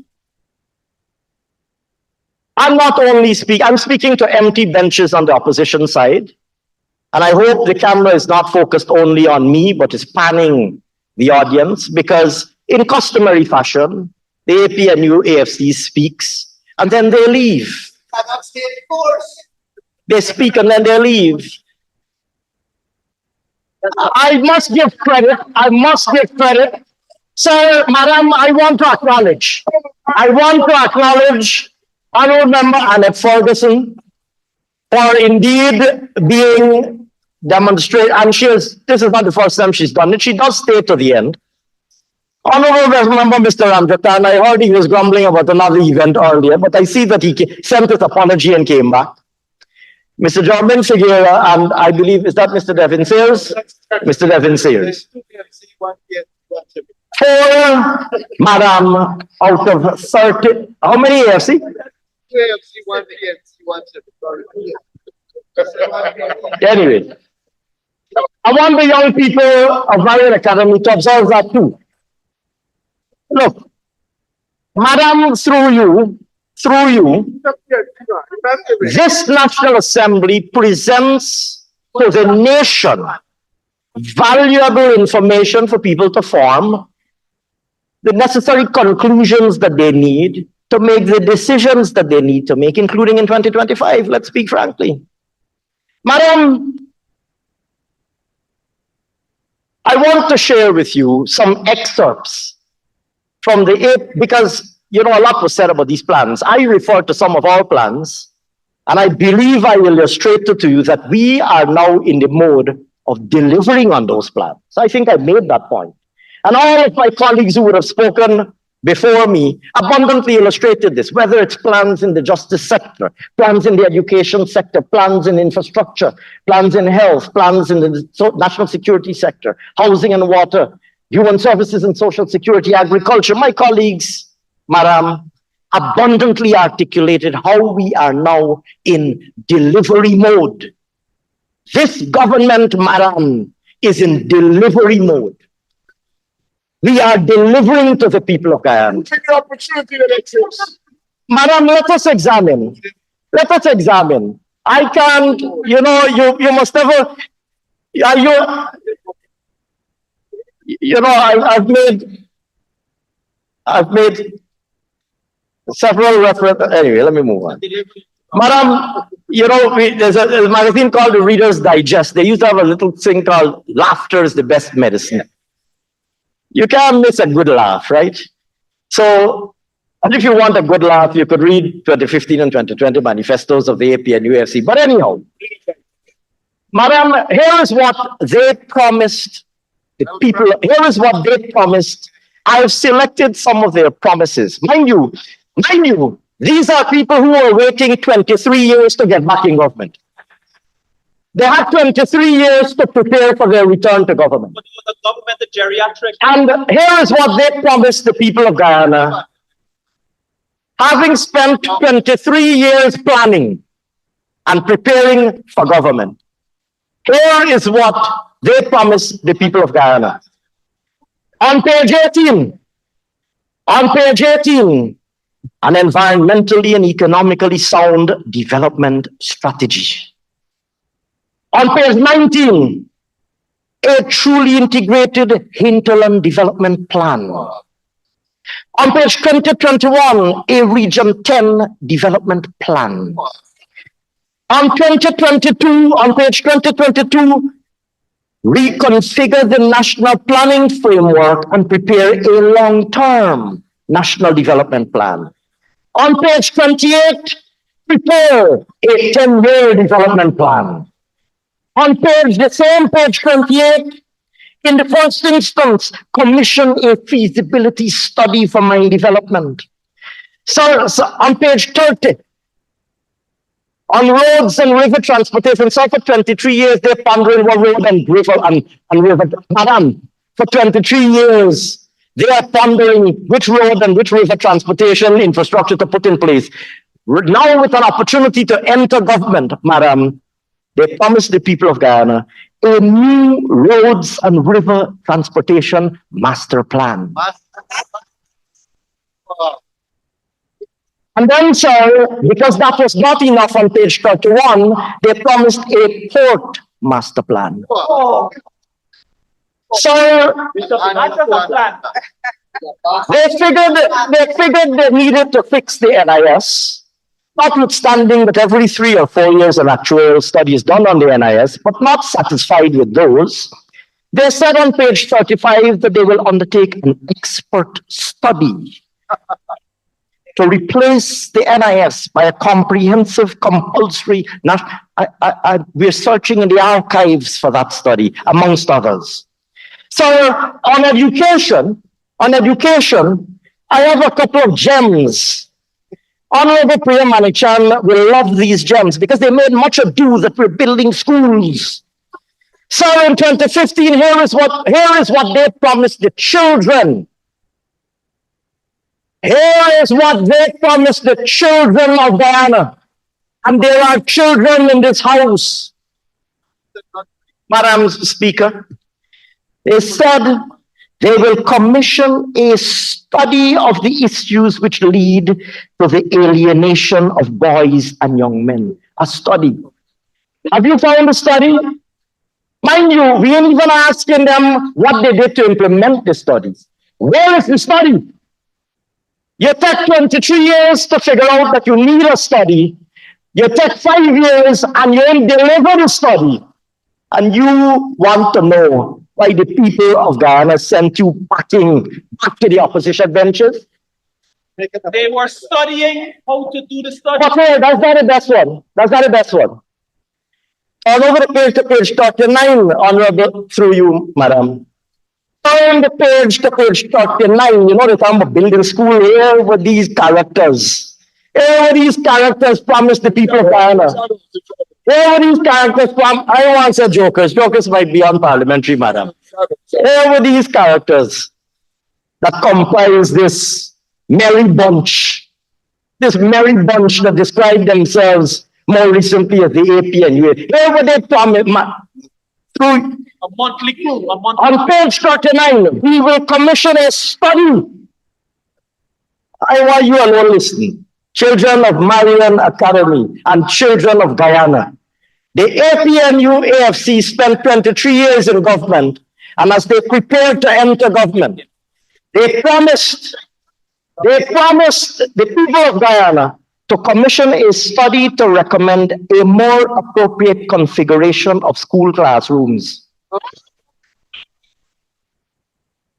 Man, if you don't believe me, page 39, as they say on the street, page 39. Wow.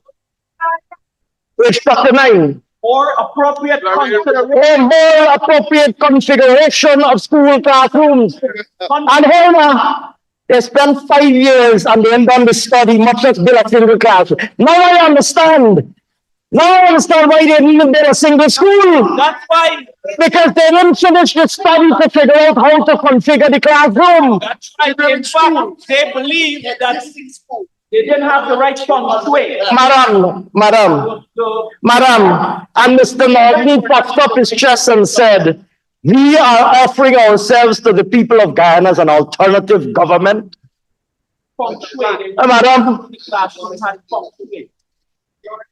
So, well, because they had a study on the boys, they also promised on page 35, I'm going back now, they also promised an expert study of the issues and causes of risky behavior amongst girls and boys now. They needed an expert study on the issues and causes of risky behavior. You do it. That is the point. So, Madam Speaker, the wise men and women of the APNU AFC sat down and said, of all the things we will promise the children of Guyana, we're going to, the document is here. I can see my colleague, Madam, I can see my colleague, Minister Waldron, looking in disbelief. I know she's read their manifesto before, but perhaps she involuntarily expunged it from her memory. Or so forgettable it was that she promptly forgot it, but I wouldn't blame her for that. Even Pratt looks like he's gone. Madam Speaker, you know, they talk about TVET. You know what they promised the people of Guyana, Madam? You know what they promised the people of Guyana on TVET? They didn't promise them a new technical institute. They didn't promise better equipped technical institutes. Here what they promised me. On page 40, they promised the people a plan for universalizing a program of technical and vocational education. And Minister Oxendan, I see that you're feeling left out. I see you're feeling left out and neglected. On page 44, your predecessors, as they were preparing to enter office, Minister Ramjatan would go on to hold a quarter of that portfolio.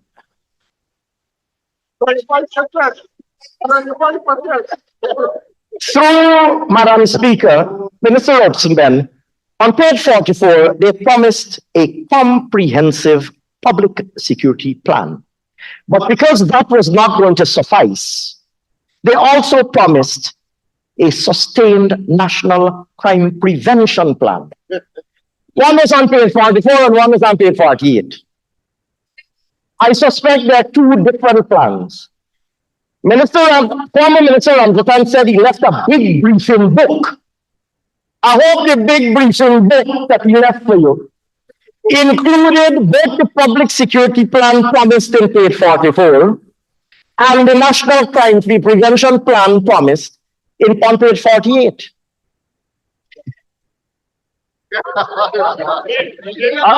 And they didn't prepare the plan themselves. They brought down, and the honorable member boasts, we brought down the British security expert to prepare this plan for us. Sir, Madam. But did they leave the plan for Rick? That's what I want to know. The plan. They find that plan. But that, Attorney General, once again, you're demonstrating your legendary perspicacity because you're preempting my point. Madam Speaker, the point here is that the APNU AFC is very talented with lofty sounding words and ideas, plans and strategies. Plans and strategies. Green paper and white paper and every other color paper. I'm surprised they even entertained white paper. And toilet. And toilet. Because I understand that the national color was changed to green. But anyway, put that aside. And toilet. Sir, what was very interesting, Madam, what was very interesting though? What was very, Madam, they say they didn't have oil money. They convened a panel of experts to help them draft their 2015 manifesto. And an entire chapter in that manifesto was devoted to the question of financing. And that chapter, I don't want to misquote them, that chapter was rather loftily described as reaping the democratic dividend. And it described in detail how, without oil money, all of their promises would be financed. You heard them speaking about how much Mr. Ramjatan, Mr. Norton, honorable members, they spoke about what percentage of the budget, 20%, 40%, calling random numbers about what percentage of the budget will go into inefficiency, is being lost due to inefficiency. Well, Madam, since 2015, the APNU AFC and their team of self-appointed experts and co-opted experts had already quantified this matter. They, on page 46, said that they were going to reduce procurement fraud, part of this inefficiency that they speak of. They were going to reduce procurement fraud estimated by a very well known and closely associated with Mr. Ramjatan. Sir said, and I quote, reducing procurement fraud to be about 28 to 35% of total procurement spending of $140 billion. Madam Speaker, we spent 5 years. Let us say that in year one, they didn't eliminate this procurement fraud. Let us say in year one. by year 2 or year 3, they should have eliminated it, along with all of the other aspects of the democratic dividend. Madam Speaker, they spent 5 years in government. Where is the so-called democratic dividend? Where is a single dollar of the so-called democratic dividend? And yet you come back to this honorable house and you spew the same and you repeat and regurgitate the same imagined arguments, regurgitating them, seeking to hoodwink the Guyanese people once again. Where is the so-called democratic dividend that you were supposed to be reaping since 2015? Not a dollar of it can be found. Because they're not democratic. That is because they're Madam Speaker, Mr. Speaker, my apologies, sir. If you look at what they promised in their 100-day promises, liberalization of the telecom sector. Mr. Speaker, significant increases for government workers, including nurses, teachers in primary, secondary, tertiary education, security personnel, civil servants on the traditional payroll. Mr. Speaker, they promised a 10% increase in the wage bill. They didn't deliver that. They promised a phased reduction of VAT and the removal of VAT from food and other essential items. What do you think they did? They imposed more. What was zero rated? They made it exempt, so made it more expensive because you can't reclaim your input VAT. They put VAT on items that were previously exempt and zero rated. VAT on water, VAT on electricity, VAT on educational supplies, VAT on medical supplies. On data. VAT on data. So they took some items and moved them from 16 to 14. And they take a long list of items and move them from 0 to 14. And they call that, sir, a reduction in VAT. No wonder, sir, that the Guyanese nation called them out for their duplicity. And the list goes on. They promised liberalization of the telecommunications sector, and they didn't bring into force their own Telecommunications Act that they passed in this house because, I dare say, sir, of vested interests. Absolutely. You should say more. You should say more. You should find out why she transferred $90 million into our bank account in 3 months. You should find out about that. Mr. Speaker, they claim now, sir, to love the pensioners, and they're championing the cause of the pensioners. Let me be crystal clear. What we will deliver to the pensioners, we said to the pensioners in 2015. I would even take a lecture from you on it. Not she. Y'all don't even know what was going on. Half of y'all don't even know what was going on. You're coming in to defend the indefensible, Annette. You're coming to defend it. You're laughing. You don't even know what was going on. Mr. Speaker, there is no doubt about what we will be giving old age pensioners. We didn't hoodwink. Sir, in 2015, when we asked the old age pensioners for their votes,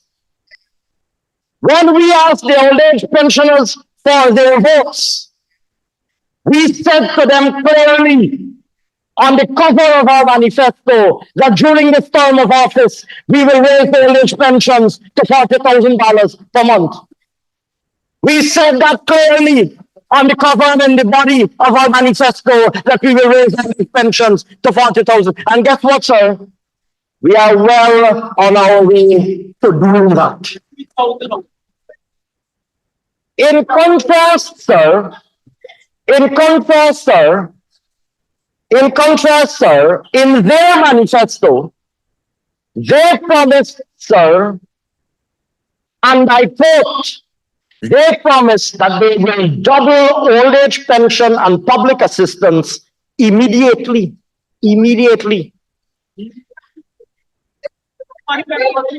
I am quoting from your manifesto. They said they will double old age pension and public assistance, sir, immediately. Guess what? All right, what you said, that you'll do it in 5 years? Tell me what you said.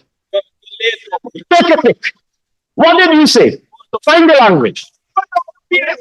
Find the language. She's laughing, sir. For those who can't see, the honorable member is laughing. First of all, she don't even know what they promised the people. But secondly, sir, she knows fully well that is what they promised the people. But let us say you want to get the benefit of the doubt. You promise them that you'll double it in 5 years.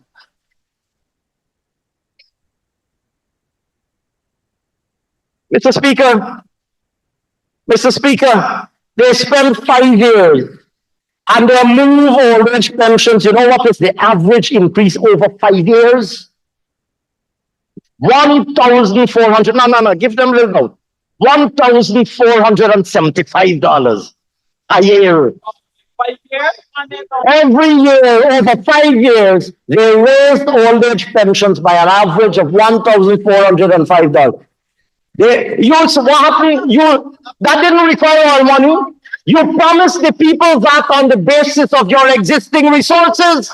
You promised the people of Guyana that without even knowing that we had oil. And all they did was... When the manifesto was written, we didn't even know that we had oil. They didn't know that we had oil. They promised the people of Guyana that without knowing that we had oil. Hoodwinking the people of Guyana, promising them to double old age pensions and failing to do so in 5 years. But most of the government was pensioners. So I would Sir, they come here, sir. thought they would want to raise their pension. They come here, sir. And I'm saying this, sir. We have young people, intelligent, bright young people in this house as our guests. And they represent the generation of tomorrow. We have others who are watching us via social media and the internet and online streaming. They're watching us too. I'm saying this, sir, so that they understand, because they're the future of Guyana, the true nature of both the People's Progressive Party and the APNU AFC. Here is what, to our young Lindeners, Mr. Speaker, if I may speak to them through you, here is what the APNU AFC, Mr. Devon Sayers, I believe, is a little, so is Mr. Figueroa. 2 young Lindeners are in the house. 2 young Lindeners are in the house, sir. And to their credit, they're still here. And I will address my 2 young brothers who have the decency to still be in this house. Sir, it might get them in trouble. One man don't get in trouble because he shake the president's hand. Sorry, my brother, they know how much time you shake me hand. I don't know what happened. They are here, but their leader is gone. But, Leaderless environment. Mr. Speaker, if I may speak to these 2 young Londoners here on the APNU AFC, who know that they made the bad choice a few years ago to associate, but I understand you're caught in a political trap and the momentum of your association with that side of the house. But don't worry, our doors are open to all. Don't worry, our doors are open to all. Don't worry, you are young. Sir, here is what, and I'm saying this because I heard some of the things that both Mr. Figueroa and Mr. Sayers said they wanted for Region 10. Mr. Speaker, here is what the APNU AFC, Mr. Norton puffed up his chest and talked about how much seats they win in Linden and Region 10 and so on and so forth, right? Sir,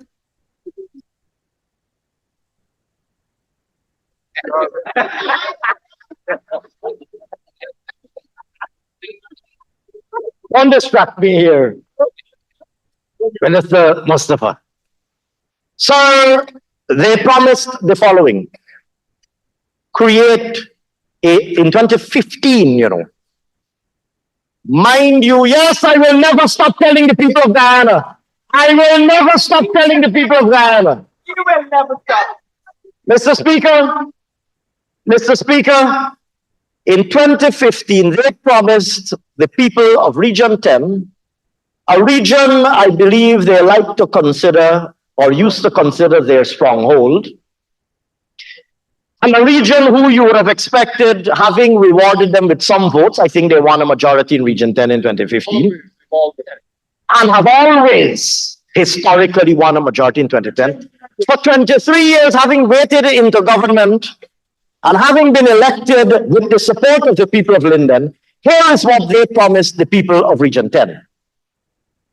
One, well, of course it had to be here, create a strategic development plan for Region 10. Mind you, they love Lindeners.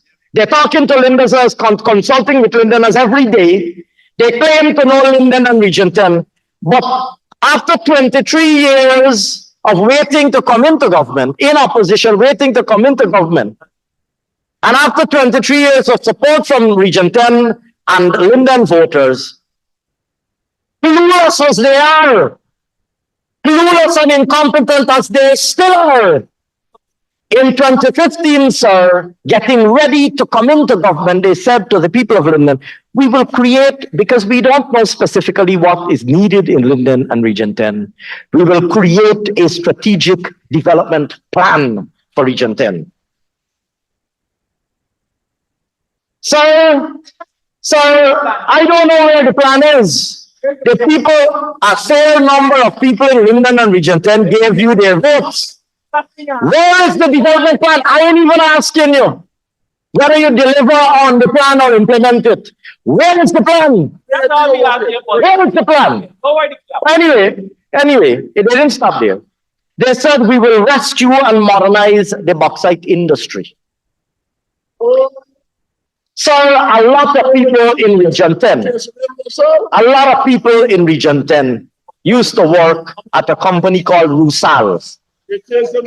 A lot of people from Linden, a lot of people from Aichuli, a lot of people from Kwakwani, a lot of people even from New Amsterdam in Region 6 used to work at Rusal.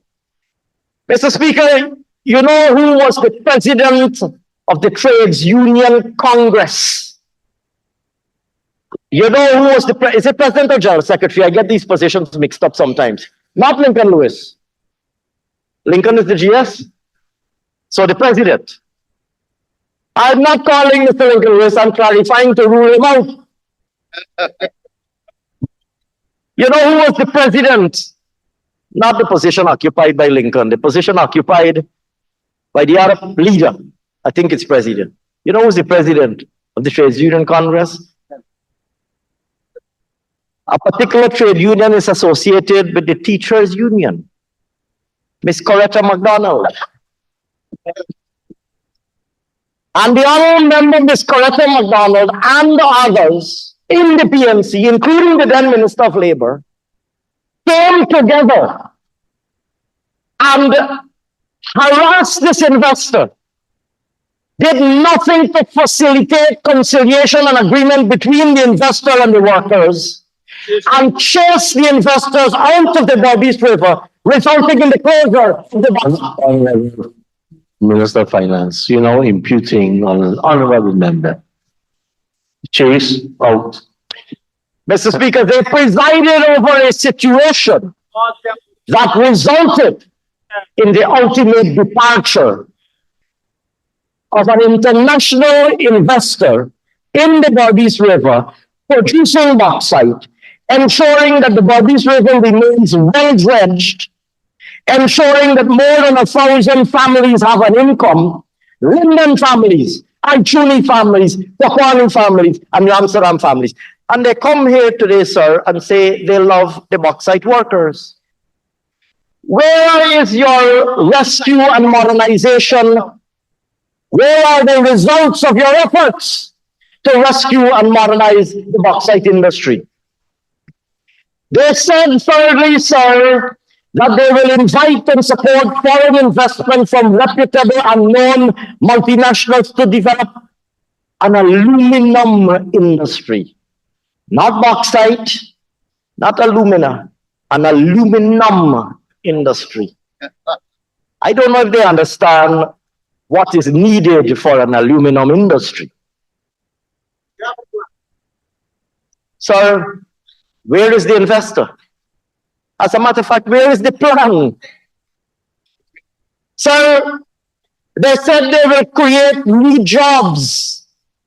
You know what they did? They closed the call center and put nearly 200 young people out of their jobs. Sir, I think it was Mr. Sayers or Mr. Figueira who correctly spoke about the importance, the vast potential and incredible importance of agriculture to Region 10 and of course to all of our regions. So here is what the APNU AFC, your party and your young members, and I understand neither of you was in government during 2015 to 2020, but here is what the party with which you are now associated, through you, sir, the party that Mr. Jermaine Figueira and Mr. Devon Sayers, honorable members, are campaigning for APNU votes in Linden.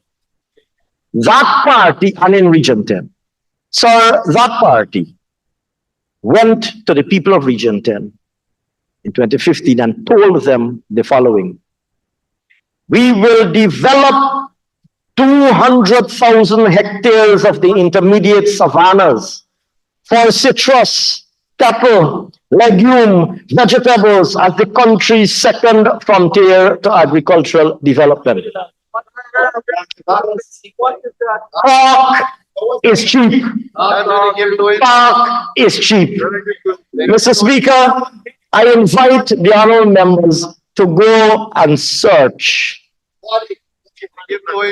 We're not going to ask them to find all 200,000. Their party promised their people, the same people in Region 10 that Mr. Sayers and Mr. Figueira have been asked to go and ask to vote for the APNU. The same people that Mr. Norton is asking you to go and tell them to vote back from the PMC is easier to say. The same people that he's asking the two honorable members and others to go and say to them, vote back for APNU. Go and talk to them and ask them and say, help me find this, not 200,000, we ain't gonna press it too hard. We ain't gonna ask for 200,000. Ask for 2,000 or 200. Except him for loyalty. Except for that setup with Millie's hideout. Yeah, except him for loyalty. Except for that setup, is how much that gentleman? It's 400 acres? More than that. At Millie's hideout or however much. Mr. Speaker, Mr. Norton is asking young MPs. Mr. Speaker, Mr. Norton is asking young MPs, including Ms. Ferguson. He's going to send her to Linden and he's going to ask her to tell the Lindeners to vote for APNU. 5 years ago or 8 years ago, he promised the Lindeners, or his party promised the Lindeners 200,000 acres. He ain't developed none. Guess what? We are delivering not only the promises we made, but anything that is in the interest of development of the country and in the interest of the people of Guyana, we will deliver. We build the conservancy for the first time. That is correct. So, the APNU AFC promised we will develop the Tiger Falls and other hydroelectric potential. Where is the Tiger Falls hydroelectric potential? Where is the hydroelectric falls potential plant at Tiger Hills or wherever else? We will develop, promote furniture manufacturing. Where are the furniture factories? And then, sir, one that Minister Manichan, I see you're shifting in your seat. You probably know what's coming up. Mr. Speaker, you know what, and through you, sir, and I want to address Minister Manichan, through you, Mr. Jermaine Figueira, Mr. Devon Sayers, Ms. Annette Ferguson, and Mr. Christopher Jones, and Mr. Deodarain Jai Prasad, young APNU MPs. They will ask you to go back and ask the people of Region 10 to vote for them in 2030. But guess what? In 2015, they asked some of you and others like you, other party members and parties, other candidates, to go to the people of Region 10 with this manifesto. Hear what they promised the people of Region 10. We will establish a University of Guyana campus in Linden, offering courses relevant to the developmental needs of Region 7, Region 8, Region 9, and Region 10. Now one region alone. So I can't, Mr. Speaker, you know me. I can't resist repeating that. Forgive me to violate that particular standing order that admonishes us not to commit the sin of repetition. Sir, permit me. On page 21, point number 11, APNU AFC promised the people of Region 10, and in fact the people of Region 7, 8, and 9 too, we will establish a University of Guyana campus in Linden, offering courses, not just general courses, offering courses relevant to the developmental needs of Region 7, 8, 9, and 10. Forget the piece about what kind of courses. Show me the campus. Where is the campus? So, when Dr. Chedi Jagan started the University of Guyana, he didn't build a big building. He started a Queen's College. They used to derisively call it Jagan Night School. The University of Guyana was started in the evenings in Queen's College building. They got 20 buildings in Linden. Show me the University of Guyana campus in Region 10. And you're sending Devon Sayers and John Figueroa and Annette Ferguson to go and tell the people of Region 10 they must vote for you again. No wonder we got 6 times as many votes. And you wait for 2030, 2025. We will demolish you in the same Region 10. We will demolish because the people of Region 10 will not forget you, and they will certainly not forgive you. Sir, not to be outdone, sir. Not to be outdone, sir. Plenty more. Sir, not to be outdone, they also had promises. Sir, not to be outdone, they also had promises for our hinterland and Amerindian brothers and sisters. I will mention 5 of those promises. One, an environment, this is what they promised, sir, to our Amerindian brothers and sisters. An environmentally and economically sound development strategy, of course. They rather vaguely worded the economic empowerment of hinterland people with requisite capital resources and capacities for agricultural development, housing and road construction, manufacturing and services.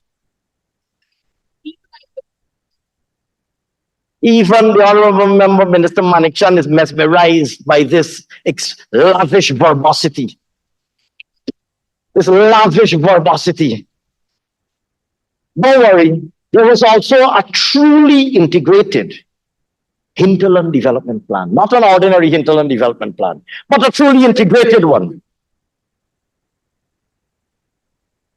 They also promised the development of the indigenous peoples in such a manner, on such terms that do not force those citizens to migrate from their communities. They promised firm policies, legalities, and standards of best environmental practice. Mr. Speaker, putting aside this incomprehensible verbiage, and I'm trying to be polite here, putting aside this incomprehensible verbiage, sir, what did they deliver to the Amerindian people?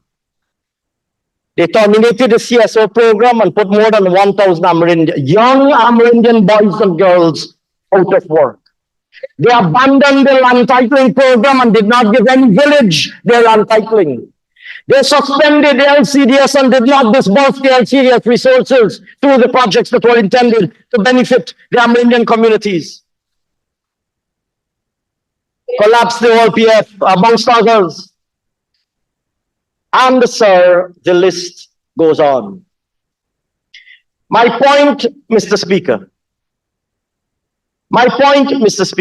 is the APNU AFC now enjoys everlasting notoriety for grandiose promises, even if many of those grandiose promises are unintelligible. They now enjoy, as they fully deserve, eternal and everlasting notoriety for lofty words, grandiose plans, and delivery of nothing at all. And they want to know why the people of Guyana sent them packing in 2020.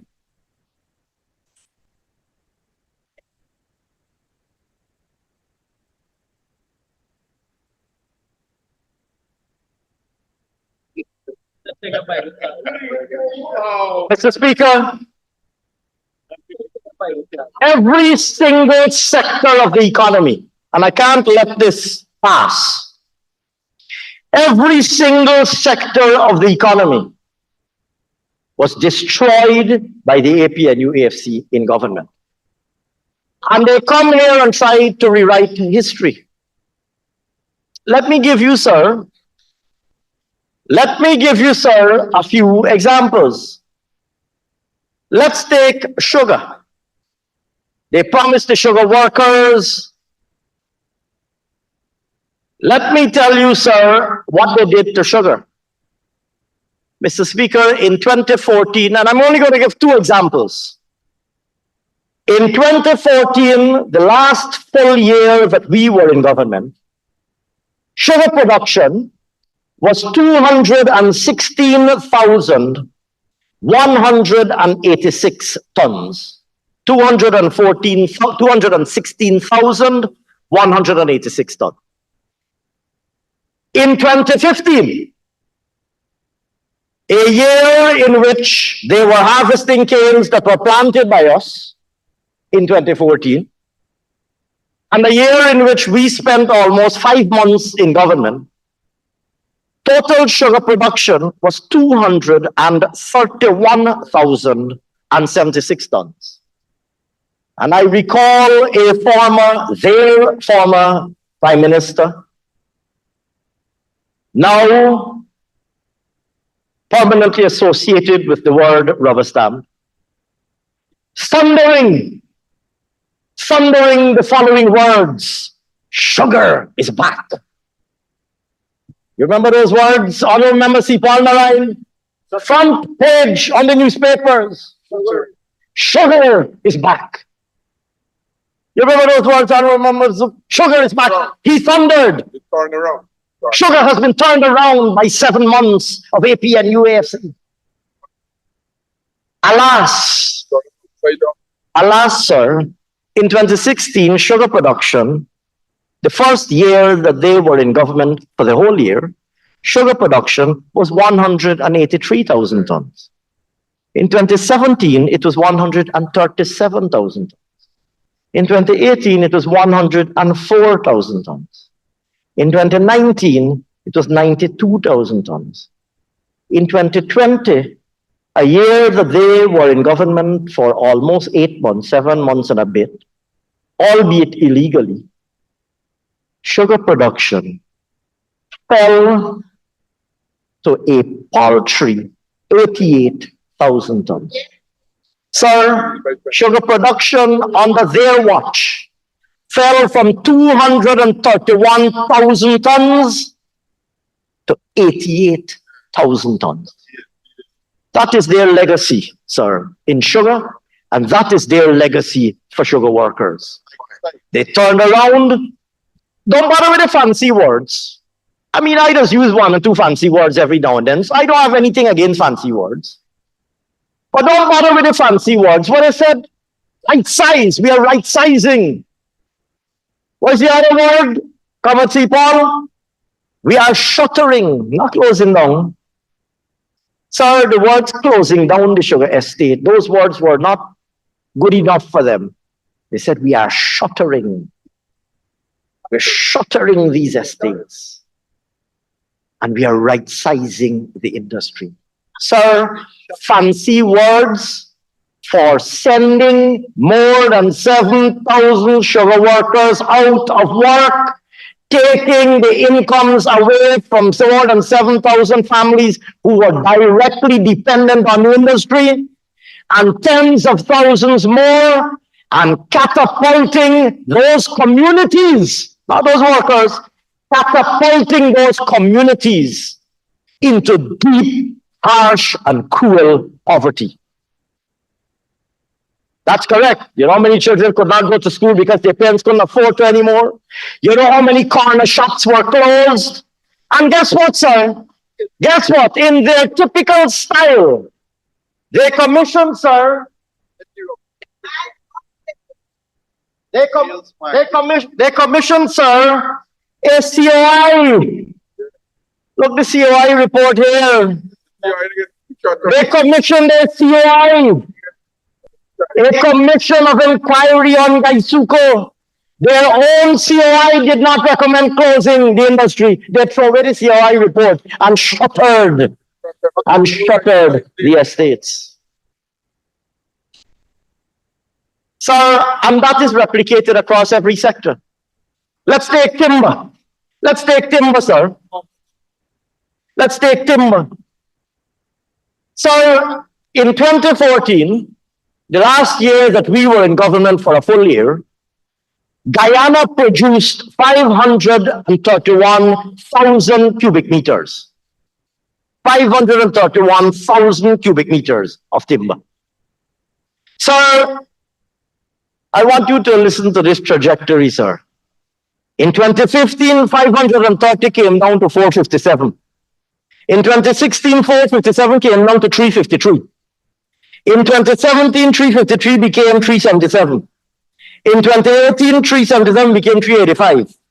In 2019, 385 became 371. In other words, sir, the last full year, and in 2020, it went down to 344,000 tons, cubic meters. In other words, sir, over the 5 years of APNU AFC government, the timber industry's production, aggregate production of the timber industry, moved from 531,000 cubic meters to the grand total of 344,000 cubic meters. A complete collapse. I'm bankrupting the Forestry Commission. And they have a member, sir, who was on the board and came here and pontificated on all manner of things, but who presided over the bankrupting of the Guyana Forestry Commission and the destruction of the forestry sector. You know what that did to the economy, sir? Mr. Speaker, in 2014, sugar exports, they spoke about sugar exports, but they didn't go back long enough. Sir, in 2014, Guyana exported $88 million worth of sugar. You know, in 2020, how much we exported, sir? From $88 million worth of sugar exports in 2020, we exported $24 million worth of sugar. In timber, from 53, they talk about value added and all sorts of fancy words. In 2014, we exported $53.4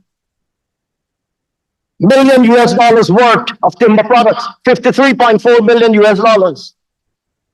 So by 2020, timber exports totaled 27.7, from 53.4 to 27.7 million $.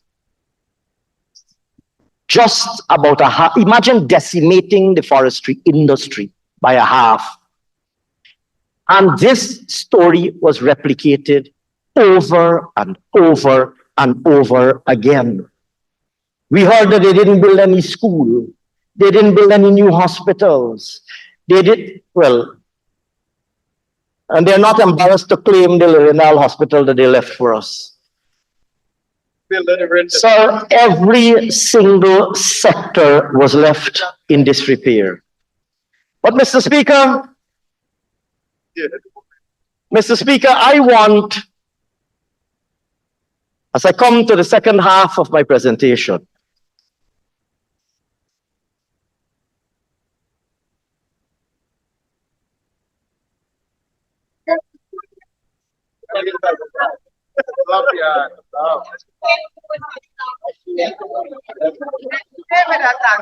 Sir, Mr. Norton spoke a lot. Let me see the direct quote. I don't want. He spoke a lot about the ordinary Guyanese family, that you need to listen to the people. He said you need to listen to the people. And he said that we are anti-middle class and anti-working class. And he said that the APNU AFC offers itself to the people of Guyana as an alternative government. And he said that the budget does not help the people. My colleagues have more than adequately addressed their respective sectors. I want, sir, like I said, as I start the second half of my presentation, to zero in on just about 2 or 3 particular measures, and to use, because of what I believe will be its effectiveness, use the medium of a typical Guyanese family to illustrate what the APNU AFC did to the typical Guyanese family and what we have had to repair and restore. And I'm only going to focus, I'm not going to focus on the 200 taxes and all of those other things. I'm going to focus on just, we don't need to provide it, your own budget speech. Mr. Speaker, the honorable member, Mr. Speaker, the honorable member came to this house and asked a question about which speeches. I did answer it. I said that this information is already in the public domain. You know where it is, sir? So their budget speeches used to have an Annex 9, I think, or an Annex 10. Was about 10 pages long. I got it here. List of fees and fines being increased. I got it here somewhere. Right? I have it here. List of fees and fines. Sir, if you see Appendix 8 or 9 of the budget speech during afternoon time, there was a 10-page, 9 or 10-page annex listing fees, fines, charges. Sir, fees, fines, charges, and other government imposts Increases. were all increased. Sir, and the honorable member is proud. The honorable member is proud to remind us that they even increased the fee on the donkey cart man. And you say that you are concerned about the honorable Guyanese, about the ordinary Guyanese. Of all the people in the country that you want to look to tax more, you claim, sir, to be the champions of the working class. You claim, sir, they claim, sir, to be the champions of the working class. And they will choose of everybody in Guyana. They didn't leave out, sir, even the donkey cart and the horse cart man. Even the human driven push cart, the huckster fee get increased. Whether animal pushed, animal drawn, or man powered, like a man pushing the cart. Even the push cart fee, even the snow cone man fee. And they come here, sir, and they believe that the guy, them snow cone man still out there. And they come here, sir, and they believe that the Guyanese people have forgotten. Sir, I don't want, sir, to allow the honorable member to detain this second half of my presentation. And Mr. Speaker, I crave your indulgence because what I'm about to discuss is, in fact, a very serious matter. It's a very serious matter. Mr. Speaker, let us focus on 2 or 3 critical measures. Sir, they very famously, the APNU AFC in government very famously took away the 1 month bonus that we were paying to members of the disciplined services, right? Now there's some honorable member. You got on, sir, I want these honorable members who are sitting, they're all young people. They're all young, they're Guyanese people, they're all young people. They may be APNU, AFC, but they're Guyanese first and foremost. I want them to understand what they're being asked to defend. And I welcome the continued presence by some of our young brothers and sisters, sons and daughters from Marian Academy, and all those who have stayed with us online. I want these APNU, AFC, Honorable Member Jai Prasad, Honorable Member Chris Jones, Honorable Member Figueira, and Honorable Devin Sears, I want you to understand what your party, because I don't think that the trauma that they wrought on the Guyanese people is fully understood. So they come here and they say, we love public sector workers. We gave them 7% increase. So let us examine what they actually did to the very public sector workers. I'm not coming to the private sector. Let's deal with the 1 month discipline services bonus, because we have to pull it apart to understand. So they very famously said, this is a bribe. You remember they said it? They said, this is a bribe to the soldiers and the police. We are going to discontinue and we will give them salary increase instead. We will discontinue this 1 month bonus. Sir,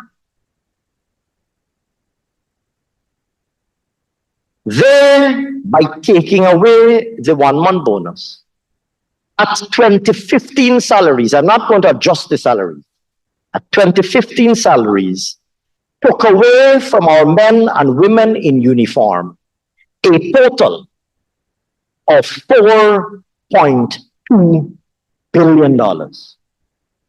But that number might sound like a big number. It may sound like a big number, right? 4.2 billion. Maybe you can't relate it at the individual level. So let us talk about real ranks, actual ranks. And a lot of you, honorable members, speakers, Mr. Speaker, through you, a lot of these honorable members, they have relatives who are policemen, soldiers, firemen, prison officers. Let's talk about actual ranks and positions in the police force and what taking away that bonus meant to those people. Mr. Speaker, over that 5-year period,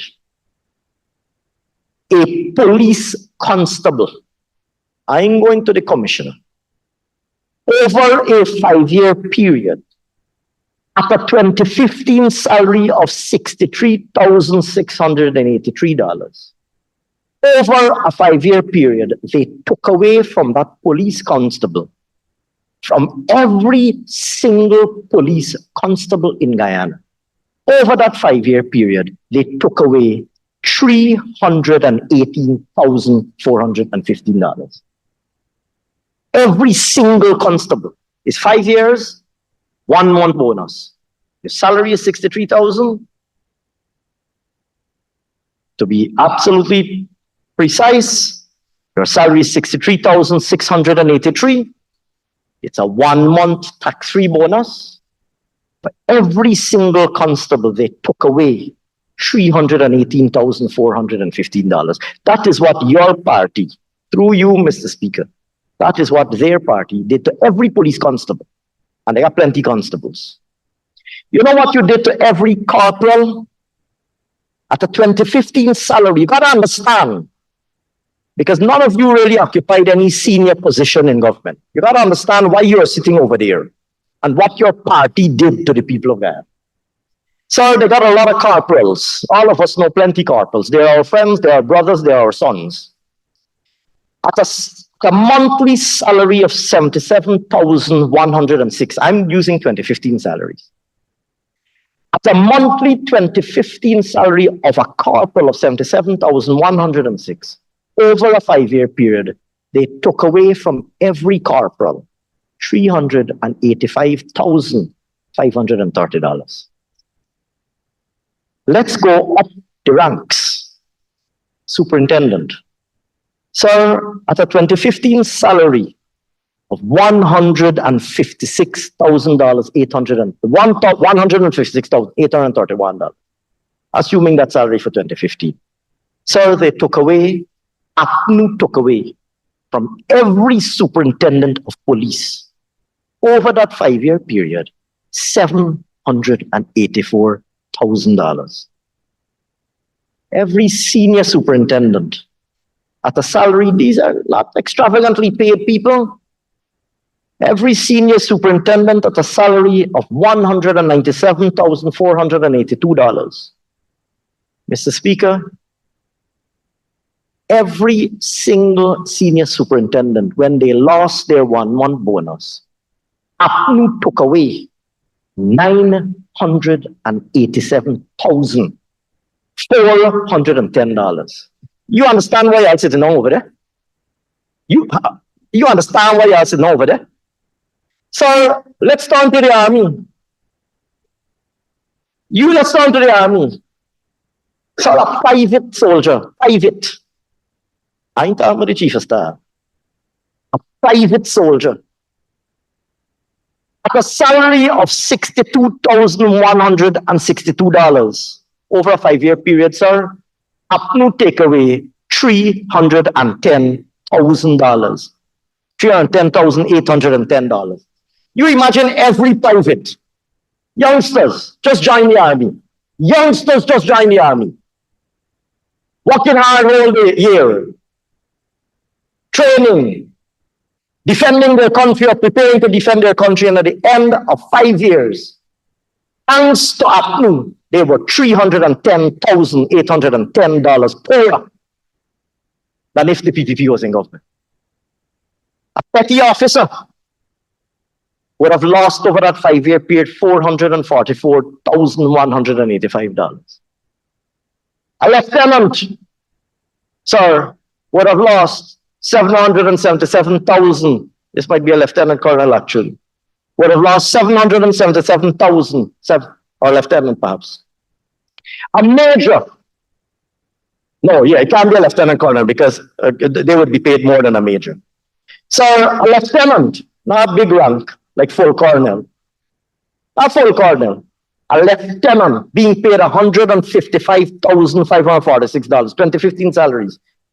Every single lieutenant, APNU went and pushed their hand in the pocket of that lieutenant and take out the equivalent of $777,730. 5 years worth of 1 month's salary. And so if we go to major, I said, let me choose different ranks. Let me choose major. You don't understand why you're sitting over there and why they got y'all wasting time over there. You got to understand the nature of this party called APNU AFC and why those who sit on the front benches have consigned you. They're sending you out to Linden, they're sending you out to all over the country to ask people to vote for you. You got to understand the nature of this party, APNU AFC. You know what they did to every single major, sir? Every single major in this country. So the major in 2015 was working for $224,851. So every single major in this country, APNU said, take away the 1 month bonus, PPP bribe. So every single major, APNU literally went and pushed their hand in the major pocket and took away $1,124,255. Every single major. So, and they come now, and they say they love public servants, they love young professionals. These are young professionals, as Minister Manichan just said. These are people who have just completed their training. They're now being promoted. They come now and they say, we love young professionals, we love young people. Your party, Mr. Speaker, not yours, sir.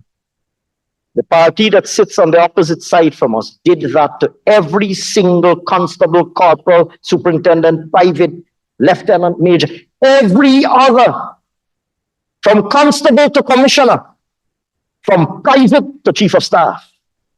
Every single, I ain't got to how much you take away from an assistant commissioner of police and how much you take away from every single full colonel. I ain't got to them. I stop at ranks below that level. You take away from those people. So that's like taking away a whole car from some of these people. That's like taking away a whole car from these people. And you want to know why you're sitting over. You gotta understand why the people said, you know what? We are sending you back to the opposition benches. Don't cry your crocodile tears and pretend to love the people of Guyana. But it didn't stop there, sir. As we also know, they also took away the Because We Care cash grant. So at 2015 levels, forget the increase, we increased it after we reinstated it.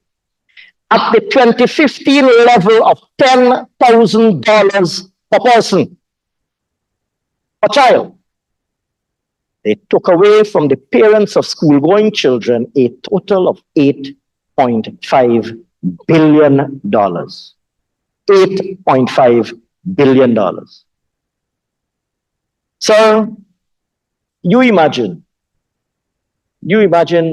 over a 5-year period, what that meant. You imagine if you had 3 children at school. If you had 3 children at school, that's $30,000 every year. Over a 5-year period, that's $150,000. Every single family that had 3 children at school, they take away $150,000 from them.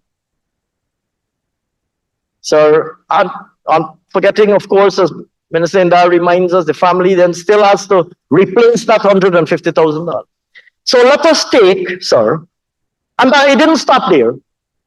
They also took doctors and other professionals, including public servants in the Ministry of Finance, who were on contract gratuity, including doctors. They said, you can't be on contract gratuity. We put in a fixed establishment. So that meant a 22.5% loss in their income because they stopped getting the gratuity. They also very loftily said, no more salary in lieu of leave. Use it or lose it. A rule that apparently applied to everybody else except the honorable member Kavita Sarabo-Hali. So if we let's take a typical Guyanese family. A husband and a wife. Let us say the husband is a police inspector, 35 years old. I want you to imagine, Honorable Devin Sears, I want you to picture this. You got a lot of families like this in Linden, in New Amsterdam, in Coliverton, in Parika, in Mabaruma, in Letem. Imagine this family. Very typical Guyanese family. The husband is a 35-year-old police inspector. The wife is a government medical officer, new, just graduated as a doctor, she's 30 years old. The father-in-law, which is the wife's father, he's a pensioner. He's 65 years old. The young couple lives downstairs. The policeman and the GMO, they live downstairs and they have 3 children going to school. Upstairs, the wife's parents live upstairs. Her father is a 65-year-old pensioner, and her mother is still a civil servant. Let's say she is a principal assistant secretary, a PAS. We all know, those of us who serve in government, what a PAS is. Let's say she's a PAS, ranked just below, I think, DPS. So she's a principal assistant secretary. She's 52. This family took a loan to buy this house, and they were benefiting from mortgage interest relief. They were also planning, the young couple was also planning to buy a motor car, to be able to take their children to school and to move around. 3 of them have degrees from the University of Guyana. One has a degree, the policeman has a degree in public management. The wife, of course, is a doctor, UG trained doctor. And her mother has a bachelor's degree in accounting, all proud UG graduates. proud UG graduates who financed their education with a student loan granted during the People's Progressive Party civic government of pre-2015. And then APNU came into government. Take away the policeman's 1 month bonus. Take away the contract gratuity for the doctor and the contract gratuity for the PAS finance who was on contract. Take away the salary in lieu of leave from both the doctor and the PAS finance. Take away the cash grant from the 3 children. Put on back the VAT on electricity and water because they took away those subsidies and the meters are in the father-in-law's name. He lives upstairs and he owns the house. They take away the mortgage interest relief, so they now no longer benefit, or they cut the mortgage interest relief by reducing the ceiling.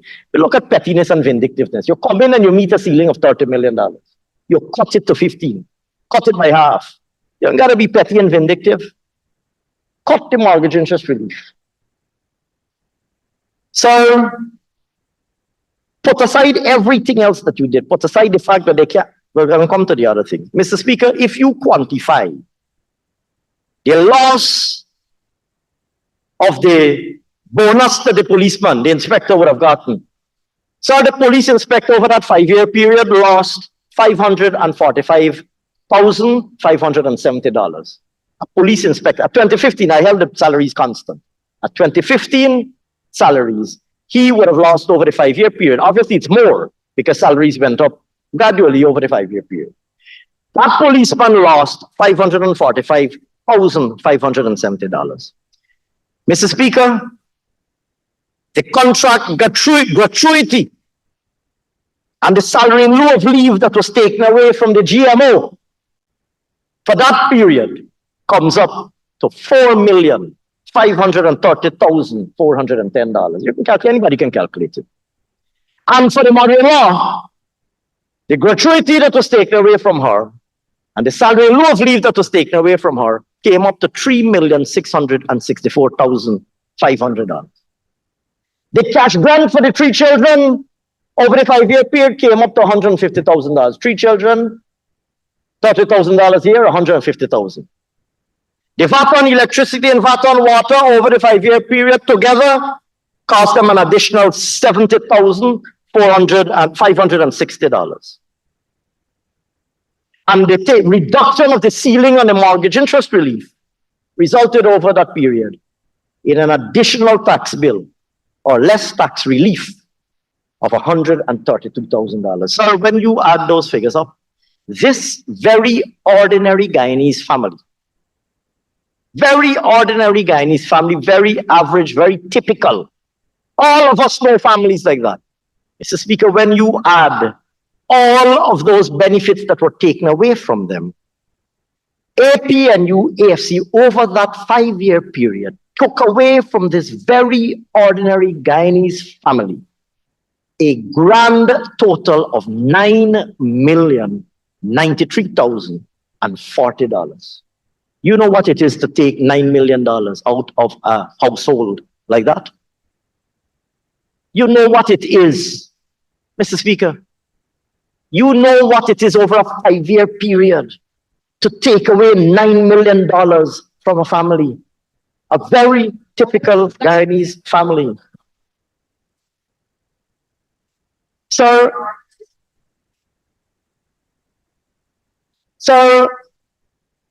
that is what the APNU AFC did. And so the young MPs who are sitting at the back there and who are being told, go out and ask people to vote for APNU AFC. And the young voters who are watching, some in the house and some online, need to know and understand that is what the APNU is. They had nice words. They had nice words. We love the people of Linden. We love our Amerindian brothers and sisters. We love all working people. We love the public servants. They had beautiful words, just as they have now. But when they came into government, sir, from an average Guyanese family like that, they took away $9 million. But sir, they didn't stop there. They didn't stop there. You remember I said that 3 of those persons were UG graduates and they financed their studies with the University of Guyana student loan. So in 2016, Mr. Figueroa, you need to be aware of this. Those 3 people in that household who were all UG graduates and who graduated, who financed their studies with a student loan, you know what your party said to these 3 people and to 17,000 more UG graduates? I turn, sir, to Kaichor News, June 12th, 2016. Sir, the article is headed, List of Names Who Failed to Repay Guyana. Sir, a forensic audit, they love these, into the UG Student Loan Agency has revealed that from the years 1994 to 2015, some 17,000 student loans were deemed delinquent because students were not honoring their indebtedness. Sir, they went on. They first of all sought to accuse the PPP. During the same period, the government of the day, the PPP had approved $9.5 billion through the national budget to finance these student loans. Yes, we did. Yes, we did. We did approve $9.5 billion to finance student loans for these individuals, for 17,000 Guyanese persons to be able to get a student loan and to get their degrees. Yes, we did. So you know what the APNU, the article goes on. So it said, a notice was published. They are now in government, you know. And they love the working people of Guyana. So I don't think anybody would suggest that these 17,000, I mean, we have a lot of supporters, far more than a half of this country. But I don't think anybody would suggest that these 17,567, to be precise, UG graduates are all PPP members or PPP executive members, or worse yet, PPP ministers who gave themselves scholarships and student loans. So these are very ordinary Guyanese people. You know what, Mr. Figueroa, Mr. Devon Sayers, and Mr. Jai Prasad, you know what? You're the party that you are now being asked to represent. Hear what they did. And I quote, a notice was published on the Ministry of Finance website last Thursday, where the ministry is now asking students to settle their debts. The notice stated that students must be reminded that repaying their loans is an obligation that must be honored. It goes on. Oh, this is another article. It went on, right? They got a lot of names. I'm not going to call the names. They got a big expose, names, PPP names, PNC names, including members of this house on the opposite side. The names are all listed here. And some on our side. Big expose. So let me quote from news source. And the lists were published to embarrass people, to embarrass 17,000 ordinary Guyanese. You owe the government money. Come in and pay. So let me quote from news source, Guyana, July 29, 2016. Same issue. And I quote, Jordan made it clear, they're referring here to my predecessor in office, former Minister Winston Jordan. And I quote, Jordan made it clear that no decision was taken by cabinet to have the passports of debtors stamped, but said, listen carefully, Mr. Figueroa, your party, Mr. Sayers, Mr. Jai Prasad, and all those who voted for APNU in 2015. Hear what they turned around and did to 17,000 of your countrymen. Mr. Jordan said no decision was taken to have the passports of debtors stamped, but said that agreement was reached. He's talking about the cabinet, you know. Agreement was reached on placing the information at ports of entry and exit to ensure compliance with repayment. It goes on. While the cabinet, and it has quotation marks, and I haven't seen a rebuttal or a refutal by Mr. Jordan or anybody else. While in quotation marks, while the cabinet did not agree or had a proposal put about stamping passports, all information on recalcitrant borrowers will eventually be put at all immigration points. And we will set up a desk at the same time for those who will be stopped from traveling to make the necessary arrangement for payment of the loan or debt prior to departure. Sir, 17,567 very ordinary Guyanese graduates of the University of Guyana. That is what criminalized them. They made a big hullabaloo. They made a big hullabaloo the other day about Mr. Patterson. And Mr. Patterson's name, inadvertently or otherwise, being at a list somewhere, and I think subsequently that was reversed. They made a big hullabaloo about Mr. Patterson not planning to travel. Sir, and I understand it was reversed, and I believe he's now traveling freely. I'm not sure where he has been for the last 5 days. I don't know if they've revoked his slot to speak, but I noticed he didn't speak during the debate. But sir, maybe enjoying the liberty that he enjoys to travel, he might be out of the country. So 17,000, Mr. Patterson's party, Mr. Harman, Mr. Norton's party, planned, sir,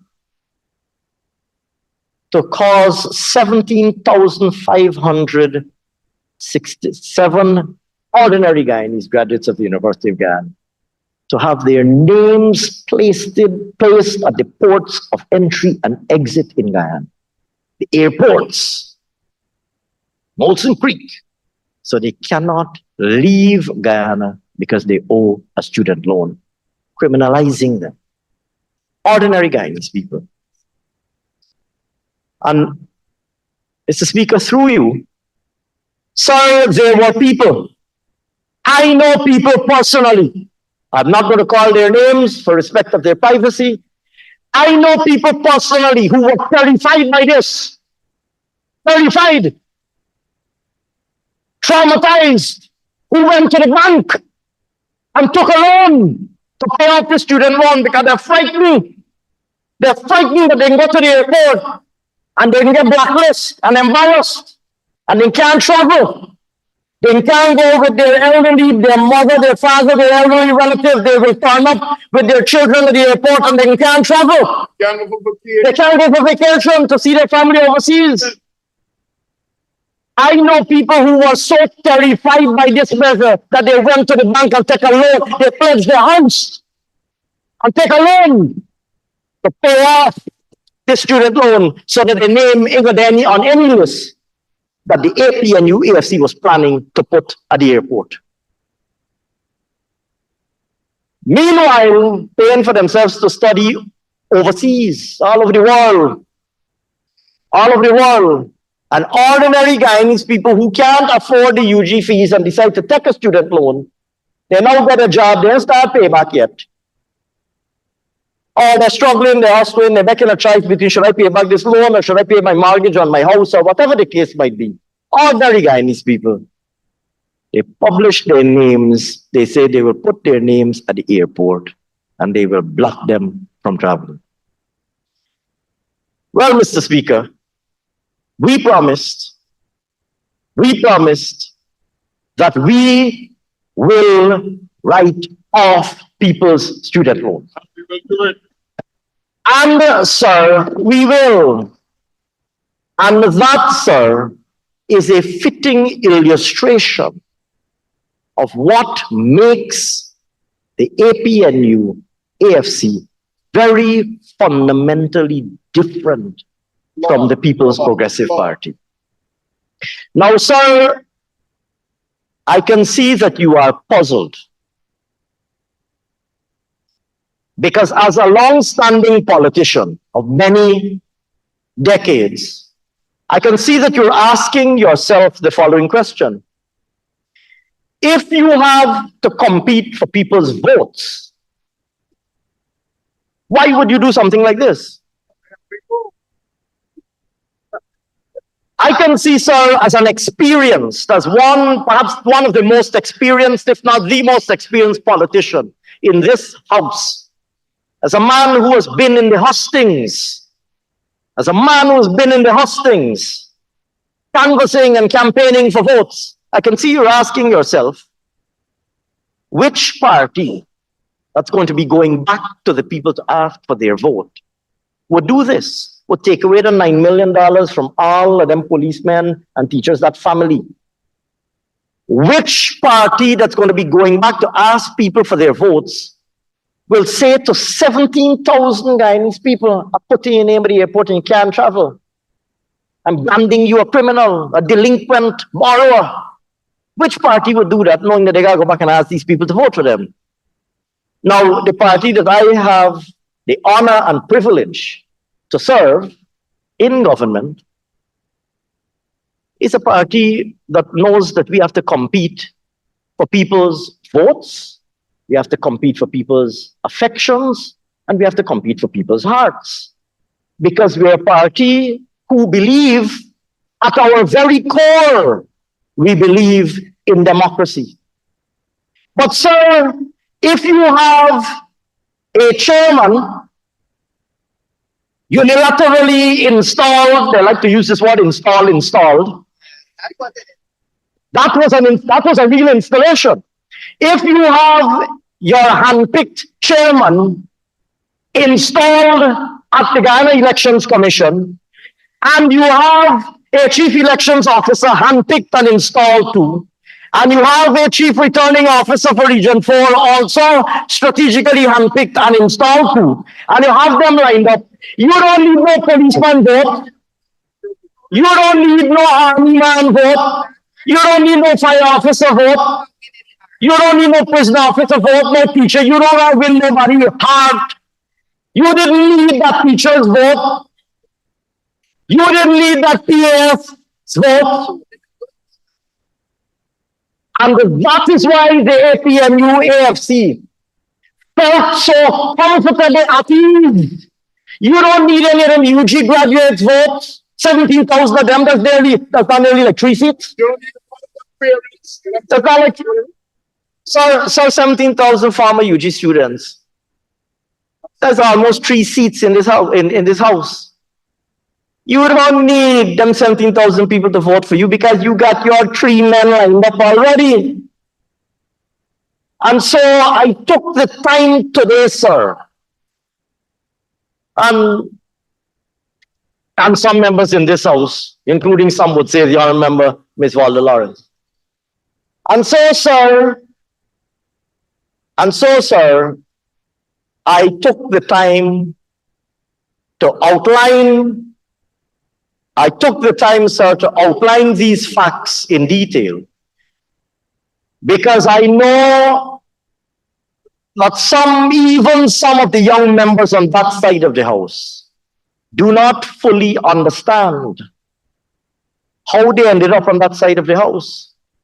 You waited for 23 years to win an election. You got into government full of plans, only plans, but full of plans.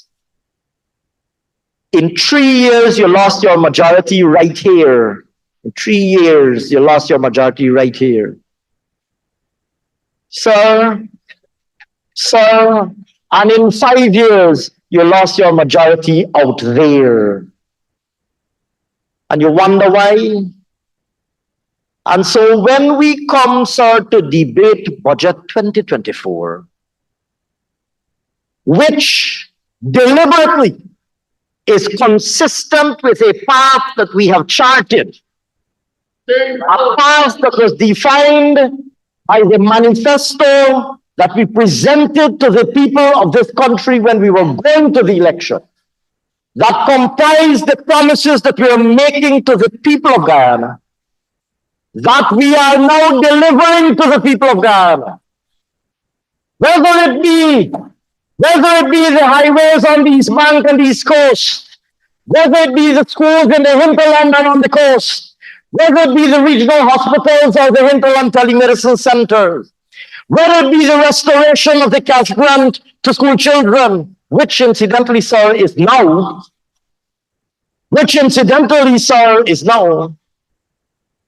Madam, we were very clear about what we will give the old age pensioners. So, whether it be the restoration of the cash grant to our children, whether it be the restoration of the 1 month bonus to our discipline services workers, we, sir, are very clear about what we will do. We're very clear about what we'll do. Whether it's the 50,000 house lots that we have said we will distribute, and we have already exceeded 30,000, and we're doing another 10 this year. Whether it be the 20,000 gold scholarships with people studying with international universities to get a qualification. Sir, you see how agitated they're getting? They can't take it. They can't take it. They can't take it. Because the old member and the Ferguson can't understand. She went out of the house. She should have stayed in the house. She can't understand how she ended up over that side so quick. She can't understand how she went back to that side of the house so quickly. Sir, the people of Guyana, I started by saying, sir, that we live in an age where people are better informed than at any other time in our country's history. Gone are the days when an APNU AFC politician can spin some yarn about how badly they love the public servants. They know you. They know what you did to them. You know something? You know who were the parents who they took the cash grant away from? Sir, you know who they said they love the public servants. You know who are the people that took away the cash grant from? Almost all of the public servants. You have a few who are young or who may not be a parent. But I would venture to guess that at least 80% of the public servants are parents. And you took away the cash grant from those very 80% of the public servants. You claim to love the members of the discipline services, 80% of them are parents. And so, sir, we will never stop repeating for the benefit of the Guyanese people these very stark truths that they don't like to hear and they want people to forget. So they come here and they talk about democracy and good governance and accountability and transparency and love of the people and caring for the working class and caring for working people. So they have been judged by the Guyanese people for what they are and for the very clear duplicity that they demonstrated in 2015, that they demonstrated in 2020, and that they continue to demonstrate in this honorable house, their continued duplicity. Mr. Speaker, Budget 2024 is a budget for all Guyanese. Not only public servants who will benefit from salary increases, but also from cash grants. Not only members of the discipline services who will benefit from their bonuses, but we cast the budget in a particular frame. We cast the budget in a particular frame. We spoke, sir, about the fact that like no other time in our country's history, entrepreneurial opportunities abound. Whether you set up, whether you are working, it doesn't, the point that I made in the speech, in the conclusion of the speech is, it doesn't matter what profession you are in, more of your goods and services are needed. It doesn't matter what you're producing. we need more to be produced. Whether you're a truck driver or a pumpkin farmer, whether you have a logistics company or a security company, whether you are doing engineering or fabrication or food preparation and catering, it doesn't matter what business you are in. Opportunities abound. Opportunities abound for all Guyanese. There are more business opportunities for ordinary Guyanese and potential and entrepreneurial Guyanese and entrepreneurially inclined Guyanese. Whether you are a painter or a mechanic, whether you are a plumber or an electrician, whether you're a heavy equipment operator or a taxi driver, there are more opportunities for Guyanese today to engage not only in salaried employment, but also in entrepreneurial opportunities. Minister Ejil went through various lines of the budget and he spoke about the billions of dollars that are being spent in each line. I will not repeat what he said. Minister Walron spoke of it too. But sir, the APNU AFC wants to keep their supporters trapped in the narrow blinkers. They have just a few little mantras that they like to repeat. And they come here and they repeat those mantras. Repeat them, old tired arguments. You know, Mr. Norton came, he spoke of a very grand sounding people-centered development strategy. Another strategy, and I'm told that term, in fact, is borrowed from former President Cheddi Jagan, which means that it is now probably several decades old. And he comes here now and he says they will prepare a people-centered development strategy. Well, guess what, sir? We are delivering and implementing a people-centered agenda. We didn't wait to come into government to prepare a plan, a strategy, do a white paper, do a green paper. Why in opposition? The then opposition leader, now vice president, actually said clearly, anything that you promised in your manifesto, anything that you promised in your manifesto that you will deliver for the good of the Guyanese people, we will support. You remember that being said by then opposition leader? Sir, but they are so petty and small-minded that they come here and they come, and I should say, in fact, you'll have to help me here. I don't know if it's schizophrenic, but they're so schizophrenic that they say, on the one hand, you are implementing our ideas. That was our project. The Wismo Bridge, that was our project. East Bank Road, that was our idea. Everything was their plan. And then they turn around and say, but the budgeting are not good. Make up your mind. Make up your mind. Right. Make up your mind. If you say, oh, that was our idea, Wismo Bridge was our idea, the Nile River Bridge was our idea, East Bank Road was our idea, New Hospital was our idea. But guess what? The budgeting are not now implementing what you want, what they want. We are implementing what they want to claim as their ideas. But the budgeting are not good for the people. What are you saying about your own ideas? What are you saying about your ideas?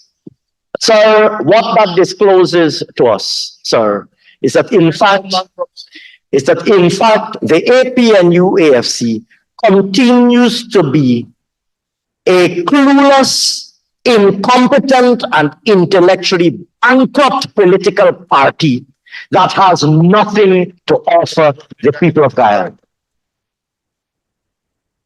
Meanwhile, sir, we may not wave lofty and elaborate plans, but we will deliver the things that we promised, and we will continue to work through Budget 2024 and through Budget 2025 and through another 5 budgets from 2026 to 2030 and through another 5 from 2030 to 2035 and through another 5 from 2035 to 2040 and beyond. The People's Progressive Party Civic will continue to craft and implement budgets that are in the interest of all of the people of Guyana. And so, sir, with those words, with those uncharacteristically few words, it gives me great pleasure to commend Budget 2024 to this honorable House. Thank you very much.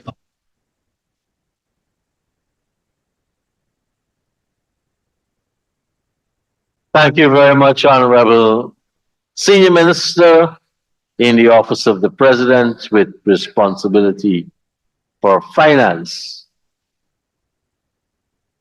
Honorable members, we still have a few matters to complete before we finish the business of today. Honorable members, we will consider and dispose of the report of the Business Subcommittee of the Committee of Supply on the allocation of time for the consideration of the 2024 estimates of expenditure by the Committee of Supply. We will have to go into Committee of Supply for this purpose.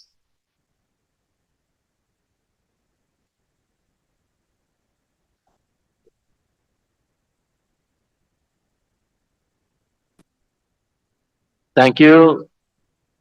The Assembly is now in Committee of Supply. Honorable members, I wish to report that the Business Subcommittee of the Committee of Supply met on Wednesday, the 24th of January, 2024, and considered the allocation of time for the consideration of the 2024 estimates of expenditure in the said committee. The subcommittee passed a resolution on the matter. Copies of the subcommittee's minutes, resolutions, and schedule have been circulated. Will the Honorable Senior Minister in the Office of the President with responsibility for finance and the public service kindly move the necessary motion? Thank you very much, Mr. Chairman. The privilege is mine, sir, now to move that this committee doth agree with the Business Subcommittee in the said resolution. Thank you. Honorable members, the question is that the Committee of Supply agree with the Business Subcommittee in its resolution. Those in favor say aye. Those against say no. Thank you very much, Assistant Speaker. The ayes have it. The motion is carried. Honorable members, the Committee of Supply has allocated 4 days for the consideration of the estimates. Consideration will begin, please note, on Tuesday, the 30th of January, 2024, and at 10 a.m. And we will continue thereafter on Wednesday, the 31st of January at 10 a.m., on Thursday, the 1st of February at 10 a.m., and on Friday, February 2nd at 10 a.m. Friday being the last day for the consideration of the estimates. This is in accordance with the resolution of the said committee. There are two particular matters to note. We have also agreed that the time saved on one head will roll over to the next, and the time saved on one day will also roll over to the next. So we can see some consideration being perhaps longer, shorter, some longer, and some days shorter and some days long. Sergeant?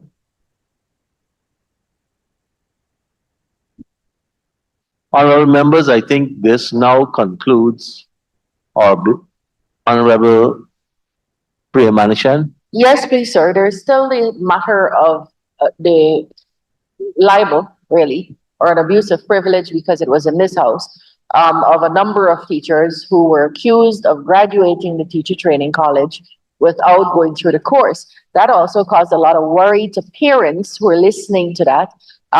No information was supplied, and I'm asking for an apology, a withdrawal, or expunging of the record from about that bit of misinformation. Thank you, Minister. Yes, I did give the honorable members up to lunch today to produce the records. And I don't see the honorable member in the house.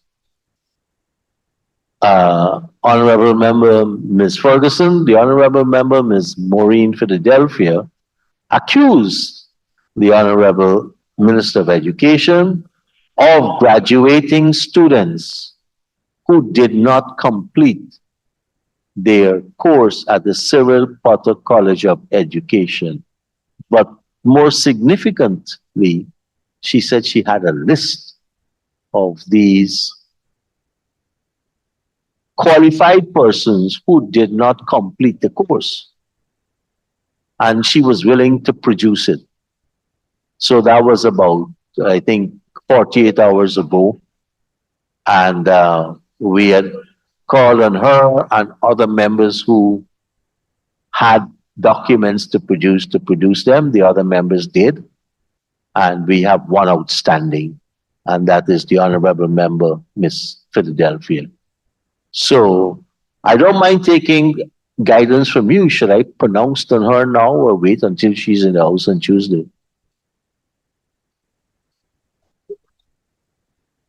Thank you very much. And due deference to the most resilient member of the opposition, I will wait until Monday. Honorable members, I think this now concludes our business for today. Honorable Prime Minister. Mr. Speaker, I ask that we adjourn until Tuesday, the 30th of January, 10 a.m. Honorable members, the Assembly now stands adjourned until Tuesday, 10 a.m. next week. Have a good night and a good weekend.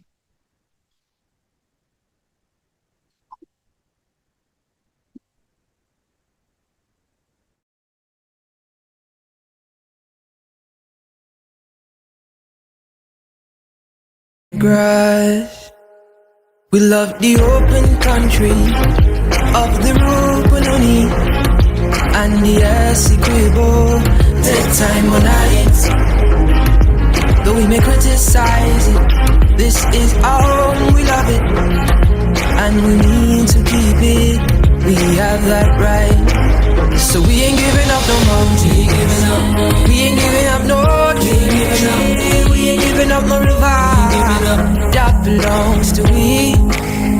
Not one blue sake, not one rice grain, not one garage, not a bit of grass. So we ain't giving up no mountains, we ain't giving up no tree, we ain't giving up no river that belongs to we. Not one blue sake, not one rice grain, not one chorus, not a blade of grass.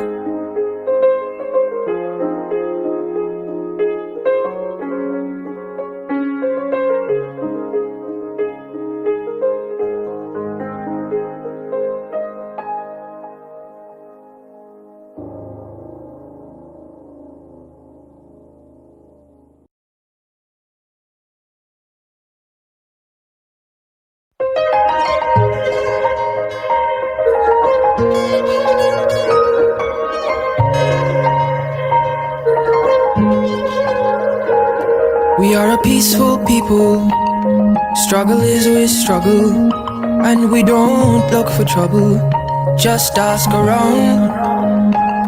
But when outside faces from foreign places talk about taking over, we ain't backing down. We ain't giving up no mountains, mountains. We ain't giving up no tree. We ain't giving up no river that belongs to we. Not one blue sake, not one rice grain, not one caress, not a blade of grass. This land is all I know. We gonna make it somehow. We will bend like a bow and never break. Our fathers came here and they lived and died here, and we ain't moving nowhere.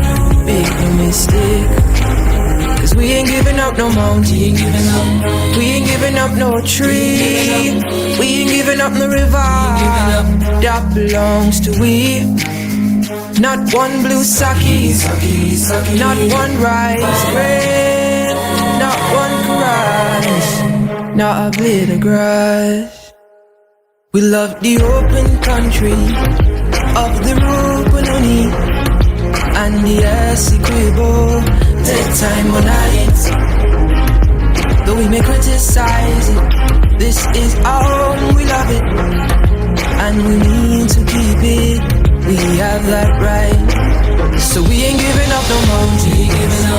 We ain't giving up no tree. We ain't giving up no river that belongs to we.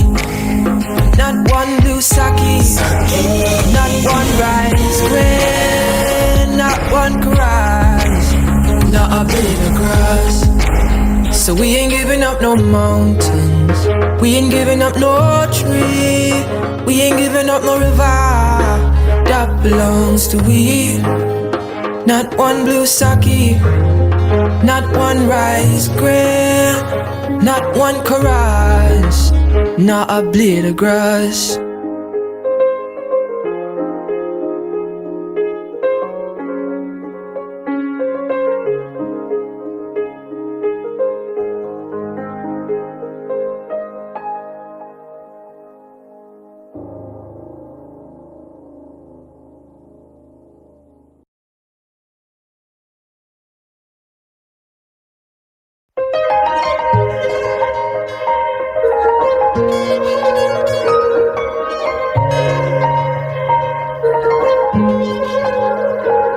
We are a peaceful people. Struggle is always struggle, and we don't look for trouble. Just ask around. But when outside faces from foreign places talk about taking over, we ain't backing down. We ain't giving up no mountains. We ain't giving up no tree. We ain't giving up no river that belongs to we. Not one blue sake, not one rice grain, not one caress, not a blade of grass. This land is all I know. We gonna make it somehow. We will bend like a bow and never break. Our fathers came here and they lived and died here, and we ain't moving nowhere. Make no mistake, 'cause we ain't giving up no mountain. We ain't giving up no tree. We ain't giving up no river that belongs to we.